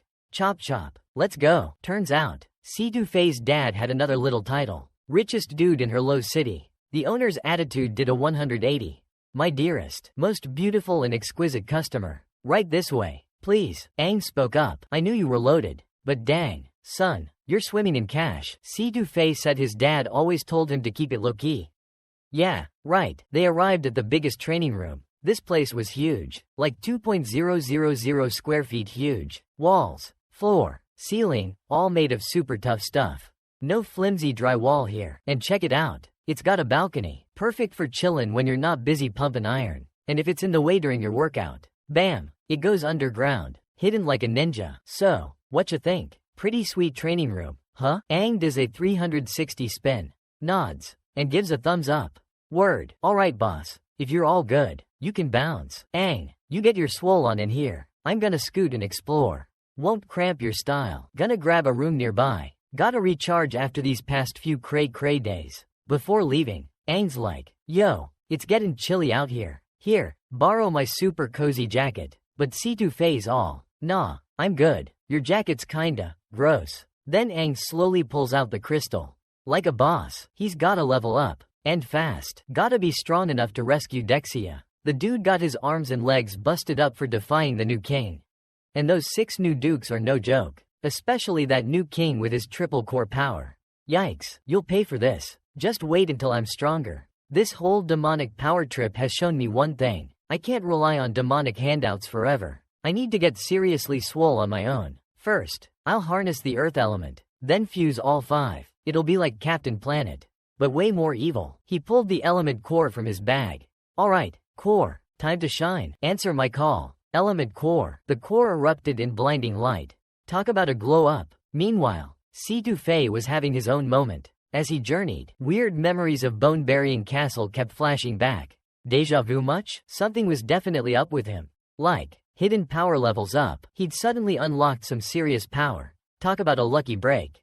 His strength quadrupled. Instant badass mode activated. This new power felt intense and kinda unfamiliar. He craved battle, craved strength. Someone get this guy a protein shake. A voice whispered in his ear. All dark and mysterious. It sounded like another C2 Creepy twin alert. What the heck was going on inside him? Could this be the result of his intense desire for power? But what kind of power is it exactly? And this power, he can't fully control it yet. Up ahead, he spots an arena. A battlefield for warriors. He decides to head to the arena to test his strength because the warriors belong to different factions. The arena rankings are even more enticing. Only through combat can he familiarize himself with and master this mysterious power. Regardless of what that thing inside him is, it's difficult, but one thing Fei doesn't doubt. Fighting makes you stronger. But if he's going to participate in the arena, it's best to conceal his identity. He remembers the festive masks sold on the streets. That way, no one will recognize him. He doesn't want to be a burden to Aang anymore, nor does he want to be looked down upon by anyone, human or demon. If there truly is some kind of mysterious power awakening within me, then I'm gonna freaking unleash it. Immediately, a terrifying power surged from within Fei, erupting outward. He transformed once again, on the spot, into the mighty black and white fury. Meanwhile, the ringmaster was still counting his dough for the day, when suddenly a voice boomed beside him. Hey, boss man, how do I sign up for this smackdown? The ringmaster's ears perked up.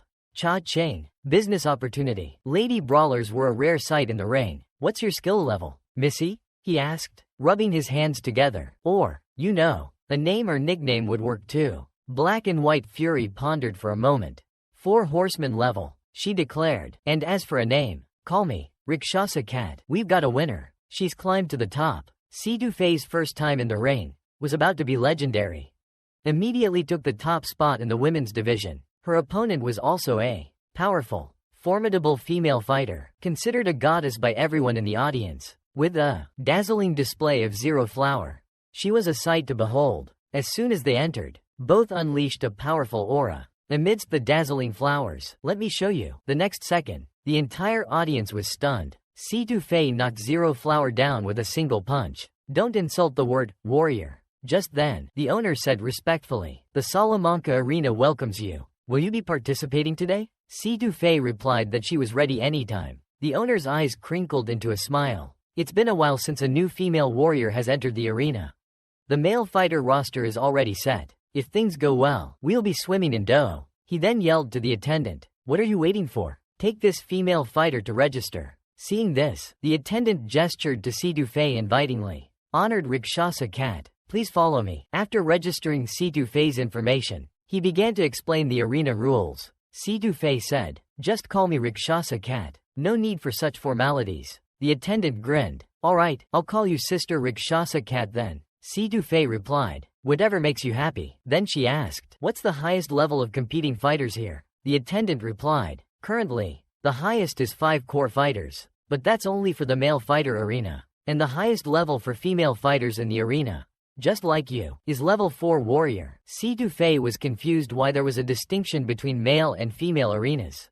The attendant explained, many male warriors participate in the arena, but very few female warriors do. There was a time before, when men and women competed together. However, the male warriors were reluctant to fight against female warriors. It was said that losing was shameful and winning was awkward. Therefore, they were eventually separated. Gradually, very few female warriors participated, but Fei believed that strength determines victory or defeat, and there's no such thing as shame. Anyone who says such things is definitely a self-righteous weakling. Upon hearing this, the attendant was secretly startled. This young lady is so cool. Sister Rosa Cat, you're right, but the winner is determined by true skill. In no time, Fei was brought to the female warrior arena. As soon as she entered, the arena erupted in a cacophony of cheers and shouts. Fei looked up at the sound, and was surprised by the sheer number of people. If she hadn't been wearing a mask, she would have been incredibly anxious. The attendant told her to go ahead and step into the ring.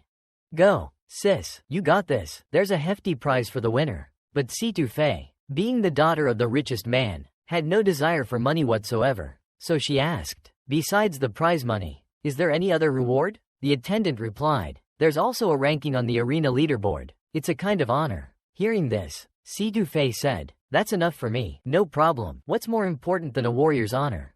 Apparently, a little accidental, Fei just oops-ed his way into brushing his face against, well, let's just say someone's face. Our server went full tomato.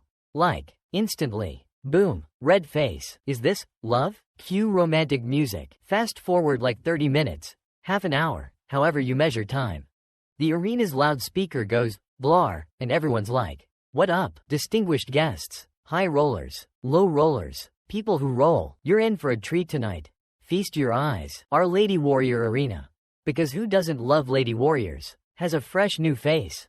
Probably from all that blushing earlier. Give it up for, drumroll please, our 4-in-1 warrior. 4-in-1? What a bargain. Rosa Cat drops the mic, not literally. Microphones are expensive, and the crowd goes wild. Like, seriously bananas. It's been ages since we've had a lady warrior throwdown. Less talk, more fighting. Someone yells. They're not wrong. C2Faye didn't expect the lady arena audience to be this enthusiastic. Understatement of the century. Guess there's a lot of lady warriors itching for a rumble, but he was quite curious about the male warrior arena, wondering what was going on. At this moment, the host continued. It seems everyone can't wait any longer, so let's welcome our other contestant, also our only remaining female warrior, our arena goddess. Hearing this, C2Faye was dumbfounded. What? Only one female warrior left in the female warrior arena? He glanced at the leaderboard. Indeed, there was only one name. Let's welcome our arena goddess, the dazzling Ling Hua. The audience instantly became excited. Finally, they could watch the beautiful Ling Hua fight again. Ling Hua, my goddess. Seeing this, C2Faye was speechless. Finally, he understood why no female warriors participated in the arena. Because the female warrior arena had become, how uninspired, so cliché, lame. Lin Hua smiled at C2Faye. So, you're my opponent. Indeed, pleased to meet ya. The pleasure's all mine. Or is it yours? Let's have a good match. Don't hold back. I'm Skylar, of the magnificent Spirit Blossom. I'm Skylar, and these petals ain't just for show. C2Faye didn't respond. C2Faye just stared blankly. Crickets chirping. Since his last awakening, he could clearly feel a strong spatio-temporal power. He was feeling some serious spacetime mojo, but he needed a lot of actual combat to be sure. Needed to put that mojo to the test. But faced with this vase-like female warrior, this chick looked like she belonged in a museum, not a battlefield. C2Faye had no desire to fight at all. C2Faye was about as motivated as a sloth on a Sunday. But then Lin Hua suddenly spoke. But then Skylar piped up. A rare masked black river warrior. Ooh, a masked man of mystery. I'm quite curious about you. Little Rakshasa cat. Color me intrigued by that kitty mask. If you lose, you have to take off your mask. Time to unmask yourself. Handsome. That's our little agreement. Consider it a sisterly request, with consequences. As soon as she said this, the atmosphere instantly reached a climax. Things got real interesting, real fast. The crowd went wild. Linghua, Linghua, I love you. Linghua. To this, C2Faye reacted as if watching a comedy. This chick is seriously putting on a show. Since we're both quadruple element warriors, let's have a proper brawl. With that said, a dark green energy erupted from him. But Linghua wasn't about to back down. A blue energy surged forth from her. Rakshasa cat versus the dazzling Linghua. Let the battle begin. C2Faye was ready to face the enemy. But who would have thought Linghua would start acting up again? This made C2Faye completely dumbfounded. Are you ready to witness my beautiful dance? As soon as she finished speaking, Linghua actually started dancing in the arena. Let romance fill the stage. Wherever it touches, beautiful flowers will bloom. Seeing this, the crowd went wild. Screams echoed through the arena. It's Linghua's signature move. The legendary Linghua's whisper. We're in for a treat. Folks, Linghua is absolutely stunning. Let the dance continue.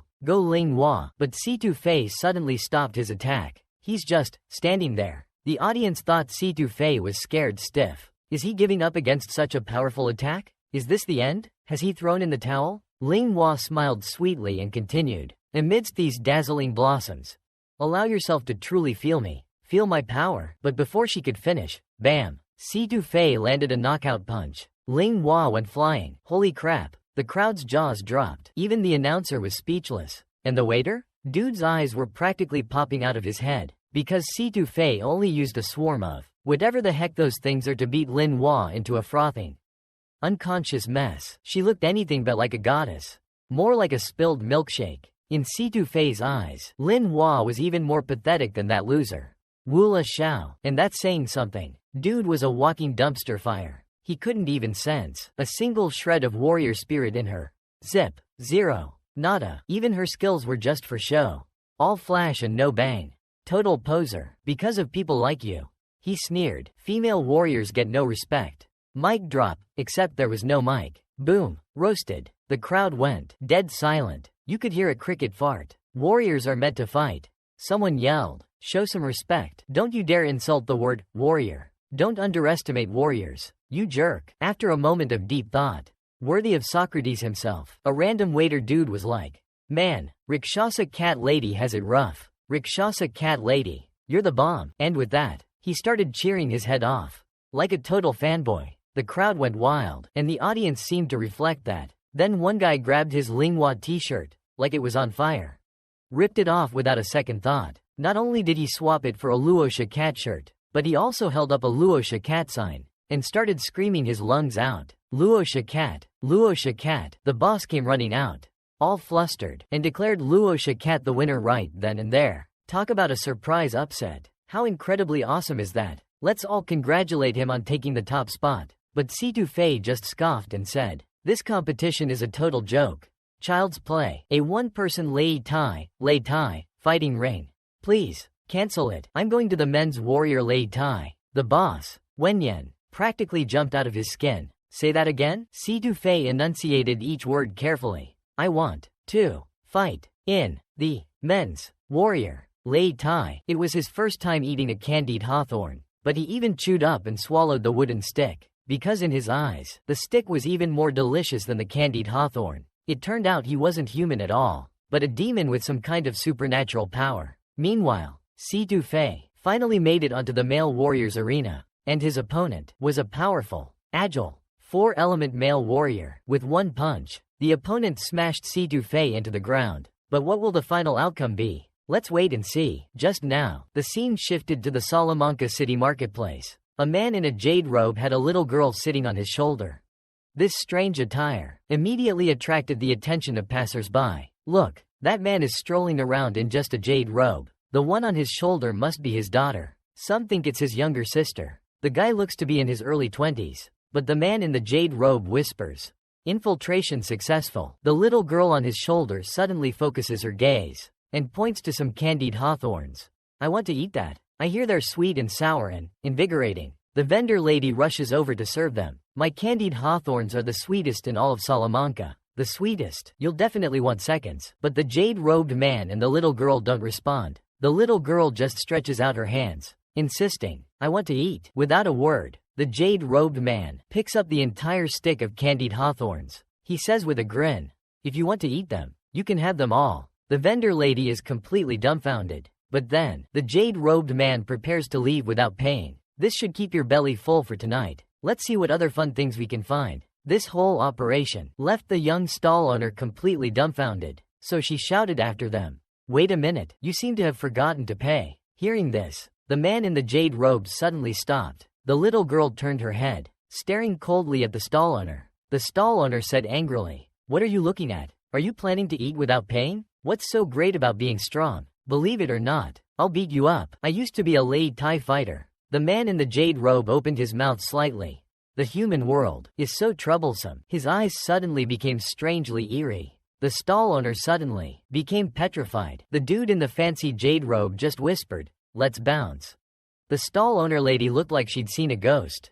Totally spooked, she just shuffled off like a zombie, back to her booth. Meanwhile, the little munchkin was chowing down on candied fruit, like it was no big deal. But then she dropped a bomb that made everyone's jaws drop. "Hey, Vice Captain," she says, "like, Captain-level fighters are already duking it out, and we're just chilling in this city, wasting some random human soldiers, and everyone's freaking out." Robe dude just closed his eyes like, "Seriously? Humans are such scaredy cats. I swear, when you finish your mission, let's paint the town orange. Whatever that means." Little Miss Munchkin's face lit up like a Christmas tree. "Paint it orange. Paint it orange. I want to paint it orange." She was so hyped she even swallowed her candied fruit stick whole. And before you know it, it was showtime at the arena again. "Alright folks, feast your eyes on this. We've got a lady warrior throwing down the gauntlet, demanding to rumble in the men's arena. This is a first, folks, a historical throwdown, never before seen in the annals of, well, ever." Eyes to my right. "Ladies and gents, let's give a big round of applause for our challenger. Riding in on her trusty steed, the fearsome four-core black, it's the lady warrior, Rakshasa cat." And the crowd goes wild. The place is going bonkers. Rakshasa cat, Rakshasa cat. "Rosa, wait, Rakshasa cat, this is totally wicked awesome." Our esteemed commentator chimes in. Initially, the fellas weren't exactly lining up to get their butts kicked. After a little huddle and some serious pep talking, We finally found a volunteer. Give it up for our brave contestant. Riding a 4-core white, it's the man, the myth, the legend, Iron Hand Razor. Razor's got that steely-eyed look. Folks, he means business. Both warriors rocking those quad-core processors. And get this, it's a rare black versus white core showdown. Our commentator lays down the law, explaining the rules of engagement. Don't cripple your opponent, and definitely don't turn them into a sworn enemy. Now, let's move on to the handshake. Razor slowly extends his right hand. It's a pleasure to meet you. Rocha Cat, if the boss hadn't promised a bonus, I wouldn't be shaking hands with a she-warrior like you. Can we talk about this? Hearing this, Situfei's outstretched hand suddenly stops. Razor says coldly, let's just go easy on each other. How about we call it a draw? That way you save face. And I avoid embarrassment. Situfei doesn't respond. Razor says fiercely, am I not being clear enough? Situfei turns and walks away dismissively. You won't even shake my hand? Razor is left hanging, feeling quite humiliated. Well, looks like you've dug your own grave. Pal, can't say I didn't warn ya. Screw the rules. I'm not playing by anyone's book. Sound of shattering concrete as he stomps the ground. Surprise. Mother F asterisk asterisk asterisk asterisk. Razor launches a surprise attack from behind. Situfei didn't expect that sneaky little ninja move from Razor. Talk about a cheap shot. Luckily, he'd already gone full beast mode. Black and white flying state. With a slick sidestep, he dodged the attack like a boss. Razor, ever the cheeky one, quipped, like my blade. Pretty boy? Another attack, this time aimed at Situfei's chest. Gonna carve you up like a Thanksgiving turkey. Razor boasted, time to say goodbye to your upper body. Situfei couldn't react in time. Oh snap. And he gets slammed into the ground like a pancake. Ouch. The crowd goes wild. Holy moly. What just happened? Did she just kill him? No way. OMG. There's a dead body in the ring. Razor was cocky as hell, thinking one hit would send his opponent straight to the shadow realm. Like, boom, headshot, kinda confident. Finito. Sure, maybe killing someone outright wasn't exactly allowed asterisk in the ring, but Razor wasn't exactly a rules are my jam kinda guy. More like, rules are for suckers. Piss him off and your life expectancy drops faster than a Bitcoin in a bear market. He's all smug, picturing the victory celebration, when bam, out of nowhere, a slender hand, like something out of a fancy perfume ad, pops up right in front of his face. Razor's like, whoa, Nelly, total freakout. He backpedals faster than a politician caught in a lie. What in the actual heck? He's probably thinking, is there, like, another dude in the ring I missed? But then, everyone's jaws hit the floor because Rakshasa Cat, who was just sliced and diced like a veggie platter, is suddenly back in one piece. Like magic, the crowd's losing it. What the fresh hell is this cat? Did this furry freak have a get-out-of-jail-free card up its sleeve? Situfei just smirks, all devilish-like. Pops was right, he thinks. Turns out, near-death experiences are great for unlocking hidden talents. The crowd went absolutely wild. The energy in the arena was electric. Is this the power of Rakshasa Cat's Black River? What kind of sorcery is this? Well, I'll be a monkey's uncle. This is incredible. Rosa Cat, Rakshasa Cat, what a name, what a cat. And Situfei's Black River ability immediately caught Razor's attention. He wanted in on the action. Gotta get my hands on that power, Razor thought, scheming away. Suddenly, bam, a swift attack came out of nowhere. Turns out, he used his agile core skill, training shot technique. Fancy, he moved so fast. He left after images, like a ninja, but Situfei just calmly closed his eyes. What's he up to? Left fist cocked, like he's drawing a bow, then a right hook. Boom, if he dodges both of those. Situfei thought, my final punch will be a real doozy. Full power, uppercut, and with that, he opened his eyes with a flash. Razor was stunned. What the? How did he know what I was thinking? But the next second shocked him even more. Just as he was about to charge, a hand suddenly appeared and gripped his arm tightly. Before Razor could react, Situfei attacked him from above, grabbing his right arm and firmly controlling both of Razor's hands. With a powerful kick, he slammed Razor to the ground. Blood spurted from Razor's mouth. Dealing with you is actually quite simple. Just need to control your hands. Success. While Situfei was at the South Station, the boxing ring was witnessing a triumphant rise. Wild, finally fused with the last bone. Woohoo, elemental control achieved, but still not on my own steam. Dang it, human breathing techniques are useless. These crystals don't respond to Lamaze classes. Gotta get stronger without relying on that demonic power. But evil is the only way to sense these crystals' power. Talk about a catch-22. So, in the end, still gotta rely on that freaky king's power inside me. Little does he know, Robe Dude is watching, like a creepy stalker. But Robe Dude thinks he's just being paranoid. Spoiler alert, he's not. Little Bean, you ready to rumble? Let the joyous city smashing commence. Someone's got issues. Meanwhile, Razor's got a serious case of the post-beatdown grumps. What in the world is your power? We're the same level. But nobody puts Razor in a corner. Famous last words. Si-Du-Fei's hands darted towards his chest. Aiming for vital points, Si-Du-Fei coldly uttered, "Your rhythm is off." Only then did Razor realize that his left arm was paralyzed, numbed by a precisely placed strike. This isn't the Green River fighting style. How could a Black River fighter like him use it? But Razor was a seasoned warrior, a veteran of countless battles. You think you can beat me barehanded? Don't be so arrogant. With that, his right hand materialized a spare fist weapon. The owner and MC, Yi Jane, exclaimed. As expected of Razor with a 42% synchronization rate, he can control two weapons simultaneously. Just as he finished speaking, Razor's right fist slammed towards Si-Du-Fei's face. Si-Du-Fei remained unmoved. As a black void slowly materialized before him, a hand appeared beneath Razor's foot. Another hand grabbed his arm. Razor was completely dumbfounded. Not only was his attack effortlessly neutralized, but he was pushed back off balance. He stumbled backward, completely bewildered. So that's how it is. Only then did Si-Du-Fei understand the ability he possessed, manipulating space, glimpsing the future. Meanwhile, the boss observed Si-Du-Fei's every move. Luo Xiaomao's synchronization rate was skyrocketing. In his hand, he held an expensive, high-precision synchronization detector. Although not as accurate as lab equipment, its portability made it popular. His synchronization rate was already a high 42%. But now it had suddenly surged to 64%, and it was still climbing. At that moment, in Si-Du-Fei's mind, flashes of fragmented images zipped through his mind, and then, it all came flooding back. Every gruesome detail of Bone Burial Castle, the reason for his bizarre, uncanny abilities, all thanks to that she-devil witch. Seriously, what a pain. That infernal woman was responsible for the creation of the fearsome four horsewomen. Meanwhile, Razor, once brimming with pre-battle swagger, now looked like someone stole his lunch money. And his dignity. How is your synchronization rate so high? Who are you? Before he could finish, bam, a blue spatial dome materialized above him.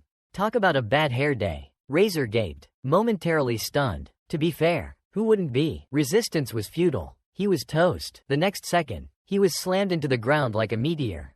Ouch, the crowd gasped, jaws hitting the floor. Good heavens, what in the world was that power? Is this Rakshasa cat seriously this strong? Razor, still dazed, wiped the dirt from his mouth. Damn it, I'm number 10 on the male leaderboard. How can I lose to this female warrior? I'd rather die than yield. Si-Du-Fei, however, had a look of disdain. Since you're so full of hot air. With that, he increased the pressure of the spatial confinement. Then today, I shall grant your wish. Just as Si-Du-Fei was about to unleash his final blow, Razor on the field instantly surrendered. I surrender. I surrender. From now on, I, Razor, will be known as Soft-Edged Razor. Boss Shi excitedly announced the results. To think that Razor, known for being a tough guy, would actually surrender. This is truly unbelievable. Such a handsome Rakshasa cat. Congratulations to Rakshasa Cat for winning this arena match. Suddenly, the arena erupted in a tsunami of cheers. Rakshasa Cat, sister, slay me. Boss Shi gestured towards Si-Du-Fei, aka Rakshasa Cat, and asked, well, hotshot, you feeling lucky? Wanna keep this party going? What's it gonna be? Lay it on us. Si-Du-Fei, cool as a cucumber, slowly turned his head and just stared. Alright, drama queen, bring on the next challenger. The crowd went absolutely bonkers.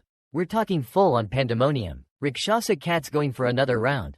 This guy's insane. He's so freaking awesome. Go Rakshasa Cat, Rakshasa Cat, Rakshasa Cat. Go, go, go. Fireworks exploded overhead. Because why not? It was like New Year's Eve in freaking July. Let's watch Rakshasa Cat fight till the break of dawn. Meanwhile, back at the training grounds, our man Shing was huffing and puffing like he'd run a marathon. What the heck? I've been at this for hours, and I still can't feel a single darn elemental vibe. Not even a little wiggle from that crystal. Normal earth magic won't cut it. This thing's stubborn, but in my past life, I've got zero experience with this kind of thing. This whole element fusion business. It's only in this life that I've even encountered this new type of power. And now he's after the last one.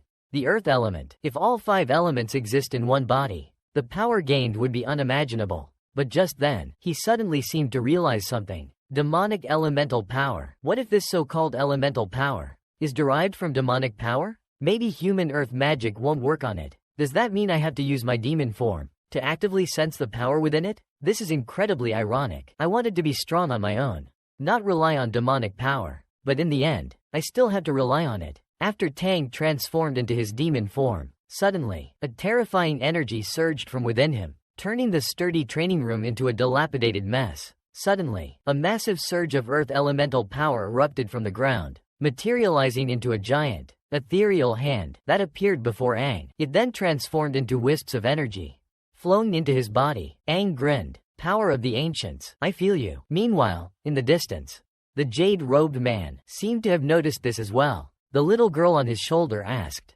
puzzled, what's wrong? It turned out the jade-robed man's name was Ji Nio, wise bird. He pondered for a moment. Nothing. Perhaps I'm overthinking it. But Xiaoduzi, little bean, are you ready? I've been training you since Erqi, 2 flags. I've always had high hopes for you. Don't disappoint me. If you complete this mission successfully, you'll earn the qualification to advance to Wu Kai. Wenyan Xiaoduzi squeezed his eyes shut, but a second later, he suddenly opened them. Yes, I'm ready. With that, a surge of purple energy erupted from his body. Let the city-wide slaughter begin. It's showdown time. Stuffy is finally going head-to-head with the #1 ranked fighter. After he consecutively defeated several level 4 male fighters, a heavy thud echoed as a menacing club cracked the ground. Yin Feiying emerged from behind Stuffy, exuding a terrifying killing intent. He was on a completely different level compared to the previous fighters.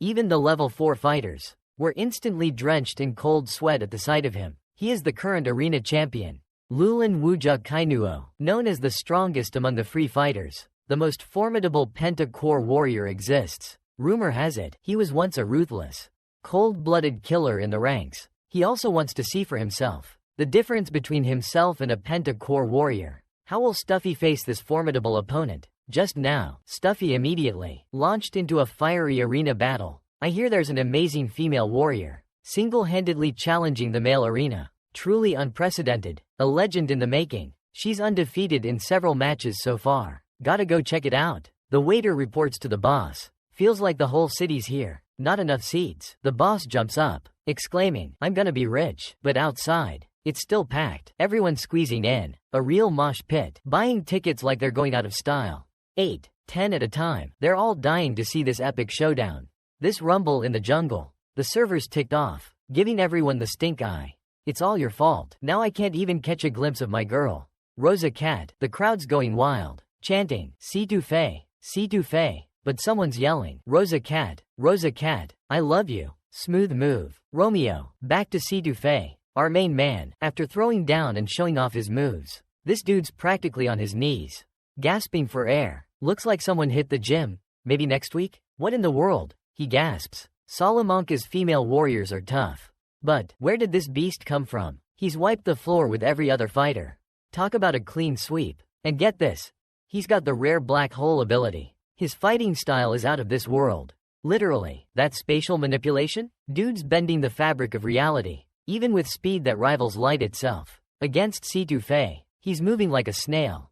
Burn. His movements are always predictable. He's definitely more powerful than he looks. He's got to have more than just spatial abilities. He's probably got some hidden tricks up his sleeve. The warrior thought he was pretty hot stuff. But against C2 Fei, he's getting schooled. C2 Fei's defense and offense are both smooth as butter. If I lose, I'll be the laughingstock of the century, he said, summoning an energy pen into his hand. C2 Fei glanced at it calmly. You want to play pen fight? I'm a big fan of pen fights myself. Let's see what you've got. With that, a diamond pen materialized in his hand. Without a word, he lunged at the warrior. Using his spatial abilities to close the distance and accelerate, he appeared before the warrior in a flash. The warrior gritted his teeth. Are you freaking kidding me?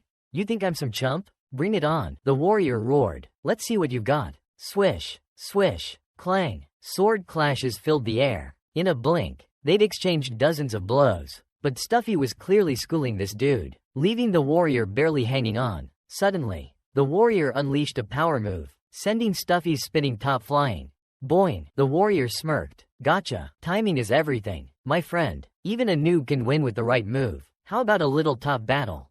Huh? You can't beat me at this game. He held up his top, and it started to hum and vibrate.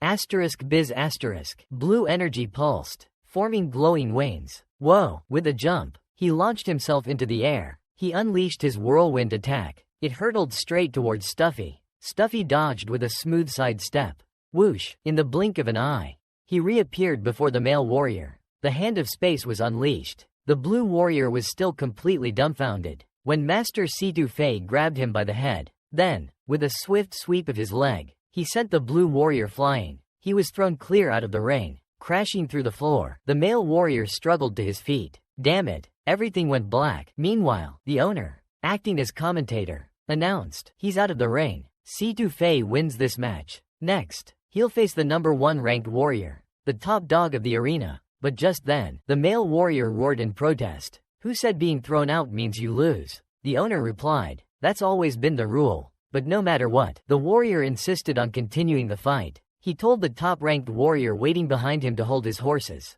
As the two were arguing, a massive club-like weapon suddenly smashed down, splitting the ground. A warrior wielding a long alloy club suddenly appeared. The previous warrior felt this terrifying aura, and his head immediately drooped. This club-wielding warrior slowly walked past the two. The warrior from before was so scared he gulped, because this man was the #1 ranked warrior, the undefeated champion for 6 consecutive months. He was known as Salamanca City's strongest 5-core warrior among the freedom fighters. He even possessed the strength of a vice-captain. Let's give a warm welcome to the champion warrior. Cairo, the Lulin dancer, was up next. The audience started buzzing, gossiping like old biddies at a bingo night. Rakshasa Cat's going straight for the champ?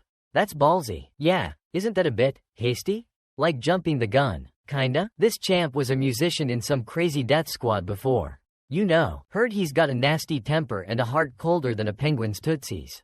Some fighters just forfeited when they heard his name.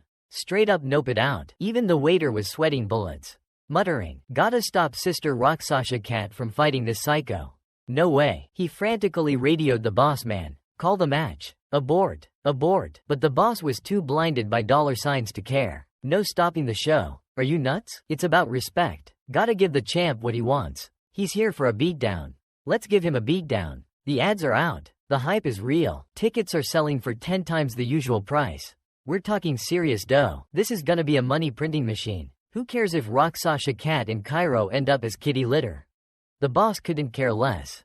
This ain't his circus. Ain't his monkeys. Cairo just stood there, chillin' like a villain, radiating serious, don't mess with me vibes. Like nuclear levels of don't mess with me. He's giving Stuffy the death stare. You know, the I will end you look. But Stuffy's no slouch. She's got that try me glint in her eye. Girl wants to know what's up. Just how big is the gap between her and a 5-core warrior? Time to find out. Cairo breaks the silence. Smooth as silk. You're a captivating warrior. You know that? Laying it on thick. I've seen all your fights. Every single one. Creeper alert. That freaky space power and your crazy prediction skills. He's a fanboy. Even among 4-core warriors. You're a total badass. High praise. But, you know, I kinda wanna pulverize you into goo.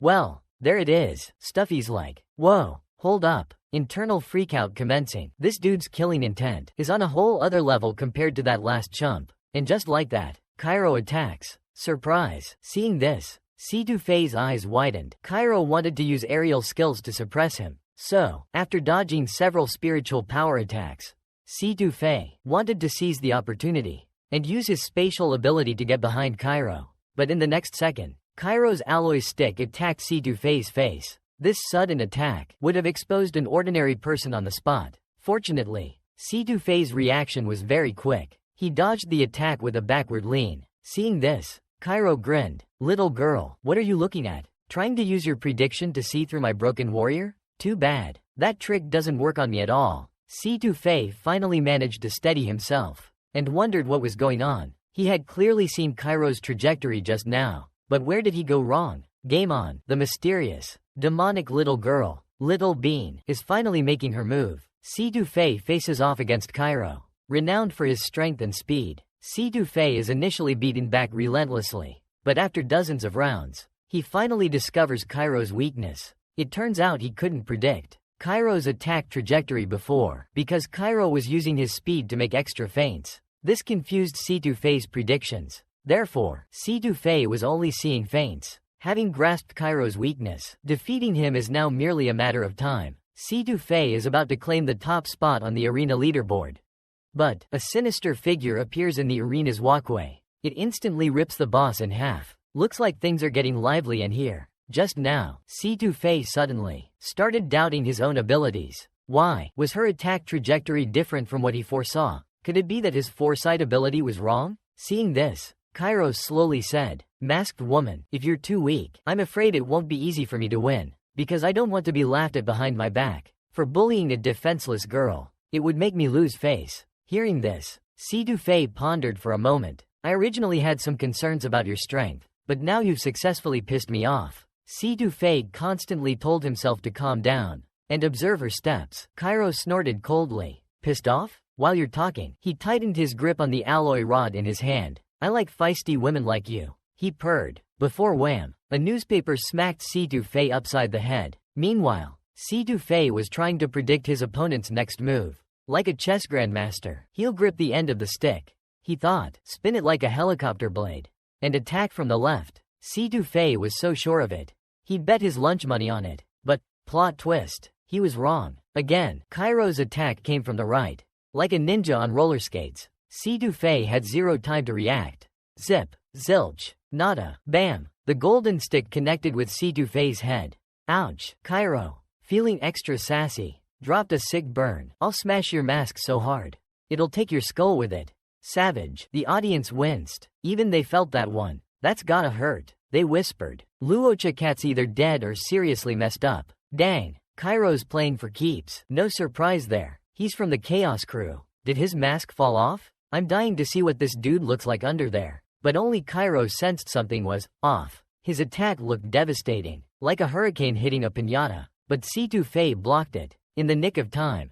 Si Dufei had actually used his opponent's force against him, but that was crazy fast. That's why the audience thought Si Dufei got smashed. Si Dufei was shocked too. If he hadn't felt the impact, he would have forgotten Kairo was a Red River warrior. His speed and strength were way beyond Si Dufei's, and he was a 5-core warrior. To boot, finally, Si Dufei understood. It wasn't a problem with his bathroom, but Kairo using his speed to pull a fast one and confuse him. What Si Dufei saw were just feints. To beat this kind of opponent, he'd need his black box's space-time abilities, and he had to go on the offensive. With that, he stomped the ground. Before Kairo could even react, a blurry figure zipped right in front of him, but Kairo recognized it instantly. It was Si Dufei's freaky space-bending trick again, and he was trying to get the upper hand.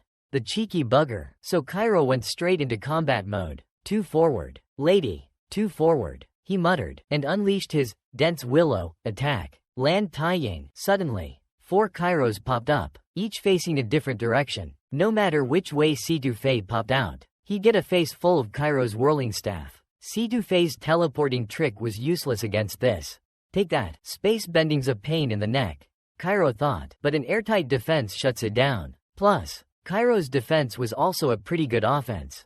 2 birds, 1 staff. Suddenly, a furious gray tornado erupted, and within it, crackled red lightning bolts. Zap. Holy moly. Kairo's whipping up a storm fit to level the city. Good thing this is a sanctioned arena match. Otherwise that explosive power would have turned this whole building into rubble. Kairo, chilling at the center of the chaos, throws some serious shade, saying, "Little lady, let me guess where you're hiding, so I can whack you like a mole." Bam. Next thing you know, Si Dufei pops up right under his feet. "You underestimate my spatial manipulation skills, buddy." A flash of freaky light, and Kairo's leg erupts in a geyser of blood. He timbers backwards like a chopped down redwood. Si Dufei? Yeah, that was all her handiwork. Crash. Mr. Big Mouth Kairo eats dirt. Hard. Legs sliced open. Can't even stand up. Ouch. How'd you get under my feet? He sputters. That ain't no simple space jump, but can directly penetrate the environment. Hearing this, Si Dufeichao glanced up. "Since your speed poses a threat to me, then I'll start by limiting your speed. Don't worry, this kind of injury will heal in a few days. If you beg me now, I can also use the Green River to help you recover. It wasn't until then that Cairo realized his carelessness and underestimated the power of the Black River. But his momentum is indeed quad harmony. Si-Du Fei just looked at him quietly. Now you're like a torch. If you want to continue, this lady will accompany you to the end. Suddenly, a tsunami of shouts erupted in the arena. Rosa Cat is awesome. Rosa Cat is mighty. Rosa Cat, I love you. Rosa Cat is too strong. Quad harmony beats quint harmony with no resistance. At this moment, the waiter also heard the commotion from the arena. What's with all the racket over there? Could Sister Rakshasa Cat be getting humiliated? That Cairo guy is known for being brutal. Sis was a bit too reckless. How could 4 boxes possibly win against 5? I had to stop this match no matter what. But upon entering the arena, the sight before him left him utterly dumbfounded. Rakshasa Cat had the absolute upper hand. Could it be? Is the male warrior champion about to be dethroned? The waiter finally snapped back to reality. As expected of Sister Rakshasa Cat, Boss Stone's voice boomed once again. Now, if you purchase the first edition of the Rakshasa Cat limited edition commemorative fan badge, you're guaranteed to double your money when you resell it. Only 1.000 pieces available. What are you waiting for? Kid, get over here and cover for me. I'm gonna hawk some more merch by the entrance. Every second is money right now. Remember, get the crowd pumped. Really work 'em up. The waiter grabbed the microphone from the boss. Rosa Cat, sister, let me witness your moment of glory. I've got your back with the cheering section. The waiter launched into a passionate, almost screaming commentary. Could this be Rosa Cat's day? Is he going to take home the championship belt? Will he be crowned the king of the ring? Let's find out. The atmosphere in the arena reached fever pitch. Rosa Cat, asterisk, note. Assuming a typo and correcting to consistent name. Rosa Cat, we love you. Rosa Cat will prevail. The boss was grinning ear to ear. At this rate, I'll be rolling in dough within a month. This Rosa Cat is a goldmine. My own personal money printing machine. But as the boss just stepped out of the competition tunnel, he found a little girl standing behind him. So he stopped immediately. Whose child are you? Why are you standing here alone? You can't just stay here. Are you lost from your parents? Hearing this, the little girl said one word. Parents? Little Bean doesn't have parents. Seeing Little Bean's appearance, the boss was instantly scared silly.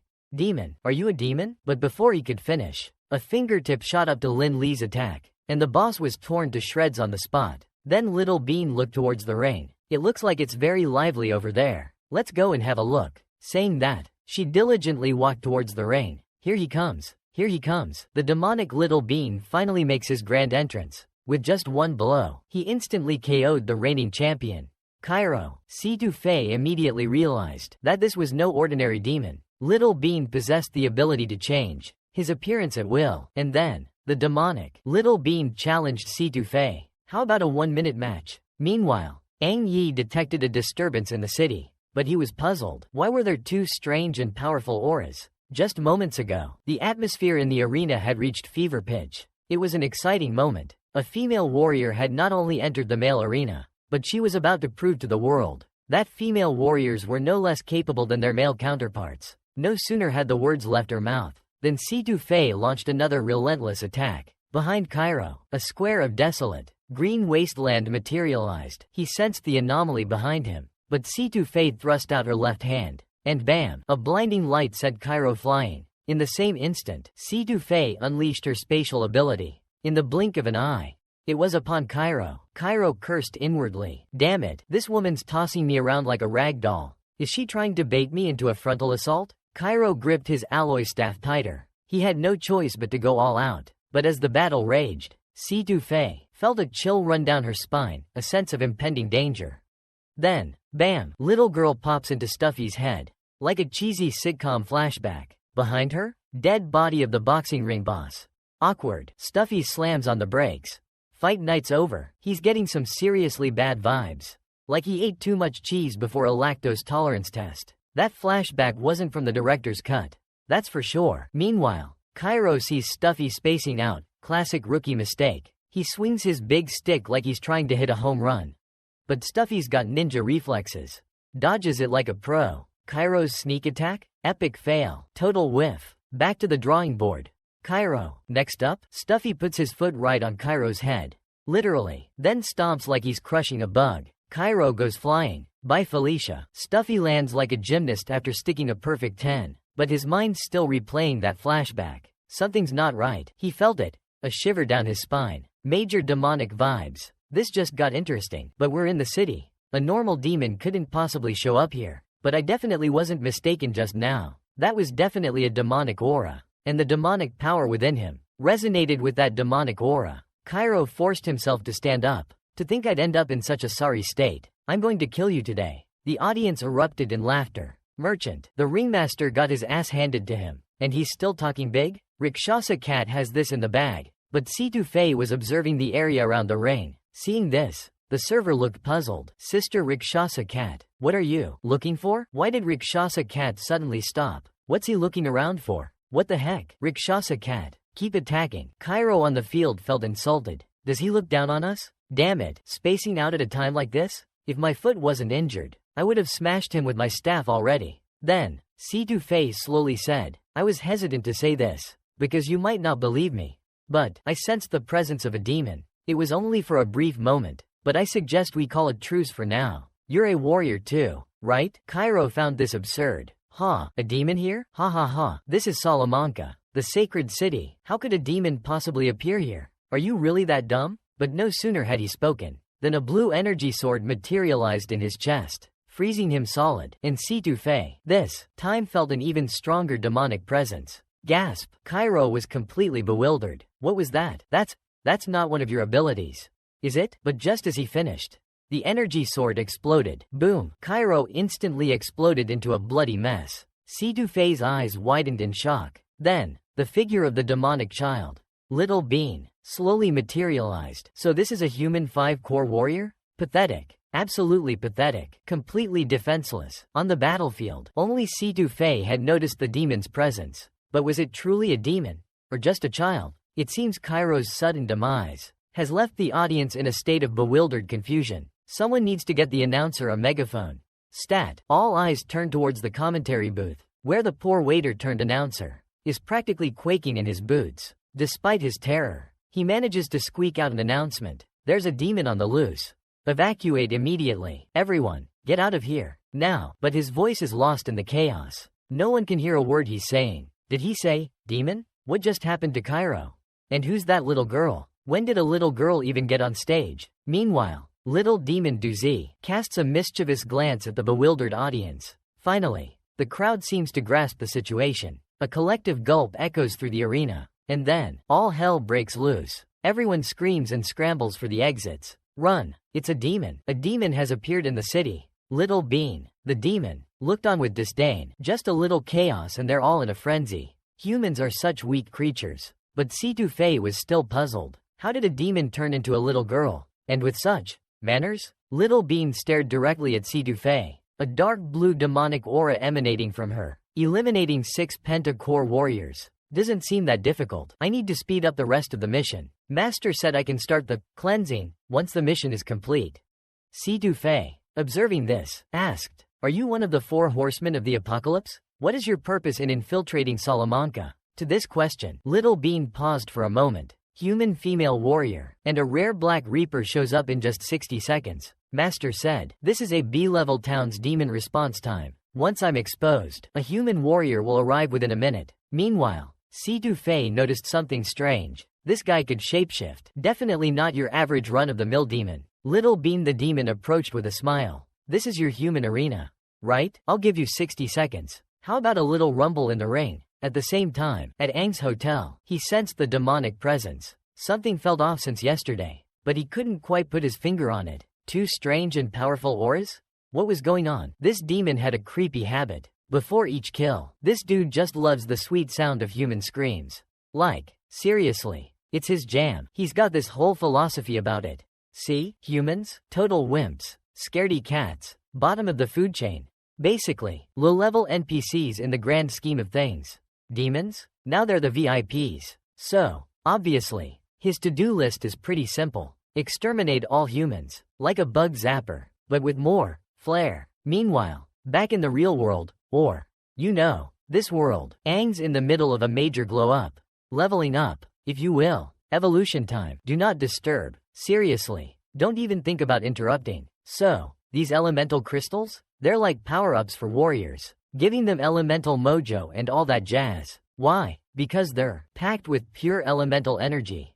Like a 5-course meal for your inner wizard. But if you vibe with them just right, you can pinpoint the exact element you need. Like a magical GPS for power-ups. Just gotta tap into that sweet earth element, and boom, earth, wind, fire, water, heart. Wait, wrong franchise, but you get the idea. 5 elements acquired. Next step? Mix them all together. Like a magical smoothie. Who knows what'll happen? It's gonna be epic. Or maybe just explode. Stay tuned. Meanwhile, the arena's exit tunnel was jammed with people trying to escape. Out of my way. Don't be a roadblock. Yaw filthy animals. Screams of terror and desperation filled the air. Little Bean reveled in the chaos. A twisted grin spreading across his face. The shrieks and cries of agony were music to his tiny, demonic ears. Master G Nio always said, humans are easily frightened. Inferior beings. Fear is a base emotion that causes them to lose their cool and any semblance of rational thought. But we demons? We're not so easily swayed by feelings. Our actions and judgment are far superior. Situ Fei suddenly realized he couldn't be fooled by this kid's innocent appearance. This was a high-level demon, a force to be reckoned with. Speaking, this devil thinks differently than the others. Situ Fei probed cautiously. Who is this wise bird you mentioned? How many of you sneaked into town? But before he could finish, Little Bean launched a swift attack. Tick-tock, you've only got a minute left. Situ Fei, ever the beefcake, activated his spatial powers. Little Bean's eyes widened in sudden alarm. Spatial manipulation? And it feels so familiar. Such a potent aura. Who granted you this power? Then, connecting it to dark spatial energy, he gasped. Could it be that top-tier being? Situ Fei quickly adjusted his mask, as expected of a high-ranking devil. Such pure agility-based energy. You guessed the source immediately. But who is this being you speak of? Looks like I gotta squeeze some intel out of this little runt.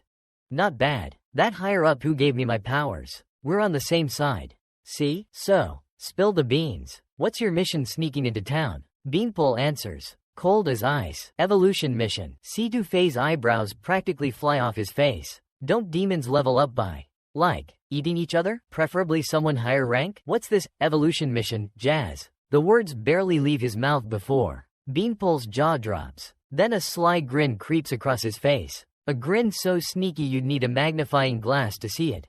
That whole, eat your buddies thing you're talking about, that's for low-level demons. Amateur hour stuff. He tiptoes closer to Situ Fei, all menacing like, we've got way more evolved methods. Situ Fei's jaw hits the floor. Again, there are other ways to become a super demon? He just has to ask. Do any other soldiers know about this intel? And we need to figure out who that being actually is. Their identity. But just then, Little Bean grabbed his arm. Your lies are ridiculously childish. If you were one of us, how could you not even know this? You actually think you can fool me? With that, a surge of dark, demonic power erupted from her. Situ Fei instantly realized he was screwed. His plan was completely blown. There was no time to use his spatial abilities. In the next second, a sharp blade lunged towards Situ Fei's cheek. Without any other choice, Situ Fei immediately threw himself sideways. But Little Bean's attack was too swift and precise. She unleashed a flurry of blade strikes in an instant. Even though Situ Fei reacted quickly,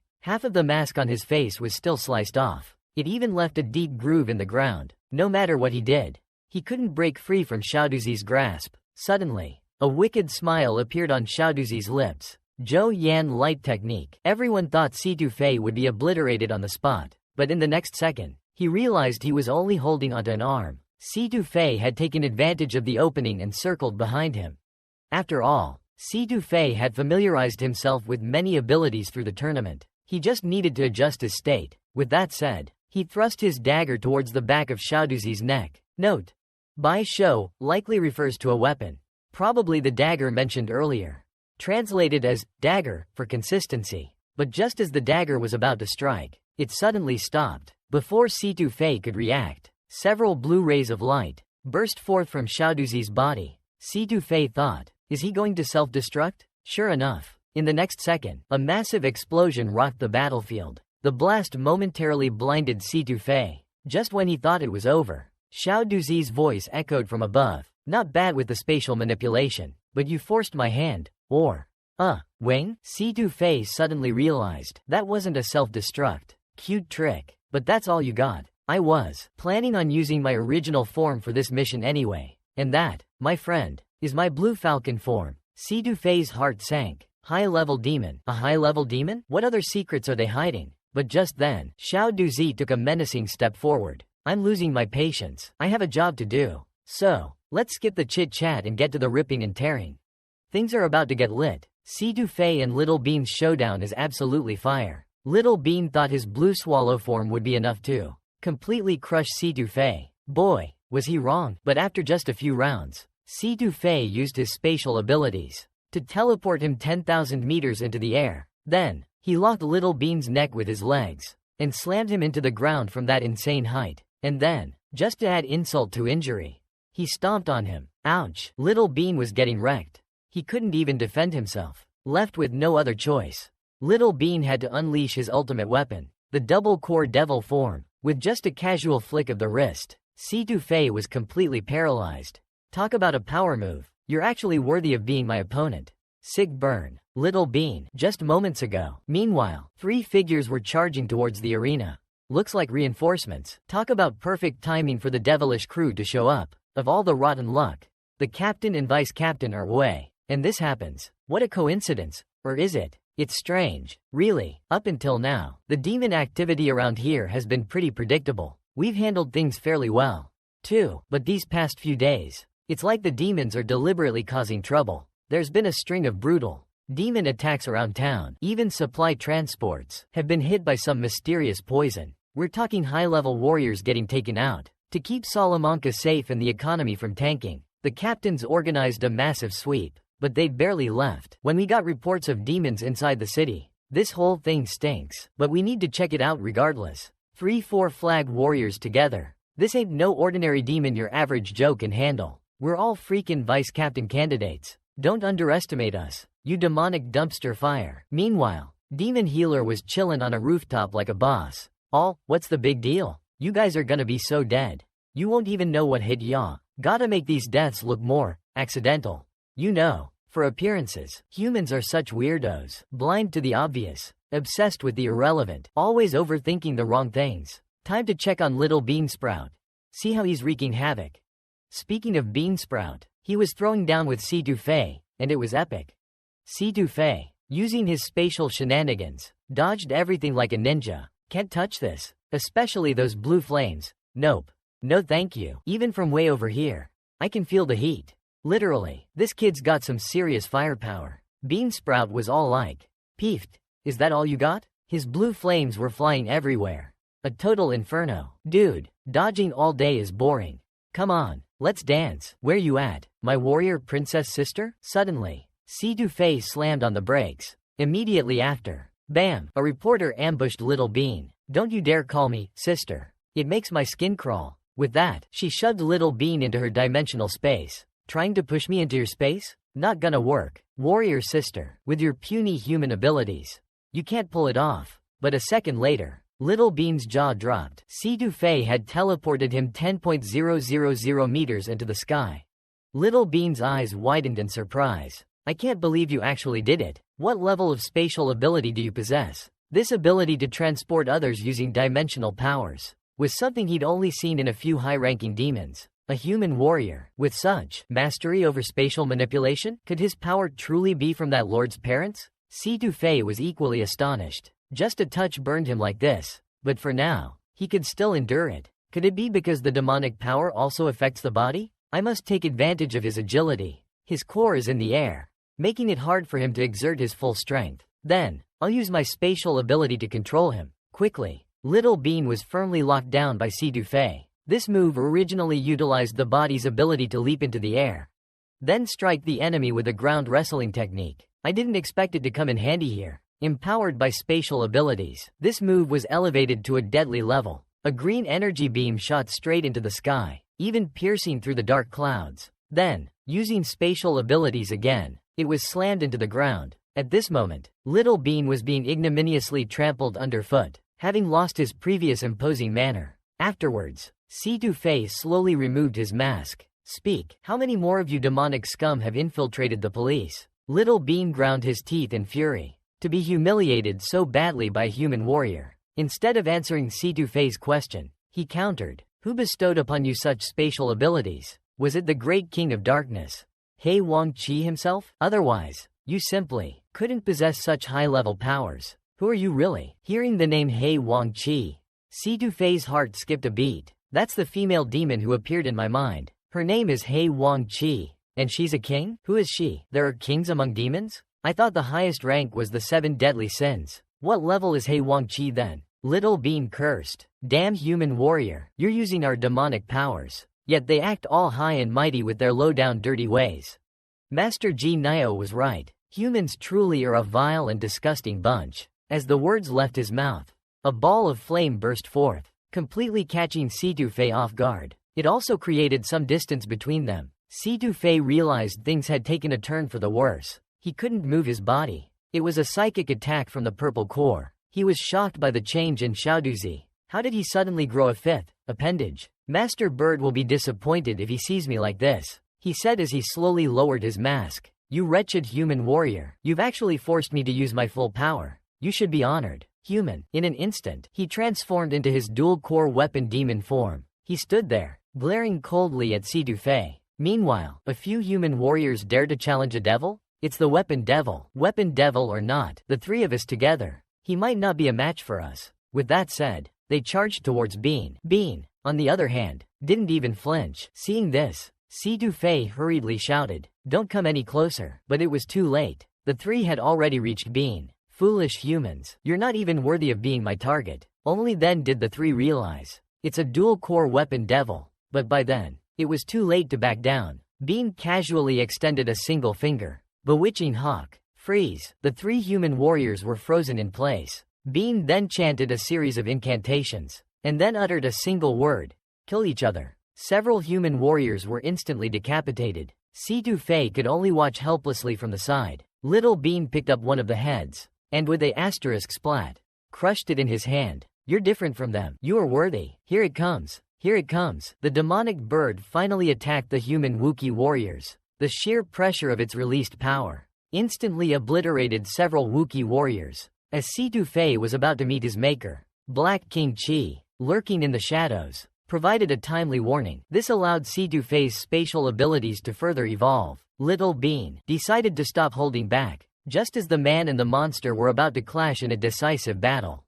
That sneaky little G-bird quietly snuck into Aang's training room just moments ago. Then Little Bean looked at Si Dufei with disdain. Aren't you curious about my objective here? Well, today I'll satisfy your curiosity. As a high-ranking demon, I can qualify for evolution by completing a trial mission. And my mission? Eliminate 6 weapon warriors and Master Tu Chang. To make things easier, those troublesome main and vice captains have been lured outside the city. Otherwise, fighting them together would be a real headache. However, the remaining weapon warriors in the city aren't enough. Although you're only a 4-riding warrior, judging by your strength, you qualify as a target. Hearing this, Si Dufei rapidly processed the information, thinking about how to respond. Wu Chi's dual-core power is just too overwhelming. I'm no match for him in my current state. But just then, Aang's image suddenly popped into my mind. Strange. Why would I think of him now? Because in all my previous battles, whenever danger arose, Aang would always step up. But now, I had to face this alone. Suddenly, Little Bean spoke up, interrupting my thoughts. Alright, I'm done wasting time. Thanks for the entertainment. As he spoke, he drew the surrounding flames into his hands like a giant stag, then stomped the ground, shattering it with a mighty roar. Purple curse acceleration. Die, human. He lunged towards Si Dufei, quickly reaching him. But just then, Si Dufei's pupils suddenly widened, and the figure of the Black King Chi appeared in his mind.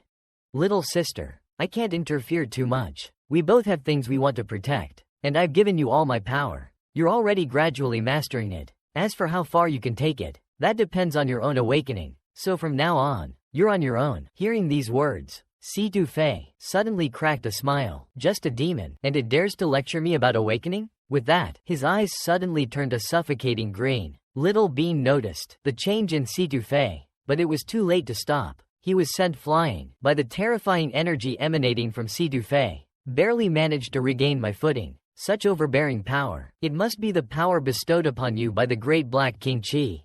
You're clearly a human warrior. So why do you possess the power of the great Black King Chi? Could it be that the great Black King Chi has betrayed his demons?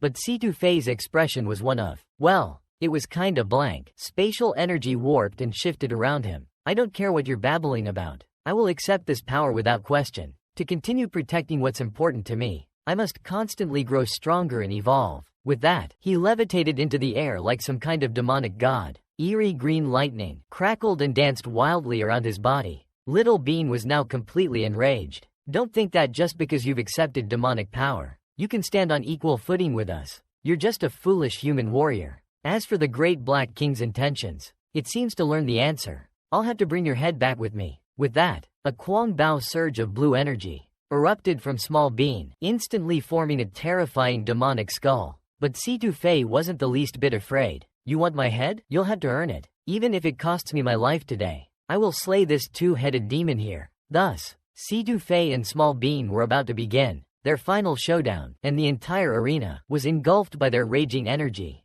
Jin Nio smiled, looking towards the sky. I really hate this awful weather. All that rumbling is so noisy. Just then, a voice came from behind him. What are you doing at a time like this?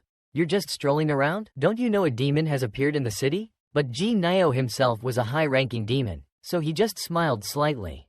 A demon in the city? Are you going to bother him? His expression suddenly turned cold. Are you going to kill him? The human warrior was instantly enraged. Answer my question. Are you a resident of this town? Where is your exact address? Do you have any identification? Because a humanoid demon has appeared in the city, we need to investigate all suspicious individuals. Jin Nio said. I'm just a peaceful passerby. Don't be so worked up. He reached into his pocket. I'll get my ID for you right now. The wise bird fumbled around in its clothes for a good while, but didn't pull anything out. The watching soldiers were left speechless, but it kept digging around, oblivious to their stares. The human soldiers were about to lose it, but then, the wise bird did something that made their jaws drop. After all that searching, it made a heart shape with its fingers, you know.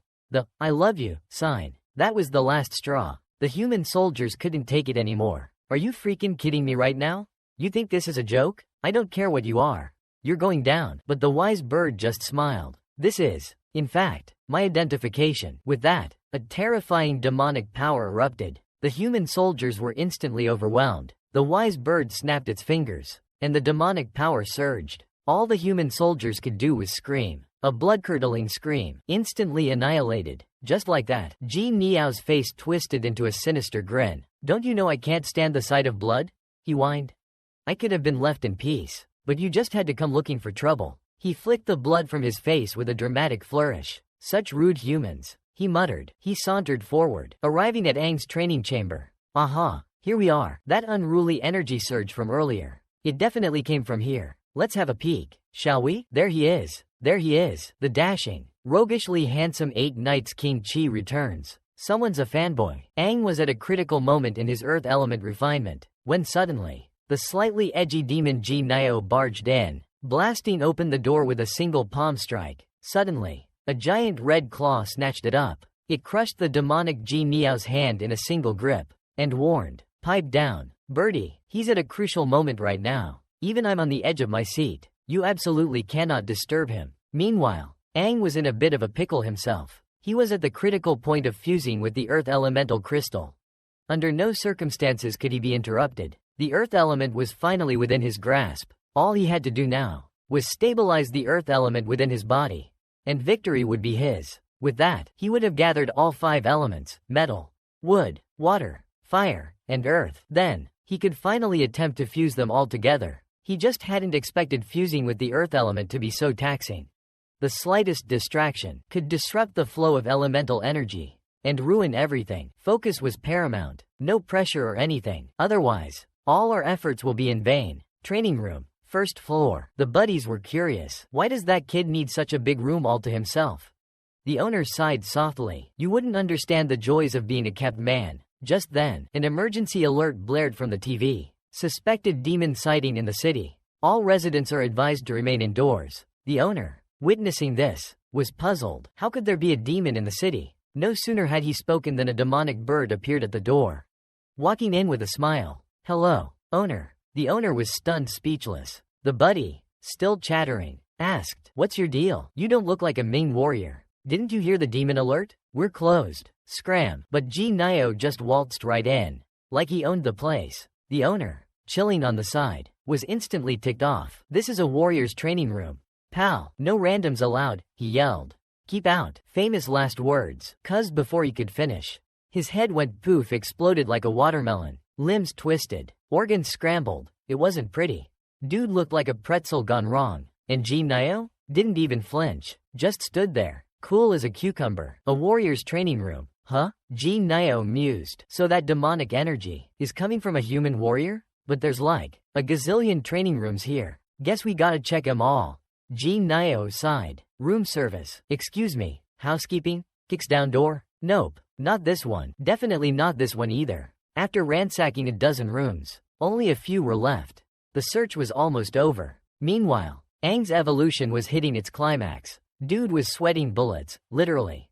This was getting intense. Must concentrate. Just a little bit further to go. The demon Niao's footsteps slowly echoed from outside. Only one room left. This room is quite luxurious. After probing with demonic power, as expected, it's a human warrior. Better say hello first. With that, a giant hand slammed against the training room door. Meanwhile, a large red hand appeared from within. After Niao's charged attack, he was shocked. How is this possible? With such force, the door wasn't broken? There seemed to be a very familiar aura inside. This feeling, he froze. This power, so strong, so familiar. Suddenly, red claws reached out from within the door. In one swift move, he grabbed Niao's right hand, pinning him down with such force he couldn't straighten up. Upon closer inspection, lo and behold, it was the beloved and long-awaited King Chi.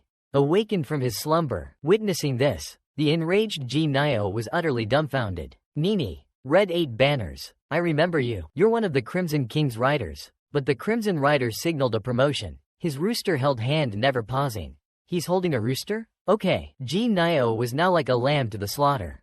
Or maybe a sitting duck. Shush. Keep it down. He's in a crucial phase right now, he said, winking and glancing back. "Even I'm on the edge of my seat. We must eliminate all noise." With that, a red energy enveloped them both. Nio, his previous swagger gone, now looked like a total goofball. "Are you the legendary king?" "It's Lord Wang Chi." Hearing this, Kai Wang's face clearly showed displeasure. "Legendary? Huh? I didn't expect to have already become a legendary existence. Those guys are living quite comfortably. You should be a subordinate of Death Chi. Compared to before, how is their current strength?" Hearing this, Nio immediately knelt down. "Yes, I am a subordinate of Lord Death Chi. My lords, you have always been the strongest of our clan. Of course, that includes you as well." As soon as Lord Wang Chi said this, Kai Wang Chi just shrugged dismissively. "As for me, in my current state, I wouldn't dare claim to be the strongest." Saying this, he glanced at the distant arena. "You have good strength as well. You should be one of Wang Chi's capable subordinates. I sense another demon within this city. Is that your associate?"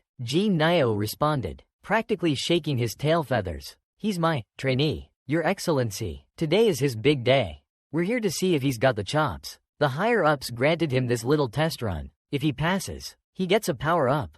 Think extra spicy chicken wings for his soul. Wen Yan's face practically twisted into a pretzel. "You mean the massacre innocents and raise the city test?"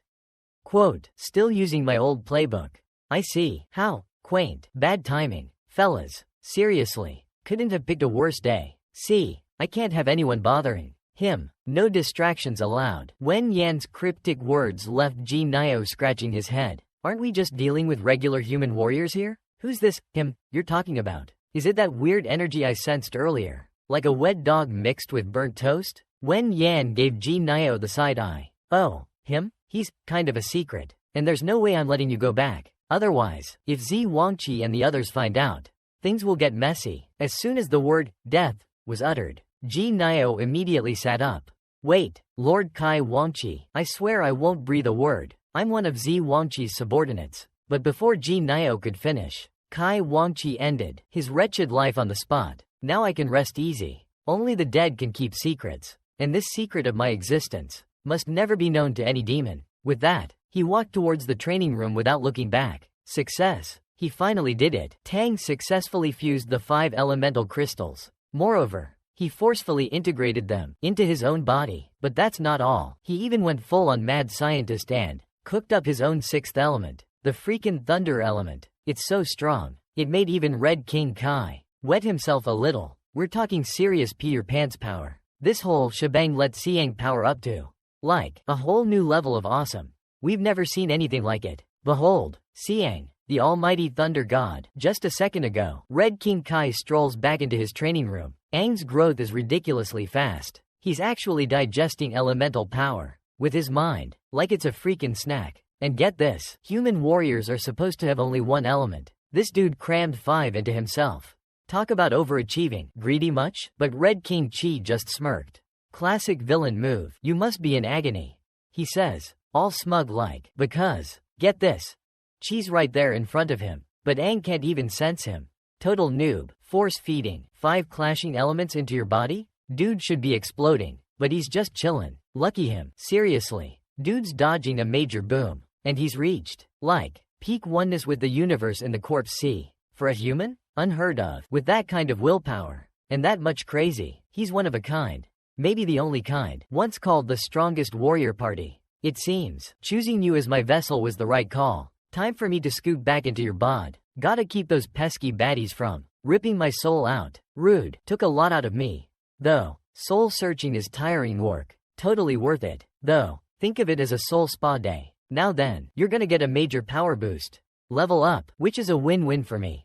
Obviously, just as the Crimson King was about to peace out, Aang's 5 elements started sparking like a faulty firework. The Crimson King was all like, wait, what is that? Lightning? Suddenly, Aang was all charged up, like a human Tesla coil, and above his training room, the skies went full on dramatic. Thunder boomed. Even the mighty 8 Night Kings were like, whoa, dude, couldn't help but mutter, what in the Book of Changes is going on? The thunder in the sky grew louder and louder, like a cranky dragon clearing its throat, and with it, a furious lightning storm began to brew, like a celestial barista whipping up a frappe of doom. Then kaboom, a lightning bolt zapped the training hall's skyscraper. Like Zeus himself had a bad case of the Mondays. Even the earth shuddered, as if saying, whoa, Nelly. When the thunder finally calmed down, the building was toast, reduced to rubble, like a cookie after a dunk in milk. Even Wang Chi only survived thanks to his trusty magic shield gadget. Talk about a close shave. That thing totally saved his bacon, or whatever magical beings eat. The Crimson King's night was all like, wait, what just happened? Was that lightning? Seriously? But then he got a good look at Aang and realized, holy moly, this dude was trying to wrangle 5 elements at once. Talk about overachieving. He was trying to cram them all into his body like a clown stuffing himself into a tiny car. Even the Crimson King's knight, who'd seen it all, was like, nah, no way, can this guy actually pull this off? But then, boom, 5 elements surged into Aang's body all at once. He clenched his jaw, gritting his teeth against the onslaught. Wings suddenly sprouted from his back. Majestic and imposing, beams of white light erupted from within him, and Aang let out a primal roar that shook the very foundations. Lightning crackled, bursting through the training hall and soaring into the sky. Even the Red King rider watched in stunned silence. I may have underestimated this human. He not only evolved into a Wookiee, but he's mastered and fused 5 elements to create a never-before-seen 6th element, lightning. This white lightning, it's something even I find unnerving. As the lightning around Aang intensified, the Red King rider's form began to dissipate, flowing back into Aang's body. Meanwhile, Si Fei sensed a powerful disturbance. This sky-piercing lightning energy. What in the world is that? Seizing the moment when Si Fei was distracted, Little Bean launched a swift attack. Where do you think you're going? But Si Fei's reaction speed was now many times faster than before. Relying solely on demonic power, he blocked Little Bean's attack. Human, your strength surprises me. Just with your 4 horsemen state, you can unleash such immense power. Truly worthy of the power from the Black King's rider. But Si Fei quickly realized that if this continued, he wouldn't last much longer. Even if he had awakened the power of the 4 horsemen, he was facing a high-level demon with dual strange cores. The captain in the city should have received the news soon. He had to change his tactics now. Use the power of space to buy as much time as possible. But Little Bean immediately saw through his little scheme. Don't think I don't know what you're up to, he said. And with that, bam, a fist rocketed towards Si Fei's face. Luckily for Si Fei, his demonic power-up let him barely dodge Little Bean's attack. Close one. Just then, chunks of space materialized behind Si Fei. With a asterisk whoosh, he flung the space chunks at Little Bean like a cosmic frisbee. Using the distraction, he put some distance between himself and the bean. He regained his footing, looking all cool and collected, and summoned more space chunks to form a protective shield. Fancy. Turns out, this was all thanks to some solid fatherly advice. When you're not sure, you can squish your opponent like a bug. Dad said, create some space, observe their moves, find their weakness, exploit it. You know, dad stuff. Then, strike with deadly force. Classic dad. And C2Fei was following dad's playbook to a T, taking advantage of this. But Little Bean just cracked a sly smile. Heh. The power of space, with Little Bean at the center. Strange. Pulsating waves of purple energy suddenly erupted. Turns out, Little Bean seized the moment to unleash his skill. Subduing Melody, C2Fei instantly realized he was screwed. A psychic attack? Little Bean's attack abruptly stopped. C2Fei could barely use his spatial power to defend. But Little Bean, with a cheeky grin, immediately used his energy sword to pierce C2Fei's calf. Blood spurted out like a geyser. Defeated, C2Fei had to withdraw his spatial power. Facing Little Bean's relentless assault, he was totally out of options, even with his healing ability. But a wound like this ain't gonna heal itself in 5 minutes. Pal, Little Bean scoffed, full of himself. Any town we set our sights on becomes a ghost town. It's a guarantee, even if I messed up. Which, let's be honest, never happens. But say, hypothetically, my master, Brainy Bird, was here, he'd flatten this place like a pancake. Easy peasy. Unbeknownst to Little Bean, Brainy Bird was already toast, thanks to the Red Cane. Ouch. Bottom line? This town's on borrowed time. So give it up, just surrender already. You're toast. And with that, boom, a giant blue-purple blast of energy went flying. C2Fei was pretty much ready to kiss his butt goodbye. This is it, I'm dead meat. But just when he thought he was done for, an even bigger blast of white energy jumped in front of him like a superhero. Little Bean's jaw dropped. He couldn't believe his eyes. My attack, scattered by lightning? Quote, no way. But what made Little Bean truly despair was, in his eyes, Stuffy's savior was a Wuchi devil. But Stuffy felt a familiar presence, a sense of knowing.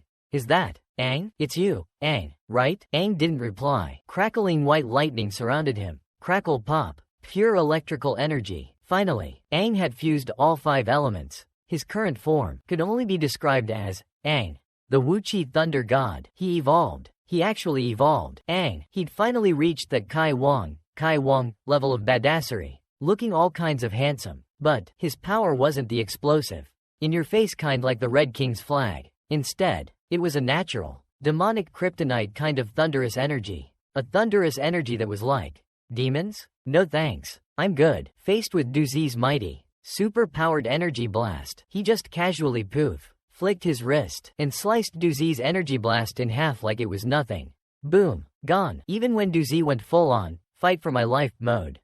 Desperation power and everything. This guy just yawned and brushed it off like a fly. Effortless. Hold up, he says. Don't go lumping me in with these clowns. My job? To wipe out every last one of you chumps. Mic drop. Meanwhile, Duzi, little rascal that he is, was totally geeking out over this new guy. Like, whoa. Who's this? So he's all, hey, who are you anyway? Curious Little Bean, C2Fei, also trying to figure things out, chimes in. Are you Aang? Aang just glances back at him, and then, bam, signature smirk. You know the one. It's me, Aang. This guy across from us is pretty tough. Fei, you're doing great. Suddenly, Aang's eyes lit up, looking at Fei's current state. Could it be that he also obtained demonic power? C2Fei kept warning, be careful. Aang, that guy on the other side is a dual-core demon, and not just any ordinary demon. He's a high-level demon with powerful abilities. Wong said, Fei, don't worry, a high-level demon. Huh? High-level demons are exactly what I deal with. Xiaoduzi also sensed the demonic aura emanating from Aang. You're also a warrior, and the aura around you is the same as that female warrior's. You both possess the aura of our demonic brethren. However, before he could finish, Aang interrupted him. What? Your aura? Don't you dare lump us in with your kind. We specialize in slaughtering beasts like you. Crackling lightning danced in his hands, sizzling with menacing energy. Little Bean's hair stood on end. This was getting freaky. His lightning, it's seriously creepy. He thought, gotta take this guy down. And fast. Before anyone could react, a massive wave of energy erupted from Little Bean. Aang looked completely bewildered. What just happened? C2Fei lunged forward to block the blast, but Aang stopped him with a hand to his forehead. Easy there, champ. You're still hurt. We've got this. Suddenly, Furious white lightning crackled in Aang's hands. He roared, Thunder Serpent. Name, skillfully split Duzi's energy attack right down the middle, transforming it into two powerful, razor-sharp blades. The arena floor was sliced clean in two. As the smoke cleared, Duzi couldn't believe his eyes. That attack was pure, concentrated energy. How could it be split apart? What the heck was that lightning power? Even Named was surprised. Looks like this fusion, he thought, created something truly remarkable. This lightning energy seemed to have a natural advantage against demonic forces. He remembered the agonizing pain when the five elements fused within him. He felt like he was being obliterated, electrocuted from the inside out. The pain nearly knocked him unconscious. He thought it was just the elements clashing, but now he realized it was the birth of this mysterious lightning power. Now let's see what happens when we use it on a demon.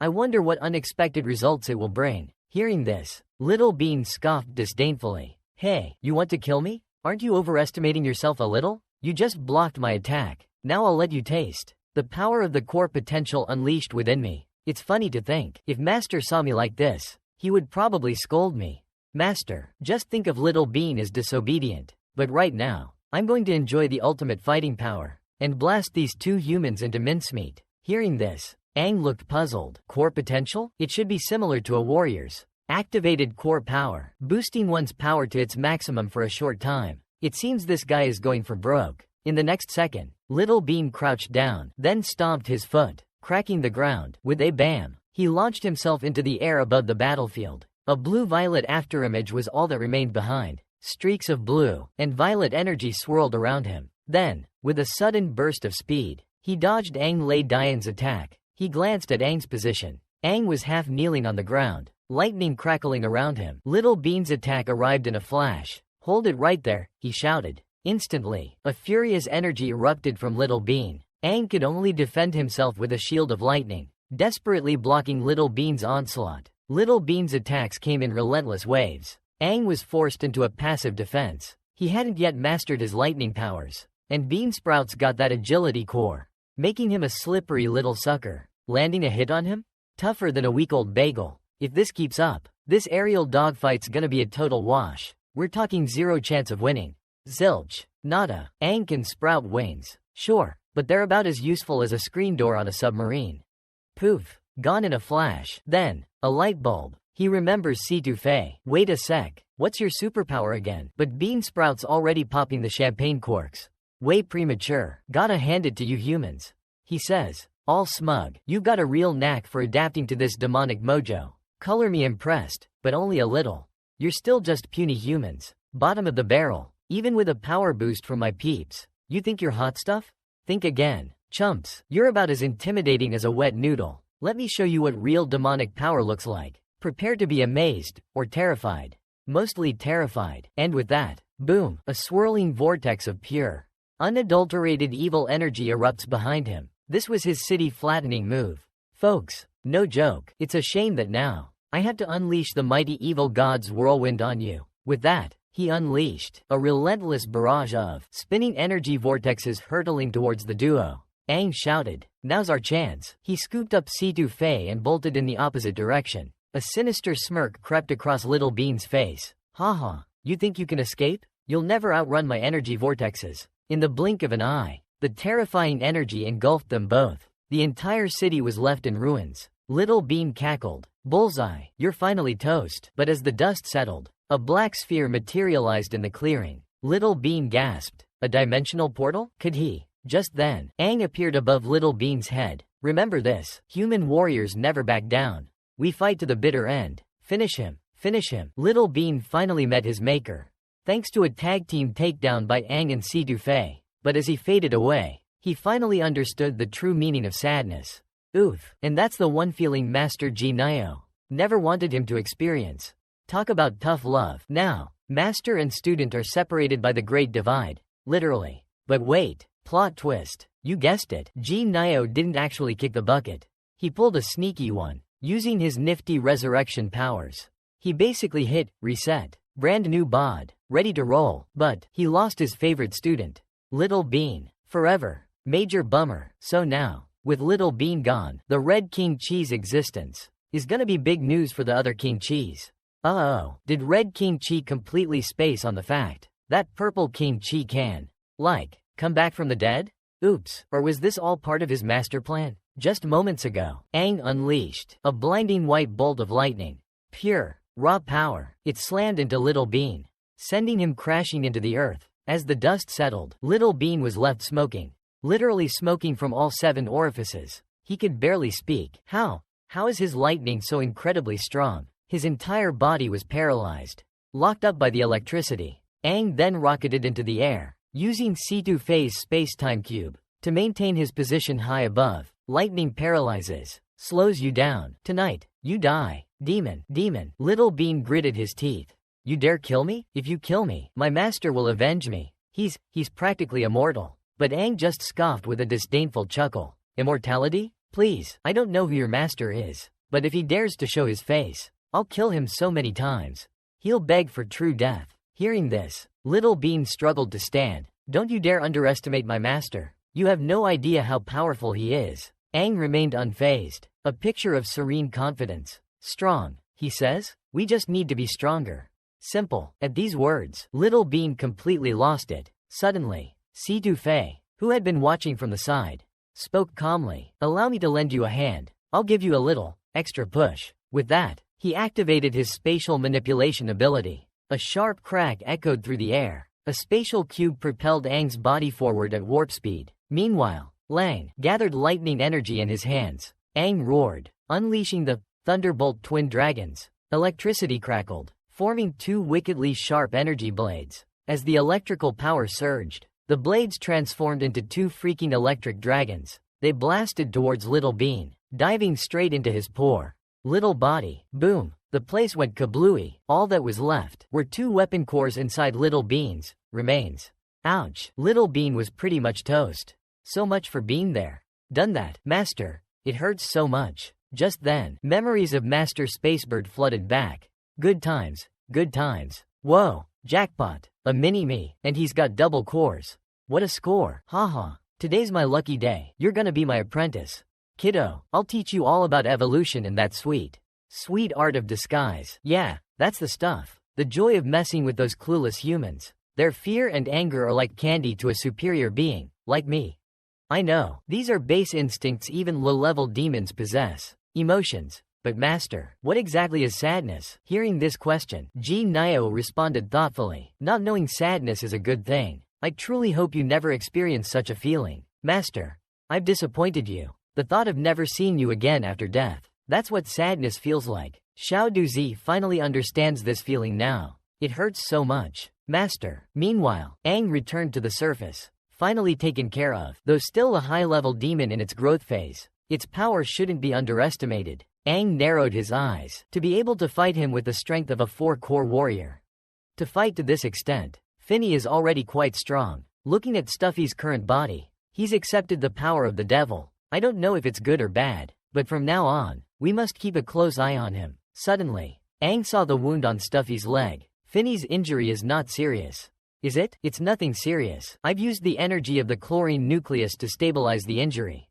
But this injury is more serious. To fully recover, I need to find a quiet place. But just at this moment, a surge of energy suddenly came from the distance. It's the aura of a human warrior, and their strength is quite extraordinary. It should be the captain and warriors who left the city earlier. Coming back, this attack, it seems, this was a calculated move by that devil and his master. They pushed forward, luring all captain-level warriors out of the city. This night was likely part of their plan as well. We could have explained the situation with the devils to them earlier.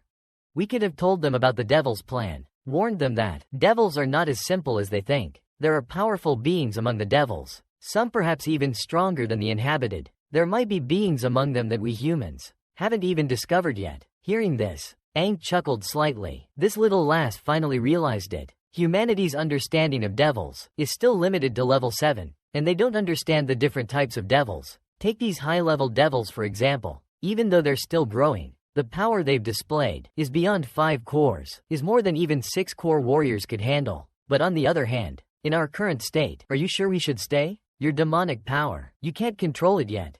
Can you? You should know that my strength, beyond that of ordinary warriors, comes from harnessing demonic power. Now you're the same as me. But the other human warriors don't know that. How do you think they'll treat us? Let's get out of here first. With that, he stomped, cracking the ground, and launched himself into the air. I'll find a place to get you healed. Then we'll continue on our journey. Meanwhile, back in the training room, Ji Niao's body suddenly twitched. His severed hand on the floor began to move slowly, crawling back towards his body. Around his body, waves of green healing energy emanated, but Ji Niao was incredibly weak. He barely managed to use the ground to push himself up, and crouched there, gasping for breath. Good thing I can regenerate. Otherwise, I would have been toast. Wang Qi is terrifyingly strong. I need to report this to Death. His Excellency, the evolution mission needs to be aborted, and Xiao Duzi brought back. But in the next moment, a sense of dread washed over him. Xiao Duzi's presence had vanished. Rage consumed him, learning who murdered his beloved apprentice. His protégé Xiao Duzi, the usually sunny Ji Niao,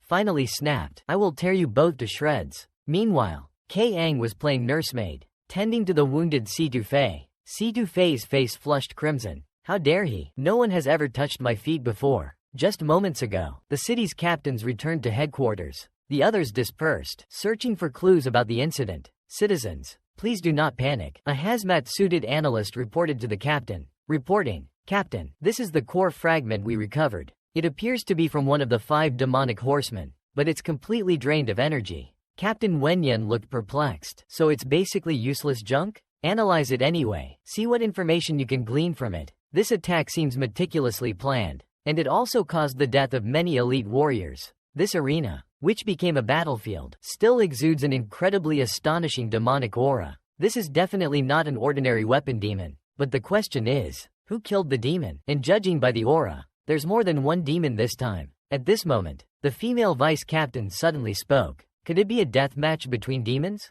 Perhaps a demon even deliberately protected the town? The analyst was still pondering. An incident is my time to shine. I feel like the captain has been intentionally paying attention to me lately.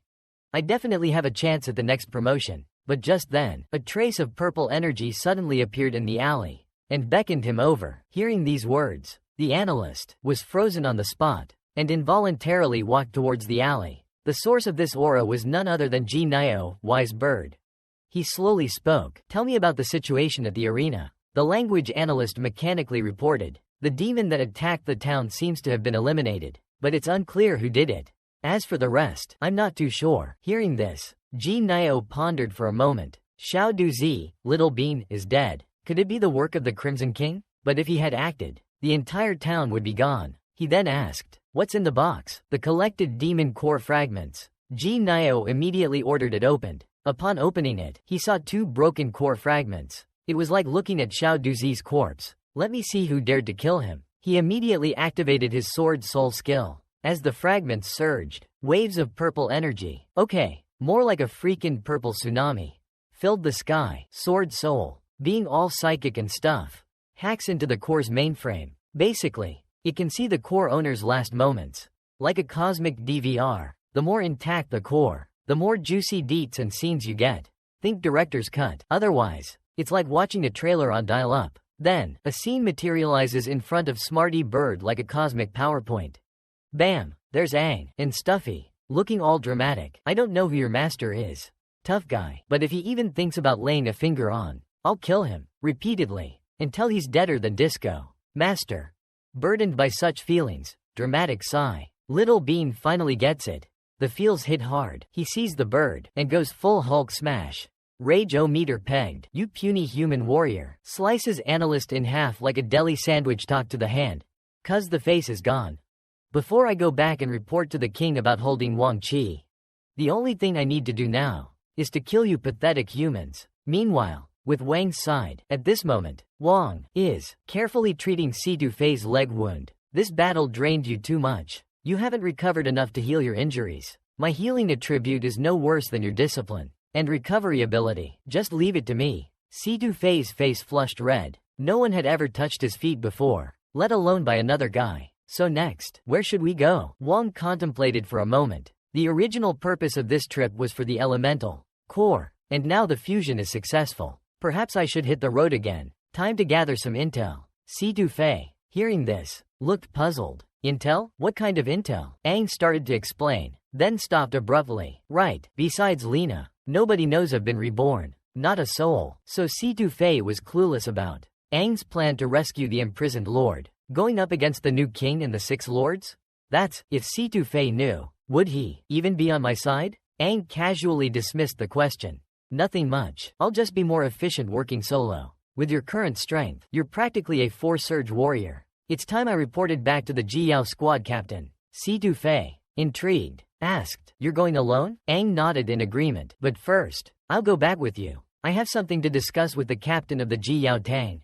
Your wounds are healed now, but you might experience some soreness after the muscle reconstruction. Take it easy and rest for a while." 3 days later, the two returned to Herlo City. Keiko was bored, swatting at flying birds. So boring. I wonder when Aang and Fei will be back. It's really too dull without them. Jian Zhuang Li Ji smiled faintly. They're probably busy leveling up. Keiko, and we can't fall behind them. Keiko replied, I know, but it really is boring. I want to go out and train too. Leveling up in Herlo City all day is way too slow. But just then, a voice suddenly called out, if you think it's slow, as your fearless leader, how about I take you guys out for a level up session?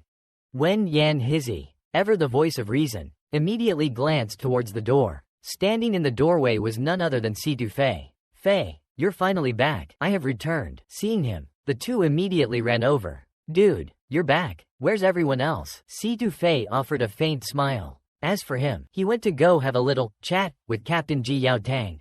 He's requesting to renounce his status as a Herlo City warrior. Hearing this, the two wore expressions of utter disbelief. What? Renounce his warrior status? The boy barely moved a muscle. Yet he left the instructors on the field completely stunned. All because the boy, using only one hand, blocked the instructor's attack. After just a single round, the competing instructor was completely defenseless. He then said with a look of disdain, I suggest the three of you instructors come at me together. But what angered the instructors even more was that the boy asked to revoke his hero's city warrior status. Just now, Aang went to the Radiant Hall instructor and explained his intentions. Hearing this news, the Radiant Hall instructor was shocked. Revoke your city warrior status? It's not impossible to revoke it, but you must have a valid reason. Seeing this, Joel smiled slightly. So, now that your level is higher, you look down on our hero's city? Wen Yanon hurriedly waved his hands. No, battalion commander, you misunderstand. I'm not some ungrateful backstabber. It's just, what I'm about to do is kinda delicate. I don't want to drag you all down with me. Or, the entire city of heroes. No pressure. This bombshell dropped. Instructor Hongmao's face was a picture of confusion. Drag us down? Heroes? What in the blazes? Aang, care to elaborate? Just a smidge? Giving up your warrior status isn't exactly a walk in the park. Aang scratched his head, looking utterly lost. Truth was, he had no clue how to explain this mess. If he spilled the beans, they'd probably think he was straight up crazy. Or worse, he couldn't exactly tell them. Hey guys, so I got reincarnated, and I'm planning a coup against King What's-His-Face number 6. Surprise. So Aang just went with, look, it's complicated, okay? Just trust me on this. I have my reasons. Seriously, I'm just trying to save your bacon. Feathers? Instructor Jiaotong, hearing this cryptic plea, I was practically doing the wave right there in my seat. But Joel just looked all nonchalant. The little punk, he's got that same rebellious streak I had back in the day. But red-haired drill sergeant over there was about to blow a gasket. So, let me get this straight. Joel, you're just gonna go along with this? He then shot a look at Desperate for Candy over there. Aren't you gonna say something to him? What if he's going off to do something dangerous? What then? Huh? Desperate for Candy drill sergeant's face was serious as a heart attack. Then, with a groan, he stood up. It's not that we don't trust you, Joel, it's that we're worried. Tell you what, if you can beat the three of us, we'll let you go. Deal? Red-haired drill sergeant just scratched his head. Defeated. Looks like he had to let these knuckleheads have their way. But Joel looked a little sheepish. Well, thing is, I'm kinda strong now. Really strong. But the three instructors smirked simultaneously. How about we change things up a bit? Consider this a little strength assessment after your time away. Which one of us wants a piece of this action? But Aang, brimming with confidence, declared, tell you what, to really put your minds at ease. Instructors, let's do all three of you at once. Meanwhile, with Situfei, you're saying Brother Aang is leaving Herlo City? And he's ditching his warrior status here too? So, that means, Brother Aang is cutting ties with us completely? Keiko had a gut feeling that something seriously shady was going on with Aang. Situfei hung his head. Defeated. Aang didn't give me the full story, but on the way back, Aang told me he had something he needed to do. Nowadays, this might seem a tad bit unconventional. Let's just say it's not exactly something folks would line up to endorse. It's all about Aang and his past escapades. Back in the day, he decided to poke the bear. Very big, powerful bear. Think top 1% kind of bear. He was basically playing a real-life game of Don't Tickle the Dragon, but with higher stakes. And, oh yeah, he had to bail out his BFF from said bear's clutches. Classic hero move, right? So, to avoid turning Hero's City into Bear Chow Central, he's back to hand in his warrior badge, basically saying, I'm out, peace. Fei's jaw hit the floor. Talk about a plot twist. He's all like, whoa, hold up, you really gotta ditch the warrior gig. Aang, maybe we can, like, lend a hand? We're pretty good at bear wrangling. Metaphorically speaking, of course. But Aang's like, nah, fam, appreciate the offer, but you guys are sweet, but you're playing checkers and this is a freaking chess match with a bear who also happens to be a grandmaster. Even if you knew the whole shebang, which you don't, you'd be bringing a spork to a lightsaber duel. Ouch. Burn. That's all I got. Story time's over. Mic drop. Don't ask me for any more deeds. 'Cause I'm drawing a blank. Crickets. You could hear a pin drop. Well, that was awkward. Guess we just got served a big old slice of humble pie. Thanks, Aang. Ever since I met this dude, he's always looking out for his teammates. A real one. Willing to take a bullet for the team. He's someone I can always learn from. A true inspiration. He must have his reasons for doing what he did. Li Ji clenched his fists. Frustration etched on his face. But this feeling of not being able to rely on him, it just sucks. Big time. I'm not giving up. Keiko suddenly spoke up. Faye, you've always been the one who hates losing the most. That's why I respect you so much. Seriously. Mad respect. Are you really going to just give up now? Throw in the towel? Why don't you let us help you redeem yourself? Get some payback. Li Ji chimed in. Yeah, exactly. There are 4 of us in this squad. We haven't even had a chance to really work together yet. Do some damage. How can we just disband like this? Call it quits? Fei listened, a look of exasperation on his face. You guys, seriously? Hizzy pulled out a group photo of the 4 of them. A 4-person squad can't be missing a member. Can it? Hearing this, Fei's mouth twitched slightly. That's right. That Aang wants to go off on his own again. We can't let him run wild this time. Let's go find him now. The warrior's actual battlefield isn't bad. As expected, after venturing out, his horizons have broadened. He doesn't take the 3 of us instructors seriously at all. But don't underestimate us. We are Herlo's City's guardians. Herlo's City's irresistibly charming guardian trio. As soon as these words were spoken, the 2 felt dumbfounded. No one comes up with such a strange nickname. Not serious at all. You made up this nickname yourself, didn't you? Oh, you guys are really boring. Jian Zhuang Aang just smiled slightly. Excuse me, captains, but how will we determine the winner? The 3 spoke in unison. Naturally, by defeating the opponent with all our might. Do you think we're joking with you this time? If you insist on revoking your city warrior status, identity, then consider this an assessment. Although we know you're a talented warrior, and your strength has grown considerably,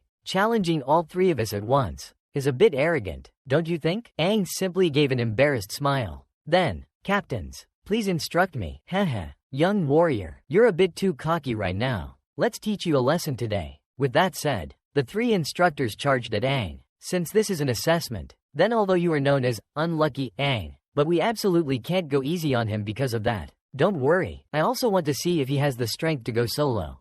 No translation needed. Sound effect. You 2 should also take me seriously as the vanguard. With that said, he stomped his foot, shattering the ground. In the blink of an eye, he attacked Aang's head, but Aang didn't panic at all. In the next second, with Aang as the center, a violent red energy suddenly burst forth. No translation needed. Name. He easily caught the Extreme Shining Hall instructor's fist. Even the Extreme Shining Hall instructor's fist trembled uncontrollably. The Extreme Shining Hall instructor was shocked. How is this possible? Captain, I told you, all 3 of you should come at me together. Busted. Aang finally showed his true. Aang accidentally let his demon form slip in front of the instructors.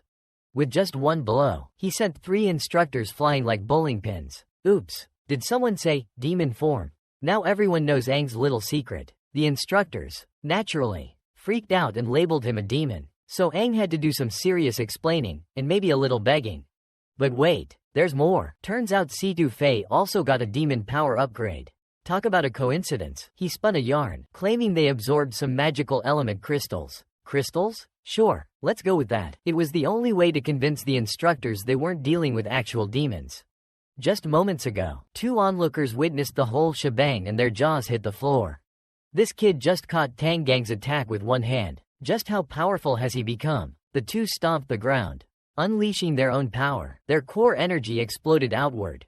Time to get serious. Looks like a one-on-one fight isn't gonna cut it. The 3 instructors knew they had to team up, unleashed a combined attack. Seeing this, Aang instantly transformed into his devil form. He had to avoid directly hitting the 3 instructors. Seeing Aang's devil form, the instructors' eyes widened in shock. In just one round, Aang sent the 3 instructors flying. Aang then retracted his devil powers, and softly whispered, "Tomb." Suddenly, countless massive vines sprouted from the ground, and firmly caught the 3 falling instructors. The instructors were dumbfounded by this scene. What was going on? Joel finally noticed Aang's devil form. "No wonder I felt something was strange about you during the Devil's Dynasty attack."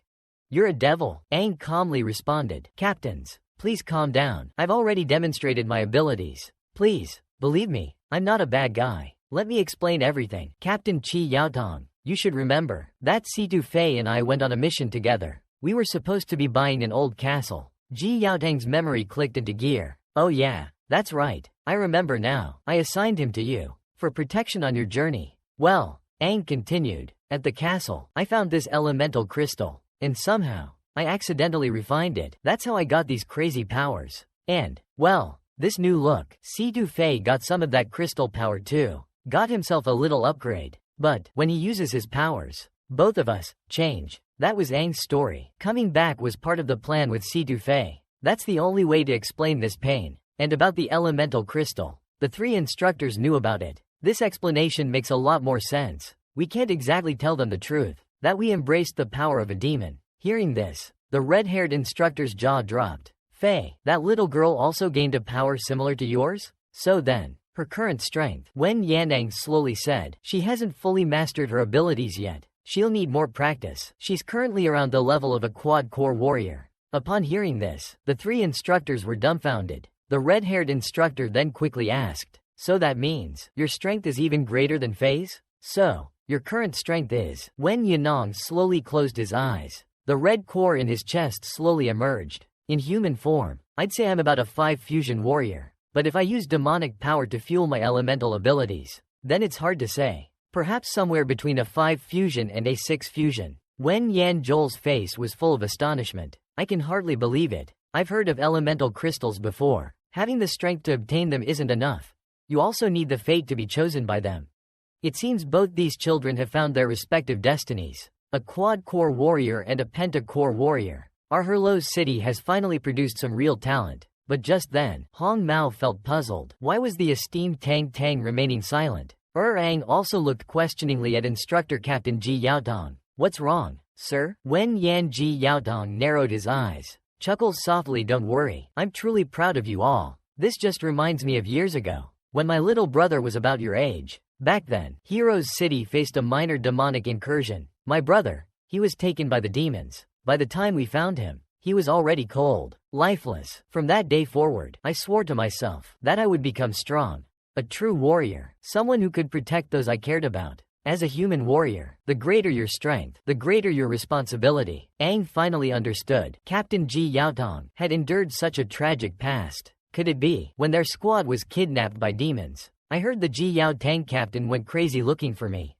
It seems, he must have remembered the place he lost. But then, the Ji Yao Tang captain continued, "Although I don't know why you cancelled your Hero's City warrior status, you haven't been overwhelmed by this power. Instead, you've mastered it and shouldered your responsibilities well. As your former squadmates, Fei and I are very proud of you." Instructor Hong Mao interrupted him. "Hold on, Captain Tang, are you saying, I agree with Aang giving up his Hero's City warrior status. I trust the kid knows what he's doing. Let's not pry too much. They have their own choices and futures to make." After bidding farewell to the 3 instructors, Aang drove away from Herlo's city alone. The red-haired instructor wondered, did that kid really just leave like that? Remember during the assessment, he looked like a weakling.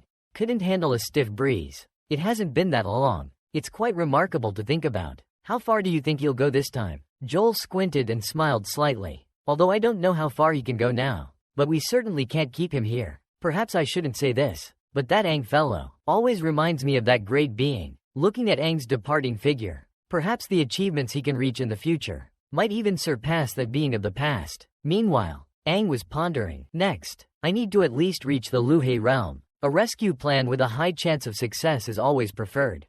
There seems to be demonic activity nearby. If we can gather more demon cores, then perhaps an upgrade is possible. But just then, a sudden banging came from the car trunk. Just as Aang Yi Huo GG, an arm abruptly reached out from the trunk. What the heck? Aang widened his eyes and looked carefully. It was none other than Situ Fei. It was so stuffy in the trunk, he couldn't stand it anymore. Fortunately, Fei told us, Aang, you were trying to ditch us again. Aang, you're such a jerk. Hearing this, Aang was completely dumbfounded. When did you guys sneak into the trunk? We're back. We're back. Y'all been clamoring for Verlina, and she's finally back in the house. But hold up. Let's pour one out for our girl Verlina for a sec. Cuz Aang's back, and he ain't here for a social call. Nah, he needs a favor. Big time. He wants Verlina to whip these 3 newbies into shape. Make him weapon-wielding warriors. Pronto, so they can, save the world from impending doom or something. Meanwhile, he's gonna peace out and level up solo. Classic Aang. But plot twist. Aang wasn't expecting Wang Chi to drop a major bombshell. Dude straight up revealed his true form. Right in front of Aang. Just now, seeing Situ Fei and the crew roll up, Aang had no choice but to slam on the brakes. Situ Fei, being the captain and all, clears his throat all dramatically. Talking about respecting the team's opinions. Aang loses it. Full-on Hulk smash mode. Yo, didn't we already agree on this in the car? Beefcake Situ Fei ain't having it. Yells right back. Yeah, but I didn't want you to stress. Man, saying this, he turned his head slightly. I just don't want the team to break up like this. This fool doesn't understand anything. Hearing these words, Aang had a dumbfounded expression. Keiko, who was standing beside them, quickly took a picture of the two. Li Ji and I were practically dreaming of you in the city. And yet you go on a trip outside Hefei, come back, and then want to leave the team again? What do you take us for? I absolutely disagree this time. Seeing this, Li Ji also chimed in from the side. That's right, brother Aang, since we're a team, your problems are our problems. Keiko also interjected. Exactly.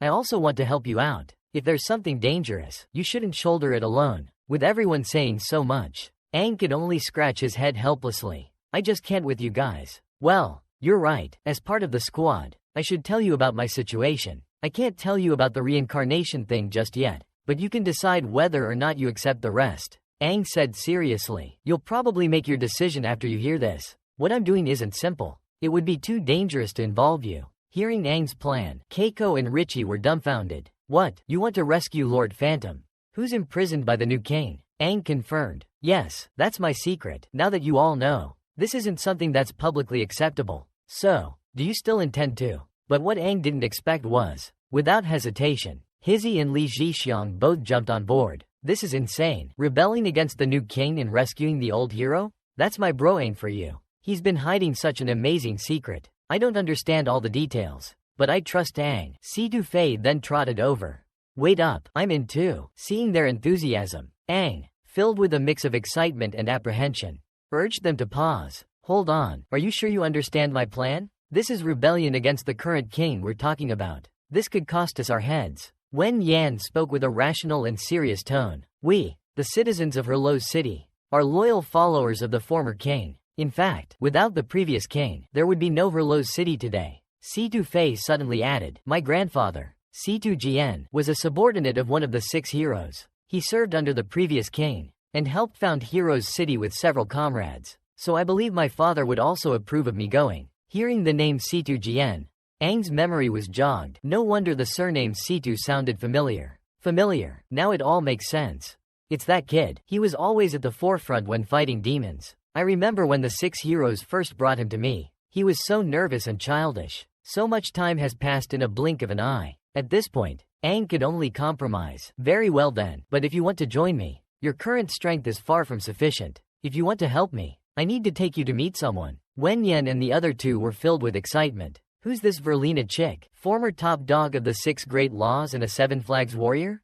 And Aang's supposed BFF in battle? The gang's jaws hit the floor when they finally see Verlina. Total letdown. I'm gonna take a gazillion pictures of Verlina. Hold up. Bro, how did Aang even meet this legendary figure? And why'd he pick her to whip us into shape? But Lena chimes in, all calm and collected. How much stronger they get in a short time isn't up to me. It's all on these three knuckleheads. You sure you want to drag these three around? They might have potential. But right now, they're about as useful as a screen door on a submarine. No worries, says Aang. They're my squad this time around. We'll make it work. Then she slowly closes her eyes. No translation needed. Describing a visual. It's like deja vu all over again. Looks like Aang's about to become the leader of the pack, again. And you just can't ignore everyone else. Speaking of which, he glanced back at Aang. I heard you successfully fused with that elemental crystal. And even researched the lightning element. Although this body is not as strong as before, it's not a total disappointment. Wen Yan Aang pointed to himself with a happy face. Who am I? I'm Aang. Seeing Aang's expression, Lena froze in place, but then she recovered. Yeah, you're still you, that all-powerful guy. Watching their conversation, the three couldn't help but wonder. I can't hear what they're saying. But isn't Verlina supposed to be really old? Why does she look the same age as us? At this time, Situ Fei explained, it's because of the Green River. It restores and maintains the body in its youngest state. This is something only he can pull off. Wolf's aiming to become a level 6 warrior. And the goal for training these three is that before the operation, we gotta get them to at least level 5. Otherwise, they're just walking into a meat grinder. Hearing level 5, their jaws hit the floor. For kids from a hick town like Heroes, that's like aiming for the moon. Something they wouldn't even dream of in their wildest fantasies. But now, the opportunity's staring them right in the face. So, according to the plan, they're your responsibility. I still need to level up myself. Solo mission, and I need to find something to help them boost their power even further.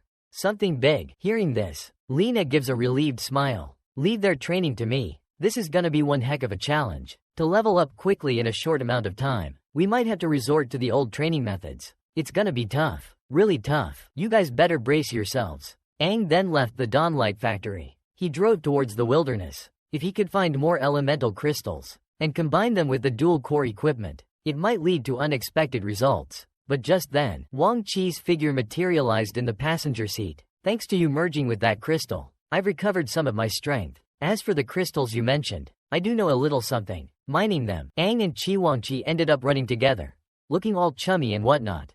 But their posture seemed a little sus. And from Wangchi's words, even more shocking news was revealed. Even the core within Small Bean is merely the lowest level core. If they want to ascend to become high-level demons, they can only achieve it by fusing with rare enchanted demon cores. But enchanted demon cores can only be obtained from dual-core demons above level 6. Besides the few king banners, including the Red King banner, the other demons are merely chaotic products of the ancient King's Cup. Just now, regarding the appearance of the Red King banner, Aang wasn't too surprised. Why did you suddenly appear? I remember you still needed to slumber for a while longer. Hearing this, the Red King banner responded indifferently. Thanks to your cleverness, digesting that so-called elemental crystal unexpectedly provided me with some spiritual energy. It's a shame that this spirit is still too weak. Plus, last time, I casually helped you solve a little problem, which consumed the remaining spirit. Aang looked perplexed and helpless.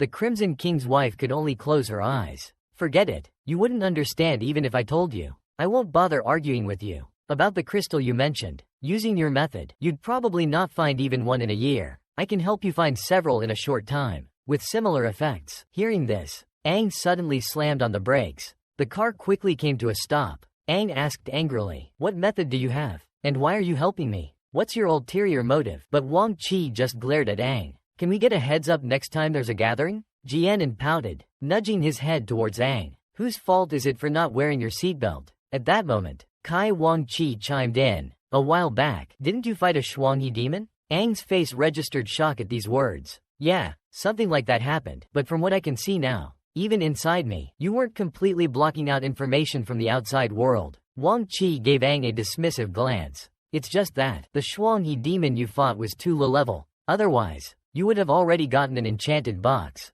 Hearing the term, enchanted box, Aang's face was filled with confusion. He quickly asked, what's an enchanted box? Is it something like an elemental crystal? Kai Wang Chi then patiently explained, it's only stronger, not weaker. You should know that ordinary demons evolve by fusing with demons of the same rank. or higher. But evolved demons, also known as high-ranking demons, only level up by fusing with rare enchanted cores. If you want to help your 3 little buddies increase their power, then, for you human warriors, refining this enchanted core will naturally grant you immense power instantly. Upon hearing this, Aang suddenly understood. You're saying the demons I fought were too low level? Do I need to fight a level 6 demon? And how do I refine an enchanted core, like me, sense its core energy, and then resonate and fuse with it? No, no, no. It's not like that. It needs to be at least 6 dual core demons. Only dual core demons with 6 or more cores have an enchantment box inside them. Wen Yanang immediately curled his lip.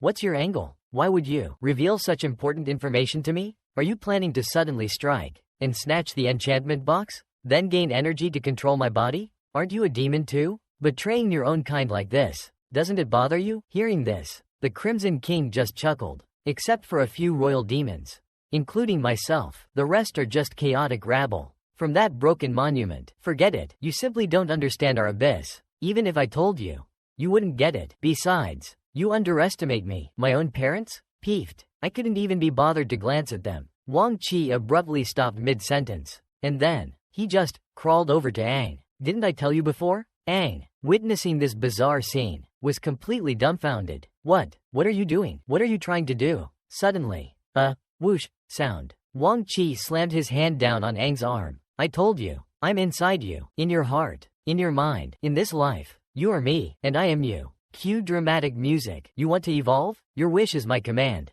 Because your evolution is my evolution. You getting stronger means I get stronger too. Duh, so don't question my good intentions.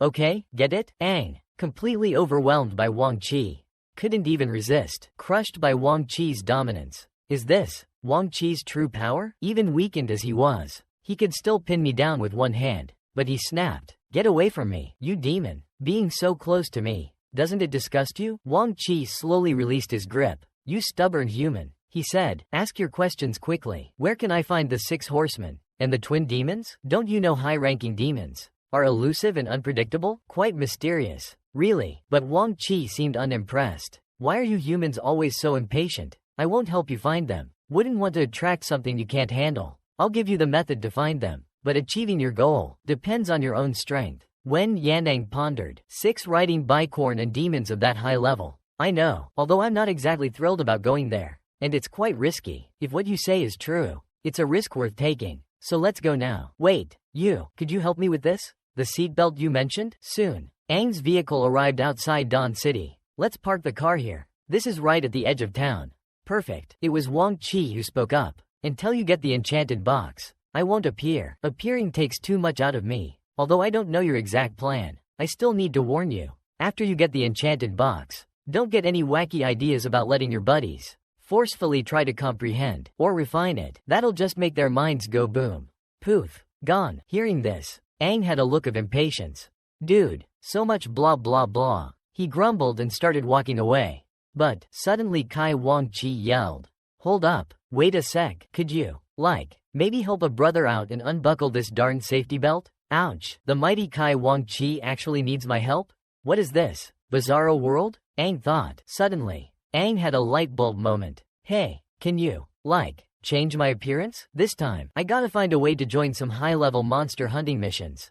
So I can't use my old look anymore. After all, at the Demon Hunter convention, I sorta, pissed off some serious VIPs.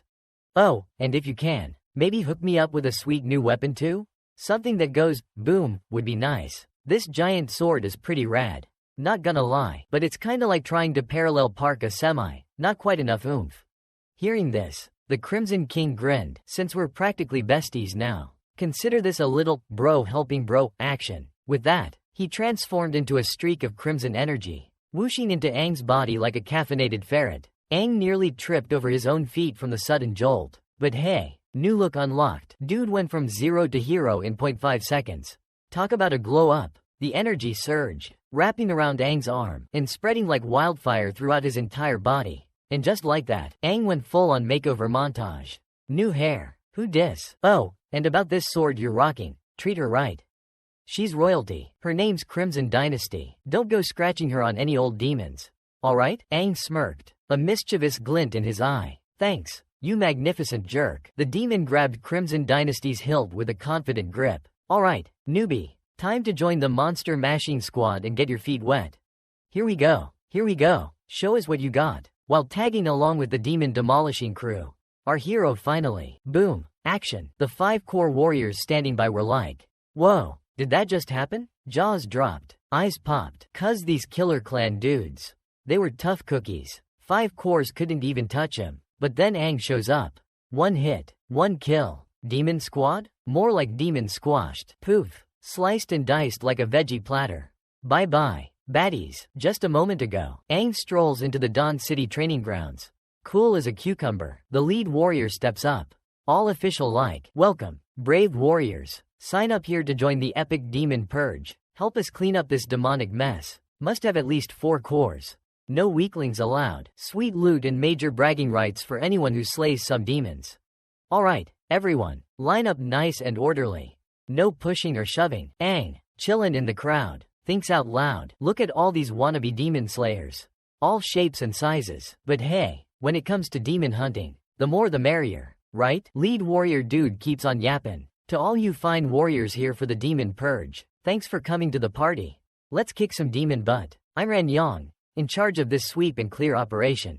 Seeing the 6 red emblems on Ran Yang's chest, everyone was stunned. Captain Ran Yang himself was leading the charge this time. It seemed something serious was afoot. They say he once took on a 5-banner and a 4-banner unit single-handedly, and even chopped off the heads of the 5-banner leader. This guy's a total badass. Wicked strong. Plus, Dawn City warriors are generally tougher than outsiders. Not to mention, they're all elite fighters. Every single one of them. Just then, Ran Yang began to explain the reason for the operation. A few days ago, our demon tracking squad lost contact due north of Dawn City, in the decayed forest, 3 kilometers out, a 6-man squad, and not a single one has returned. The recon squad was led by Ming Lan and a 5-core warrior, a seasoned veteran who's fought alongside me for years. The rest of the team were all top-tier 4-core warriors.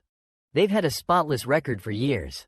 Never a single incident. Based on their last transmission, it's highly likely they encountered some seriously powerful demons. We're talking weapon demons, at the very least, and we can't rule out the possibility of dual-core demons. There might even be a high-level demon in the mix. Regardless, this poses a significant threat to transport around Dawn City. A major threat. We can't spare any more warriors from within the city. So, we need you outside warriors to step up. When Yanang quickly assessed the situation, dual core possibility, at least 5 core, meaning, we could be looking at a dual core 6-armed demon. As Wang Qi mentioned earlier, the enchantment and at least double harmony are abilities only the 6 horsemen of the apocalypse could possess.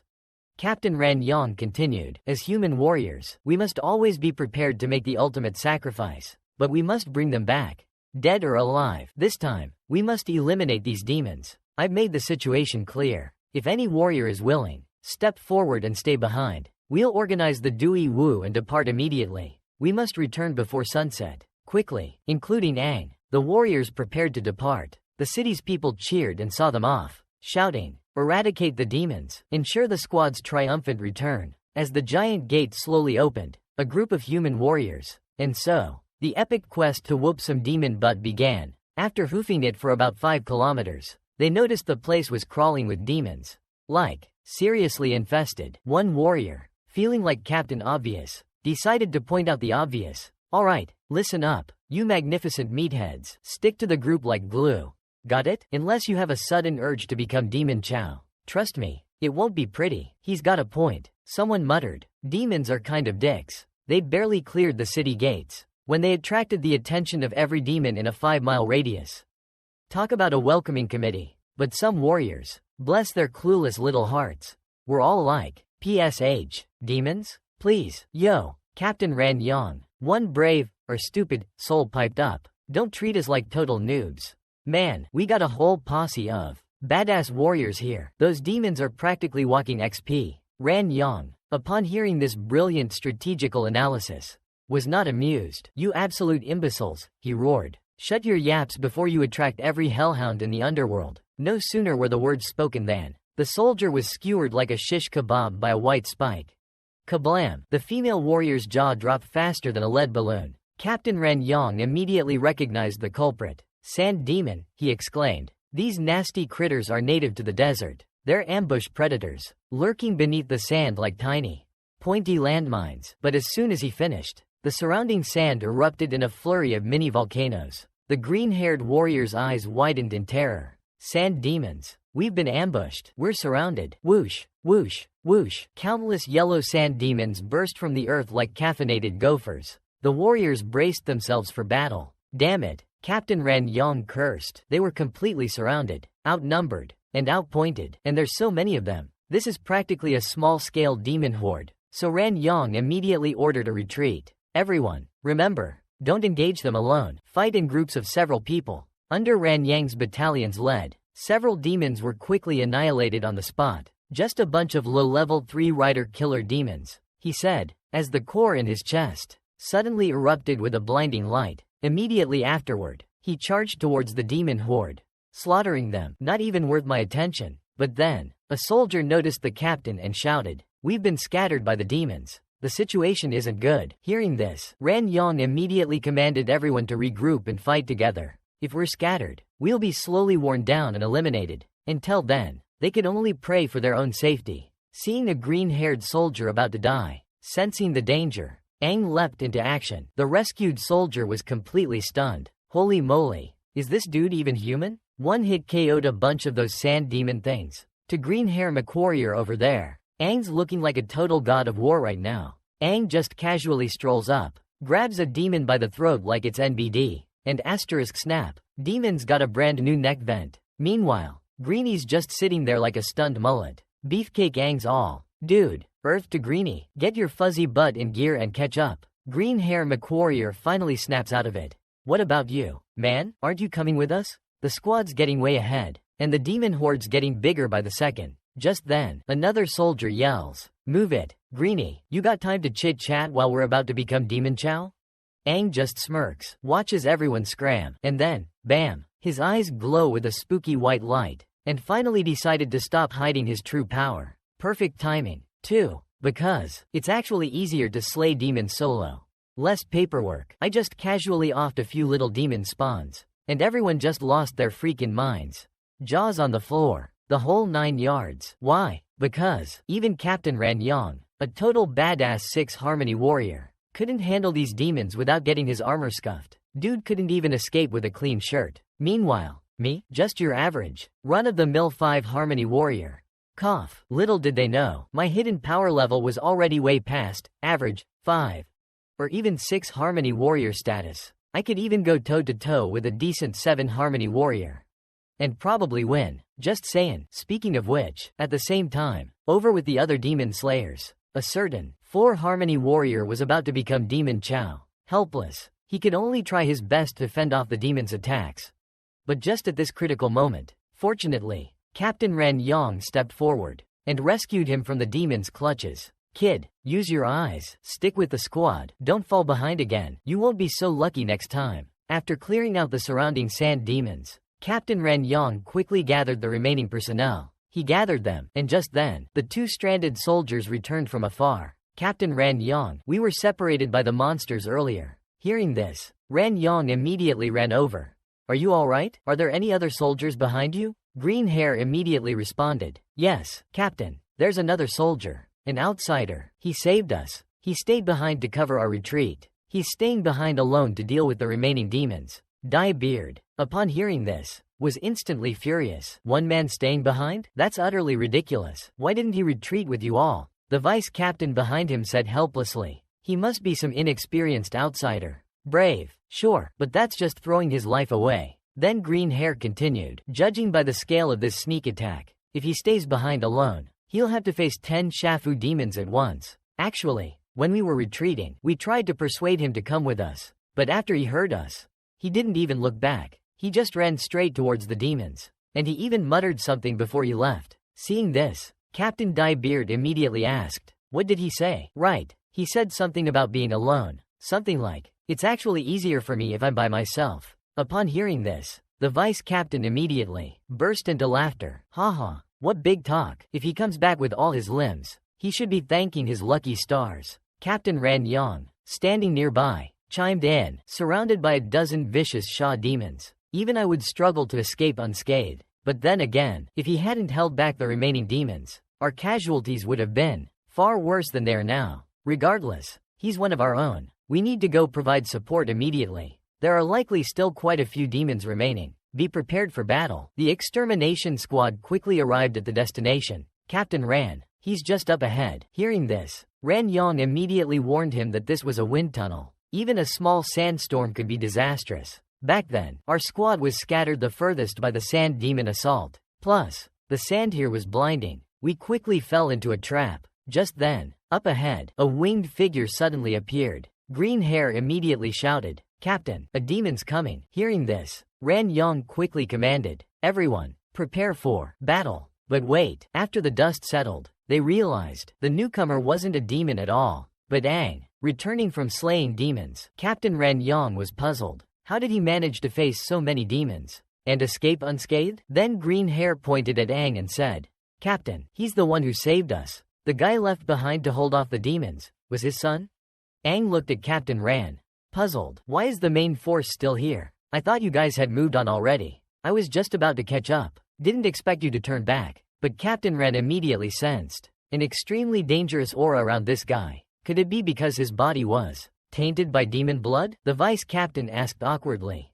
Weren't you supposed to stay back? What about the rest of the sand demons? Weren't there like a dozen of them? Aang just smiled faintly at this. Did you think I was a goner? As for those sand demons, I killed them all. That's impossible. How could you take them all out alone? Over a dozen freaking Saru demons. What level are you? Even? The vice captain quickly reminded Captain Ran. No way. This is impossible. This kid's gotta be cheating. Or maybe he's even higher level than you are. How else could one guy wipe out a whole horde of Saru demons? True. Aang purposely flashed the 57 red cores on his chest. I'm a Red River 57 warrior. His hidden potential and true power far surpassed that of an ordinary 5 or 6 core warrior. He could even hold his own against a typical 7 core warrior. But he couldn't reveal that just yet. The vice captain, however, still refused to believe it. Sure, a 5 core warrior's not bad, but he didn't get to finish, as Captain Ran cut him off. Whoa, didn't peg you for a 5 core warrior. Even a 6 core hotshot would have their hands full. Going solo against a dozen Shazu devils, that's a serious scrap. How'd you pull it off? I had a cunning plan. Wen Yanong explained with a cheeky grin, or as you earthlings say, I had a plan B, and C, and maybe D. I'm just really good at tactical repositioning.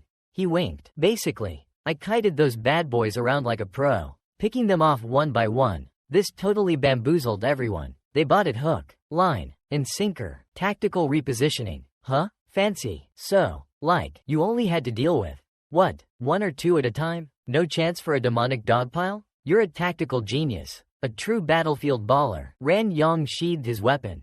Impressed, he gestured to the younger warriors. We owe you big time.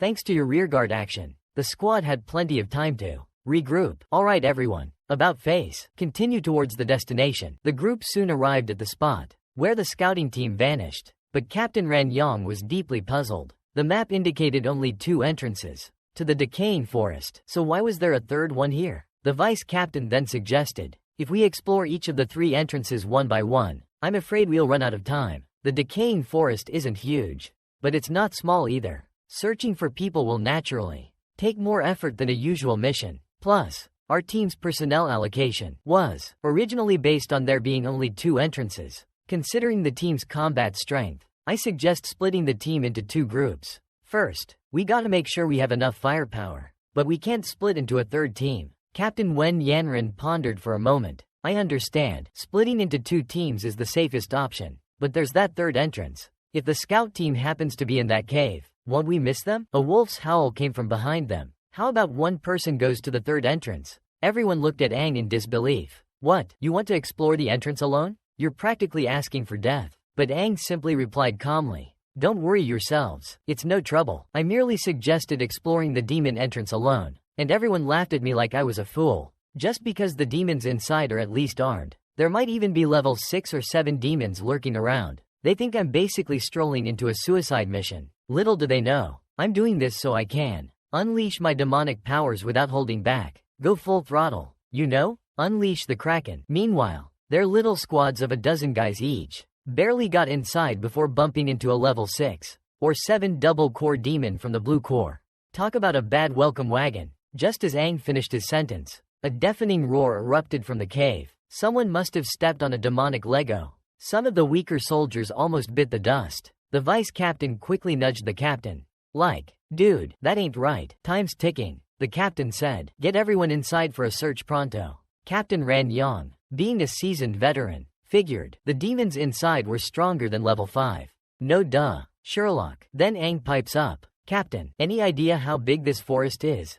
Like asking for directions in a demonic supermarket. Before Captain Ran Yang could answer, the deputy captain next to him roared, why are you asking this? Just obey orders. But Captain Ran Yang waved his hand. I'm not entirely sure of the exact area, because it's never been precisely measured. Originally, this exploration team's mission was to measure it, based on estimates. A 10-person team doing a standard search, not individually, would need at least 3 to 4 hours. Wen Yinong immediately thought, if that's the case, considering the current team size and distribution, having only 3 people per entrance isn't enough. But if I search one entrance alone, I should be able to finish before sunset. Even if I fail or something unexpected happens, it won't affect the progress of the other 2 teams. Captain Ran Yang pondered these words. Everyone started chattering amongst themselves. Yo, I bet he thinks he's hot stuff now. Getting all cocky. But the vice captain spoke up for Aang. Captain's words might sound full of himself, but he's got a point. Another team member chimed in.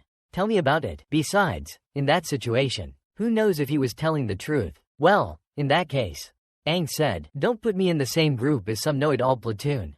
Count me out. But the grizzled warrior beside them scoffed. You look down on platoons? In your little group, don't you have any lone wolf losers? The female warrior, overhearing this, bristled. You got a problem with independent warriors, pal? And with that, the 2 sides erupted into a shouting match. You wanna go, punk? Aang just sighed at this.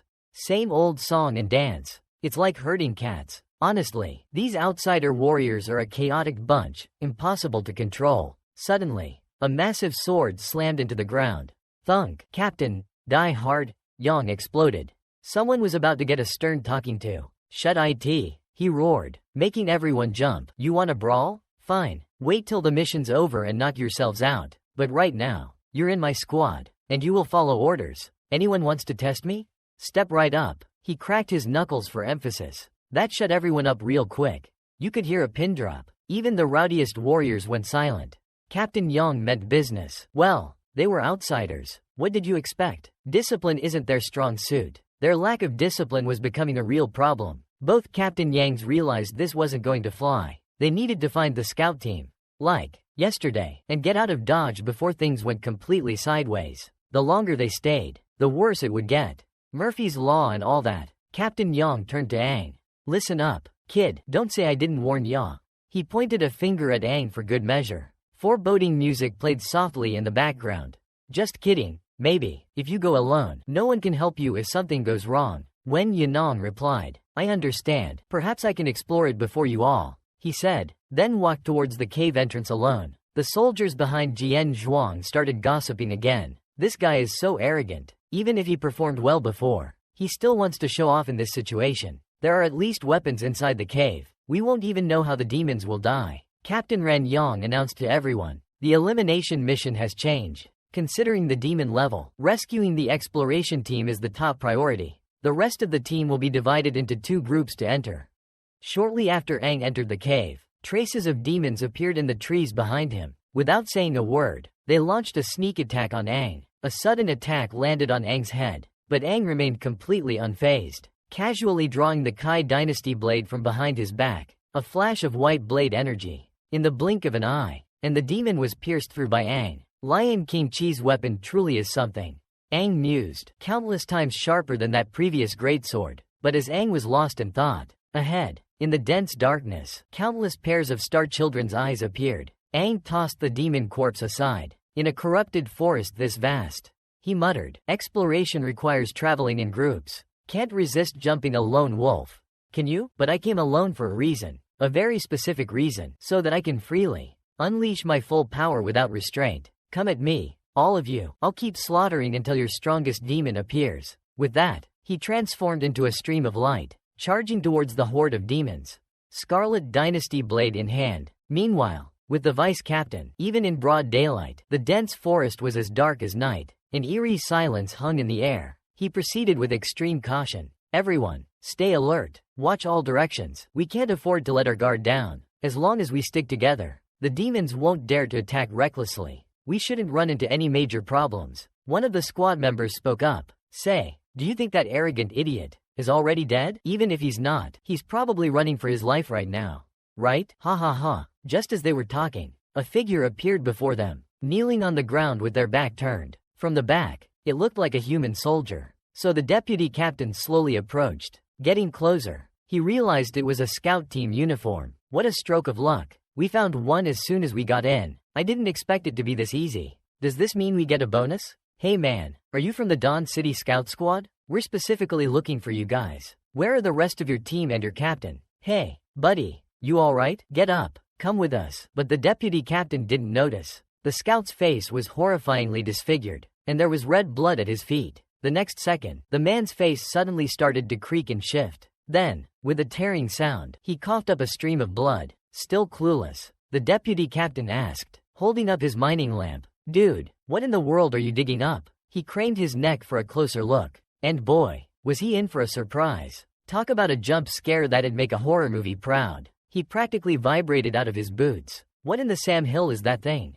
'Cause from the body of their fallen comrade popped a freaking demon head, grinning like a Cheshire cat on crack. And get this, its eyes were sewn shut. Creepy as all get out. Nightmare fuel. Folks, pure nightmare fuel. The lieutenant freaked, dropping his lamp like a hot potato. He screamed like a little girl who just saw a spider. A big, hairy spider. Then the demon spun around, all casual-like, and said, "Well, this guy's all hollowed out." Perfect timing. The rest of the crew? Jaws on the floor. They were officially gobsmacked. 6 riders, with dual cores, and their male cores? The moment the 6-rider dual-core demon got its bearings, it started crawling towards them. Speak of the devil, or devils. You guys are just what I needed. It's going down. It's going down. The double-core demon with 6 and 7 cores finally made its move. And the illusionary movement it possesses. Even Captain Ran Yang, a seasoned warrior of the 6 harmonies, fell victim to it. He almost accidentally killed his teammate. Fortunately, Aang's lightning energy can counter the core's illusions, and he rushed over immediately, blocking Ran Yang's attack. This successfully resolved the crisis. But at this moment, a cry for help suddenly came from behind. "Captain Ran Yang, save me." Just now, it was the 67 core. It was the dual core 67. "I need to inform Captain Ran Yang," he said as he lit the signal flare in his hand. Instantly, the dazzling light of the flare shot up into the sky, and the demon climbed onto the head of the dead warrior. But when he saw the blinding light in the sky, his entire face suddenly contorted. So bright, don't like. With a single shriek, the 6-winged demon vanished. But by the time they found him, he already held the flare in his hand. "Looks like your reinforcements aren't coming." The human soldiers were dumbfounded. The vice captain was also in disbelief. "You're kidding, right?" He caught the flare barehanded, at that speed. But the vice captain quickly reacted, urgently signaling the other soldiers to run. "We're no match for this 6-winged demon." Quickly regroup with Captain Ran Yang and retreat. But just as the vice captain turned around, a white demon with enormous claws appeared above him. "Retreat? I think not. Did you really think you could leave without my permission? Why don't you all just stay?" he said, licking his lips. "Let's have some fun, shall we?" Suddenly, the forest was filled with screams. Meanwhile, with Captain Ran Yang's team, things were eerily quiet. "Something's not right about this fog," he muttered. A nearby female warrior turned and asked, puzzled, "Not right? What's not right?" Captain Ran Yang admitted he couldn't quite put his finger on it. "This corrupted forest isn't that big, but we've been here a while now, and haven't heard a peep from the other team. It's like all 3 teams have been completely separated." The female warrior just shrugged. "Really? Seems pretty normal to me. Besides, with you leading, those foreign warriors are extra cooperative, finishing off anyone after a skirmish. The whole mission was going lightning fast. Just didn't know what happened to that lone wolf who insisted on going solo. Where could that guy be now?" But just as they were chatting, bursts of energy suddenly attacked from behind Captain Ran Yang. Ran Yang and the female warrior turned around to see dead bodies of human soldiers everywhere. "You're their leader, huh?" Captain Ran Yang was completely confused. Why was this soldier talking to him like that? But the next second, Captain Ran Yang's blood ran cold. The soldier before his eyes slowly shed his human disguise, and in the blink of an eye, transformed into a demon. So, like what you see. Now, it's your turn. And Captain Ran Yang immediately understood what was happening. He swung his blade horizontally, aiming straight for the kill. Die, demon. Captain Ran Yang's blade was about to slice the demon in half.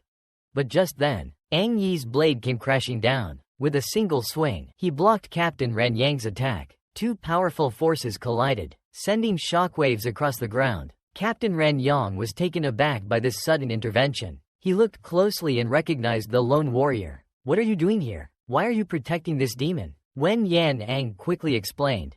Calm down, Captain Ran Yang. Our clash just blew away some of the fog. Open your eyes and look closely. Look at who you're actually trying to kill. His words struck a chord. Captain Ran Yang finally came to his senses.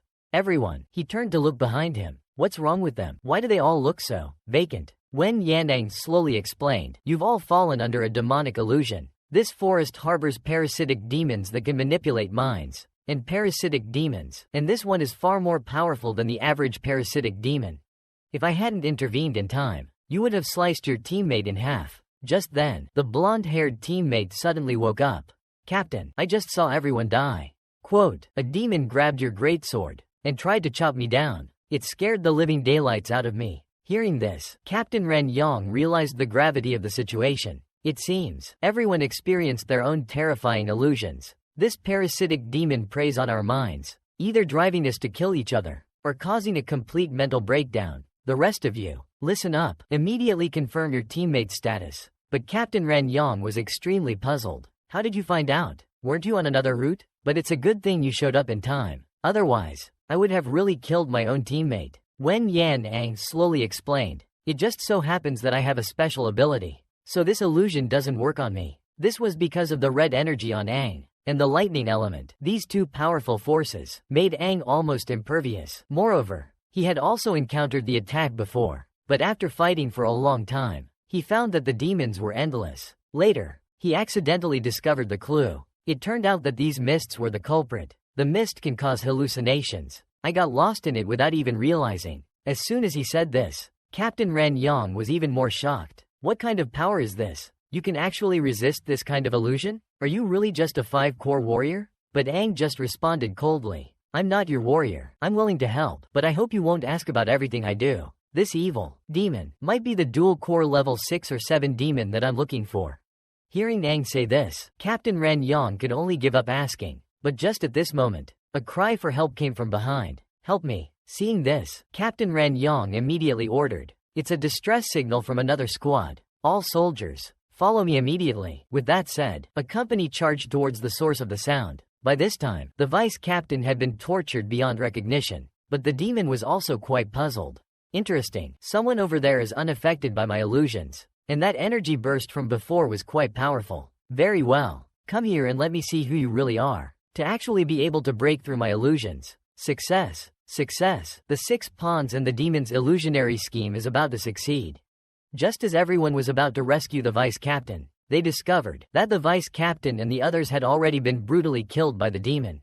Consumed by vengeance, the enraged soldiers were about to seek revenge on the demon. Little did they know, the demon had already set up illusions all around, and it caused everyone, including Captain Ran Yang, to fall under its spell. And in perfect unison, their gazes locked onto Ang, who looked like, well, the devil himself. Just moments ago. Meanwhile, Lang had sniffed out the intentions of the 6-eared, double-core demon. This guy was clearly up to no good. This dude's definitely not just some chump. Lang thought, if I just rush in like a bull in a china shop, I'm gonna end up face-planting right into this guy's trap. But then he thought, can't just leave these guys hanging like a bat in a cave. So, Ang made up his mind. Gotta stick with him and play it by ear. Let's wing it. Judging by the mountain of skeletons littering the path, a whole lot of human warriors had met their maker in this creepy place. And to make matters worse, things were getting darker than a dungeon up ahead. Captain Ren Yang chimed in with a helpful warning. Alright, everyone, stick close, shoulder to shoulder. This demon ain't your average Joe. We're talking big leagues here. But a split second later, Captain Ren Yang spotted something fishy. He slammed on the brakes so hard the car nearly did a backflip. Hold up. Everyone stop. Look up there. What in the... What? The scene before them instantly enraged everyone. Human warriors were hung from the withered branches of a dead tree. And it seemed they had been dead for quite some time. Damn demons. A whole squad. Wiped out just like that. A warrior pointed at the tree and shouted, "Captain, look, even the lieutenant is dead. The demons hanged them all." Hearing this, Captain Ren Yang quickly commanded, "Everyone, don't panic, don't lose your heads. Have you forgotten this demon is Zihi? This must be an illusion to confuse us. A trick to mess with our minds. He's waiting for us to fall apart. Then he'll strike. Calm down, everyone." But then, a bucket of cold water was dumped on the captain's head. This is no illusion, but it's real. This is indeed another squad. And they're all really dead. As he spoke, Aang pulled out the Kai dynasty sword from his back. If I guessed correctly, the demon should be ambushing nearby. But just at this moment, the hanging vice captain suddenly spoke. "Captain, save me." Hearing these words, Captain Ran Yang immediately looked up. He suddenly became incredibly excited. "They're not dead. They're still alive. Everyone, quickly save them." But just as they were about to go and rescue them, Aang stopped them with his sword. Seeing this, the enraged Captain Ran Yang, Yi Lin, immediately questioned, "What do you mean?" "Wen Yan," Aang coldly explained. "Captain, please take a good look. What exactly is that above your head? Is he really the vice captain?" Hearing Lang say that, Captain Ran Yang took a closer look at the demon, a 67 dual-core demon. The 67 dual-core demon slowly began to speak, its voice dripping with temptation. "Color me surprised. You saw through my illusionary sleep. Quote, how curious. My illusions are useless against you. Well then, there's no need for these corpses to remain." With that, he tore the vice captain and the others' bodies to shreds. Seeing this, Captain Ren Yang flew into a rage. "You damned beasts. Even if it kills me, I will avenge my fallen comrades. Die." He swung his weapon at the demon's head with a mighty roar. A thunderous boom echoed through the air. Boom! Mountain-splitting skill unleashed. Smoke clears. And poof! No demon in sight. "Captain, did we do it?" asks a hopeful soldier. But surprise, demon dude pops up behind them like a bad penny. My, aren't we feisty little humans? Too bad you're about as strong as a wet noodle." Everyone spins around like, "Wait, what?" Then, smug demon continues, "Hey, Captain Wannabe, trying to avenge your buddies. Are we?" That's the last straw. Captain Furry Pants goes full supernova. "Even if I can't kill you today, I'm gonna pound you into demon dust." He charges like a bull seeing red, or a captain seeing demon, and is practically face to face with the demon in a blink. Too late for anyone to stop him. Revenge is a dish best served, well, it's about to be served messy. Blinded by rage and fury, we gotta find a way to stop this chump. Suddenly, the purple thingy on the demon's head lit up like a Christmas tree. "Since you're all so eager to kick the bucket, I'll be happy to show you how it's done." Evil laughter ensues, but before he could finish his villain monologue, Captain Rami and his sidekick's attacks came to a screeching halt. A split second later, Captain Rami realized something was seriously off. He swore he just sliced the demon into demon bacon, but his sword was stuck in a tree. A freaking tree. Oh, snap. Turns out, the demon had pulled a Houdini and vanished into thin air, or smoke. Whatever. Captain Die Hard then barked out orders.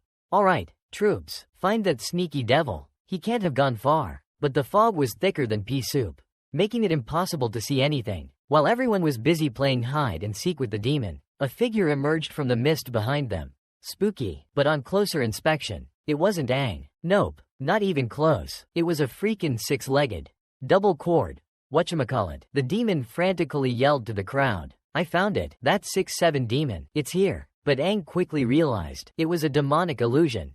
Classic demon move. He was the only one in the group immune to illusions. Talk about a skill to brag about. Everyone else? Totally mind-tricked from the get-go. The illusion made them think Aang was the demon. The ultimate, "you've been served" moment.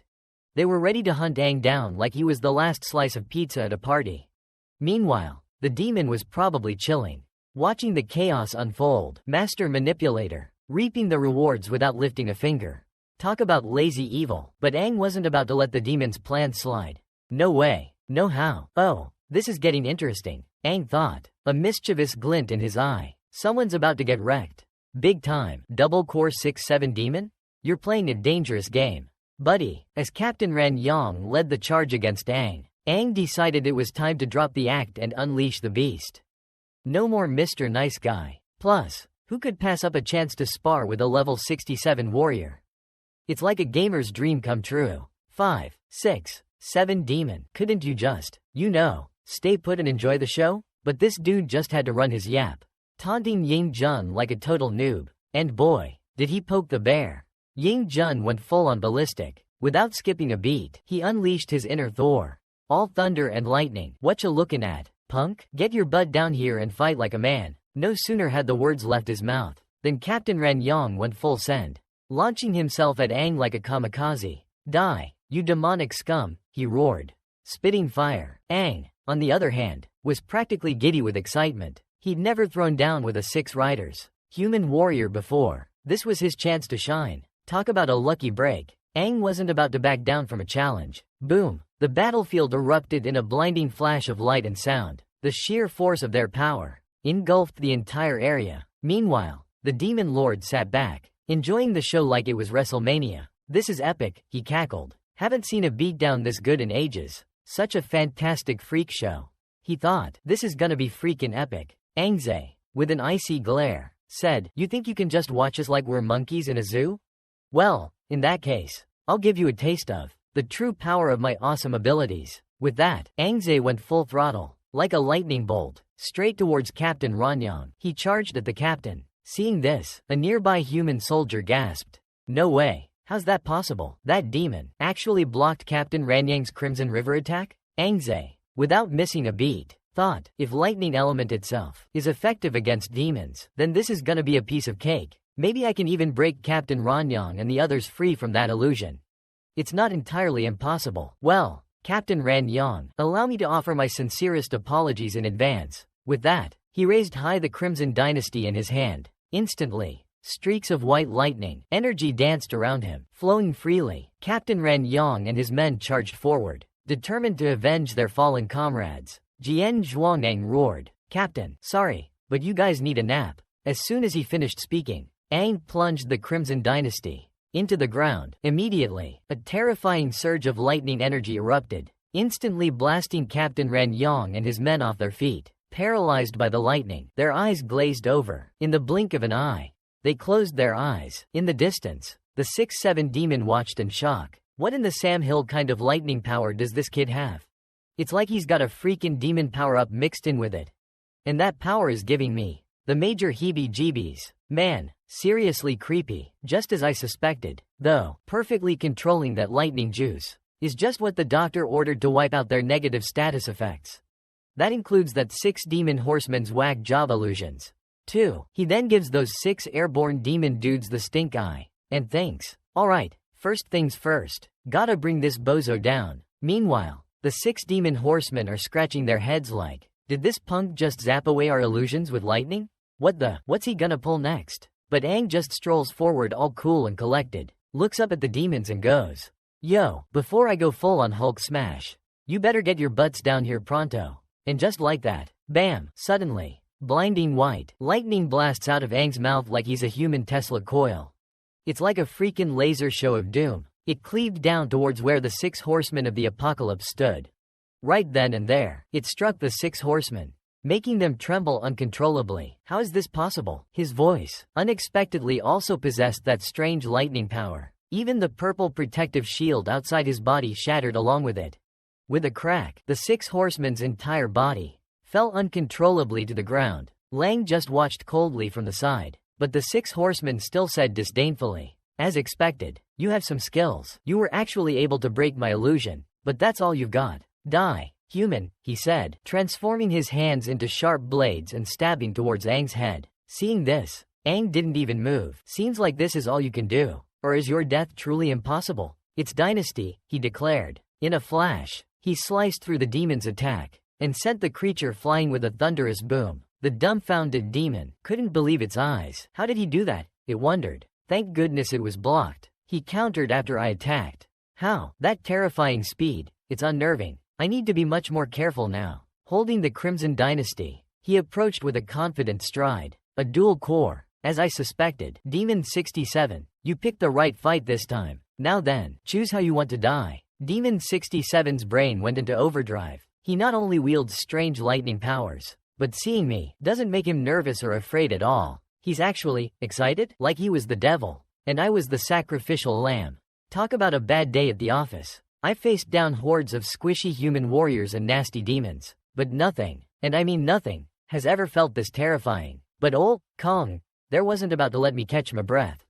Nope, he stomped the ground so hard. My grandma felt it. Then, bam, he's right in front of Mr. 67 Demon Dude. His Crimson Dynasty sword thingy was crackling with lightning.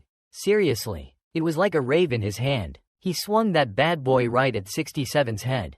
4. Kablooey. The ground where Kong stood was now a crater the size of my ex's ego. But then, Kang's jaw dropped. He whiffed. Total air swing. Suddenly, that creepy demon voice is right behind him. Over here, Sparky, you puny human. You think you can kill me? You can't touch this. Literally. Whoosh, whoosh, whoosh. Demon Dude unleashes a flurry of attacks. Kong barely blocks them with his glowy sword.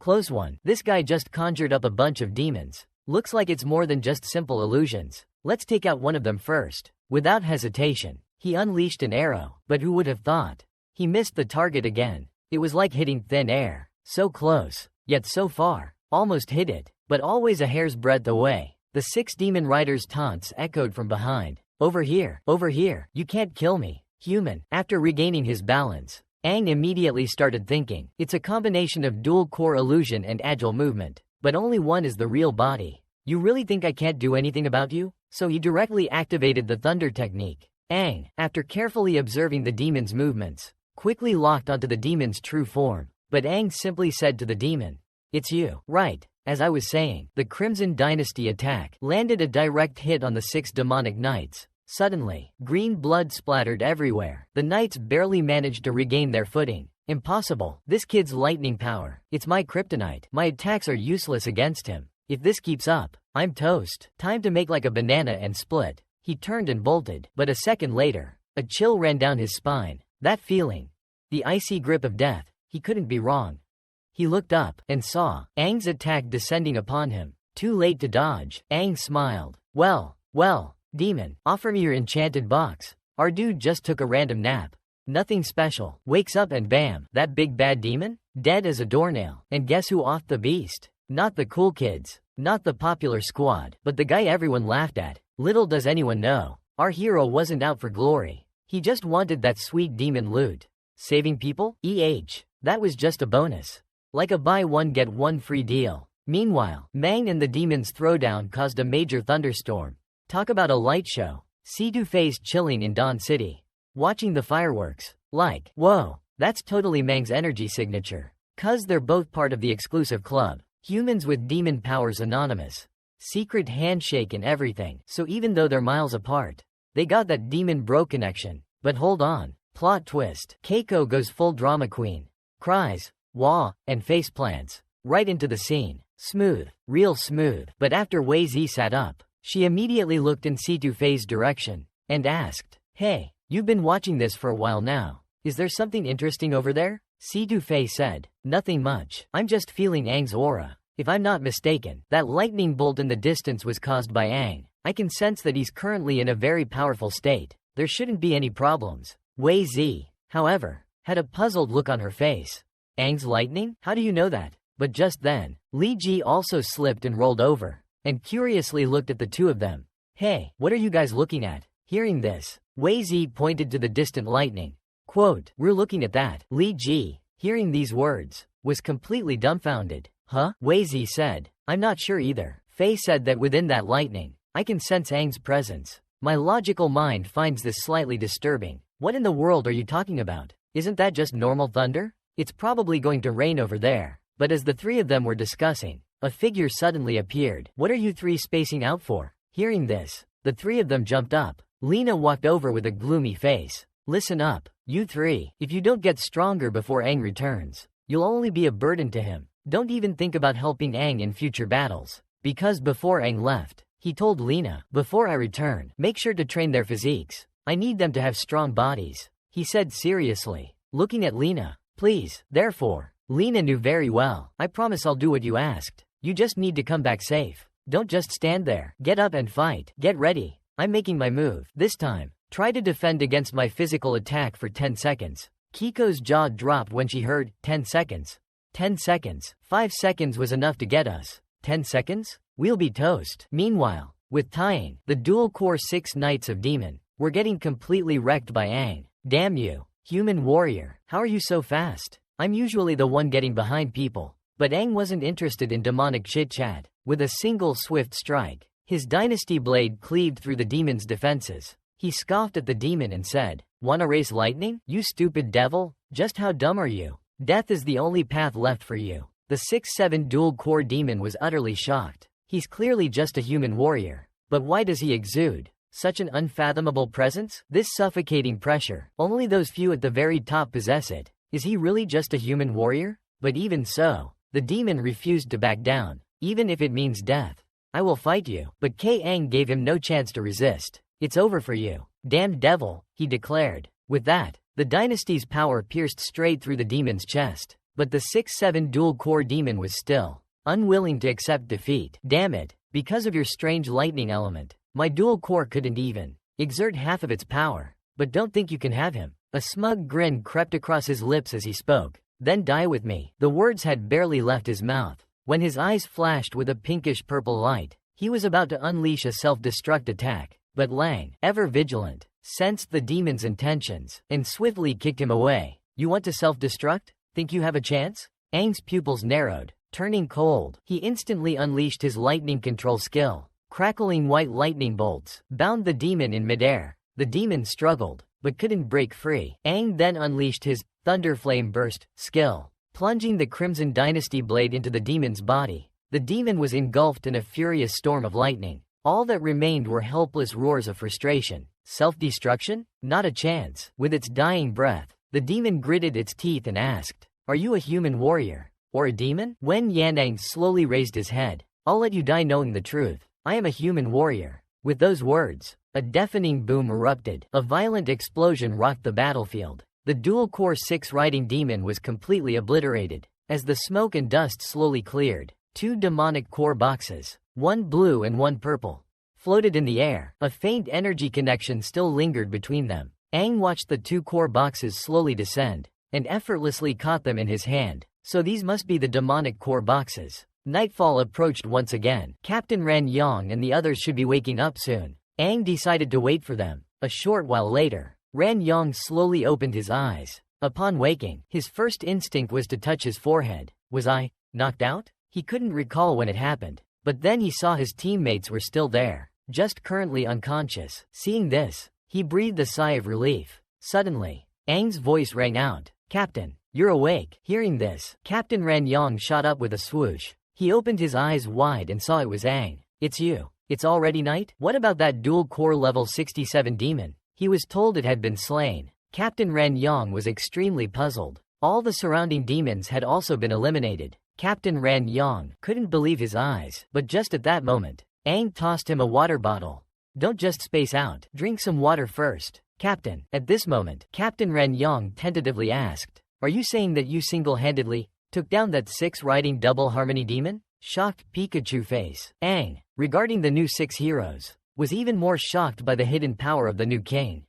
Just as Aang finished sparring with Captain Ran Yong in a dominating fashion, afterwards, Aang learned from him an incredibly shocking piece of news. It turned out that after he died in battle at the ancient tomb in his past life, some members of the new 6 heroes had also single-handedly entered the captured tomb and returned alive and victorious. Moreover, their full strength has never been witnessed by anyone to this day, let alone the unfathomable power of the new king. He is the only 3-core 7-flag warrior. Something's fishy. Seriously fishy. What else are they hiding? Just now, when Aang gave Ran Yong a definite answer. But a member of the other squad, Captain Ran Yong, said, "We all did our best. But that's 6 Flags dual-core hard demon. What's your true power?" Aang slowly stood up. "Just think of it as the only way to restrain this demon's special ability is, the most important thing now is, you're all still alive, aren't you? I'll go check if there are any remaining demons nearby. It's late at night now.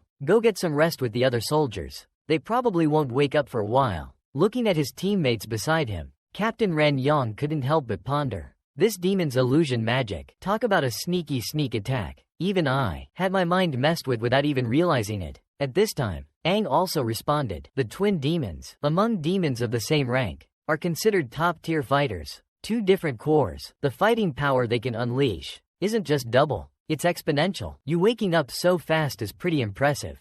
Not gonna lie, Ran Yang could only sigh helplessly. Well, great, I'm a 6 harmony warrior, a top-tier fighter in Dawn City, and I got underestimated by a demon? Can't even use my full power. This is beyond frustrating. Suddenly, Ran Yang's eyes lit up. As the leader of Dawn City's cleanup operation, and as the captain, because you saved my squad members, I've decided not to pry into your true identity. But as a human warrior, I personally can't let this go. I'm incredibly curious, as a warrior of the 6 harmonies, compared to you, a foreign warrior who single-handedly defeated 6 or 7 dual-core demons, who is truly stronger. Now, I have a request. I hope to have a brief spar with you. Let me witness your true abilities. Wen Yan raised his arm and opened his eyes, responding calmly. There's no need, Captain. I believe your true strength is definitely not lacking. This situation is rather special. We lack basic information on this demon. This led to, before he could finish, Ran Yang interrupted him. Please don't refuse me. Just consider it me being personally curious about your strength. Alright, let's get this show on the road. Strikes a dramatic pose. Soldier, I challenge you to a duel. Let's see what you've got. Ang Jihao, never one to back down from a fight. Accepted with a grin. He loved a good scrap. The more competitive the better. Which, let's be honest, is kind of a prerequisite for being a decent soldier. You gotta have that fire in your belly. Otherwise, you're just a guy in a uniform asking for directions. Personally, I'm easy. Happy to oblige. Plenty of room to rumble around here. So, Captain Ran Yang, let's give you what you want. A show. Your wish is my command. Or something like that. Ran Yang stomped his foot, sending tremors through the ground. Showtime. Alright, soldier boy, don't hold back. Give it your all. No wimpy moves allowed. Let's see what you're really made of. Impress me. Ang Jihao slowly reached for his Kai Dynasty sword. A glint in his eye. You know, he said, I used to be just as eager for a good brawl. Consider this a friendly, but serious, competition. But as soon as the words left his mouth, crickets. Ran Yang had vanished. Poof. Where'd he go? But in a split second, a heavy thud echoed. Someone just got served. In the blink of an eye, quicker than a hiccup, Captain Ran Yang zoomed in from afar. Like a boss, he unleashed a flurry of wild sword slashes. Zoom, zoom, zoom, catching Ang completely off guard. Surprise, buddy. But Captain Ran Yang's jaw dropped faster than a lead balloon when his mighty sword swings sliced. Nothing but air. Whiff. Ang had vanished. Poof. Gone like a ninja in the night. Only on the ground did some seriously deep cracks appear. Someone's been skipping leg day. Ang was nowhere to be seen. Dude's a ghost. Suddenly, bam, Ang reappeared like a bad penny. Captain Ran Yang was left speechless, and probably a little dizzy. This guy was fast. Like, greased lightning fast. Sonic the Hedgehog fast. He'd somehow teleported behind the captain. Sneaky. The captain scrambled to block Ang's attack. Not today, Satan. But Ang, oh, that sly dog, seized the moment of distraction, and wham, planted a foot right on Captain Ran Yang's head. Headshot. Ran Yang saw this and thought, uh-oh, spaghetti-os. But Ang's attack was already raining down on him like a bad burrito. There was no escape. Ran Yang was stuck between a rock and a hard taco. Suddenly, boom, asterisk. The whole place went loco. For 100 kilometers around, it was like a piñata exploded. The ground shook harder than a chihuahua on a sugar rush. When the dust settled, literally, Ang was standing over Captain Ran Yang like a boss. He'd totally schooled him, like a teacher with a really big ruler. Even Ran Yang's weapon was chipped and busted up like a dropped ice cream cone. Captain Ran Yang, you're toast. Game over. Man, drop your weapon. Doesn't matter how many times you try the salsa dance. I'll see your moves coming a mile away. I'll find your weak spot faster than a hungry dude finds a free burrito. Knock you down, and take your toys. So, Captain Ran Yang, feeling lucky? Wanna go another round? Or are you gonna cry, uncle? Looking at Ang's smug face, Ran Yang felt a chill go down his spine colder than a frozen margarita. He's right. Ready or not, I'd be disarmed. It's a fundamental difference in strength. His power. That aura he has. I've only seen it in a few people. Like Shin Liahao, but he looks barely 20. Ang extends a hand. Get up, Captain. That's enough for today. Ran Yang felt a strange sensation. His expression now, compared to just now, completely different from Shin Luhao's. Like a kind elder, sometimes cold, sometimes warm. A smile touched Ran Yang's lips. What a mysterious warrior. Captain Ran Yang accepted Ang's help. I admit defeat this time. But Captain Ran Yang has one burning question. With your current strength, why join this temporary task force? You're definitely not just a 5-core warrior. You're even, in my experience, the strongest human warrior below the new 6 heroes. Hearing, new 6 heroes. Ang Bujing frowned. New 6 heroes? You think my strength is below the new 6 heroes? Captain Ren Yang affirmed. 7 core is the pinnacle for warriors. The gap between 6 core and 7 core might be even larger than between 1 core and 6 core. The terrifying strength displayed by the new 6 heroes is simply not something a 6-core warrior like myself can compare to. No one has witnessed the full extent of their power. No one has seen it so far. And I've heard people mention before. One of them single-handedly waltzed into an ancient king's tomb and strolled back out in one piece. Like it was a trip to the grocery store. That's beyond anything we can fathom. We're talking legendary status. As soon as those words were spoken, Aang was completely floored. Jaw on the floor. The whole 9 yards. Into an ancient king's tomb? Are you kidding me? That's like the ultimate no-no. We're talking about an ancient king's tomb. It was where he and his comrades fought, and sometimes died in his past life. Talk about a blast from the past. Even now, Tang doesn't like to dwell on those memories. Too much PTSD. But something about this whole thing felt off. Like a crooked picture frame. The new king and the 6 new lords. They're definitely hiding something. Sneaky little hobbitses. Just then, Ran Yang pointed out that dawn was approaching. Time to wakey wakey. The other soldiers would be waking up soon. Rise and shine. Sleepyheads, are you coming back to Dawn City with us? Hop in the clown car. Wen Yan Ang closed his eyes and replied softly, yeah, let's roll. Got a few loose ends to tie up back in town. Gotta love a good cliffhanger.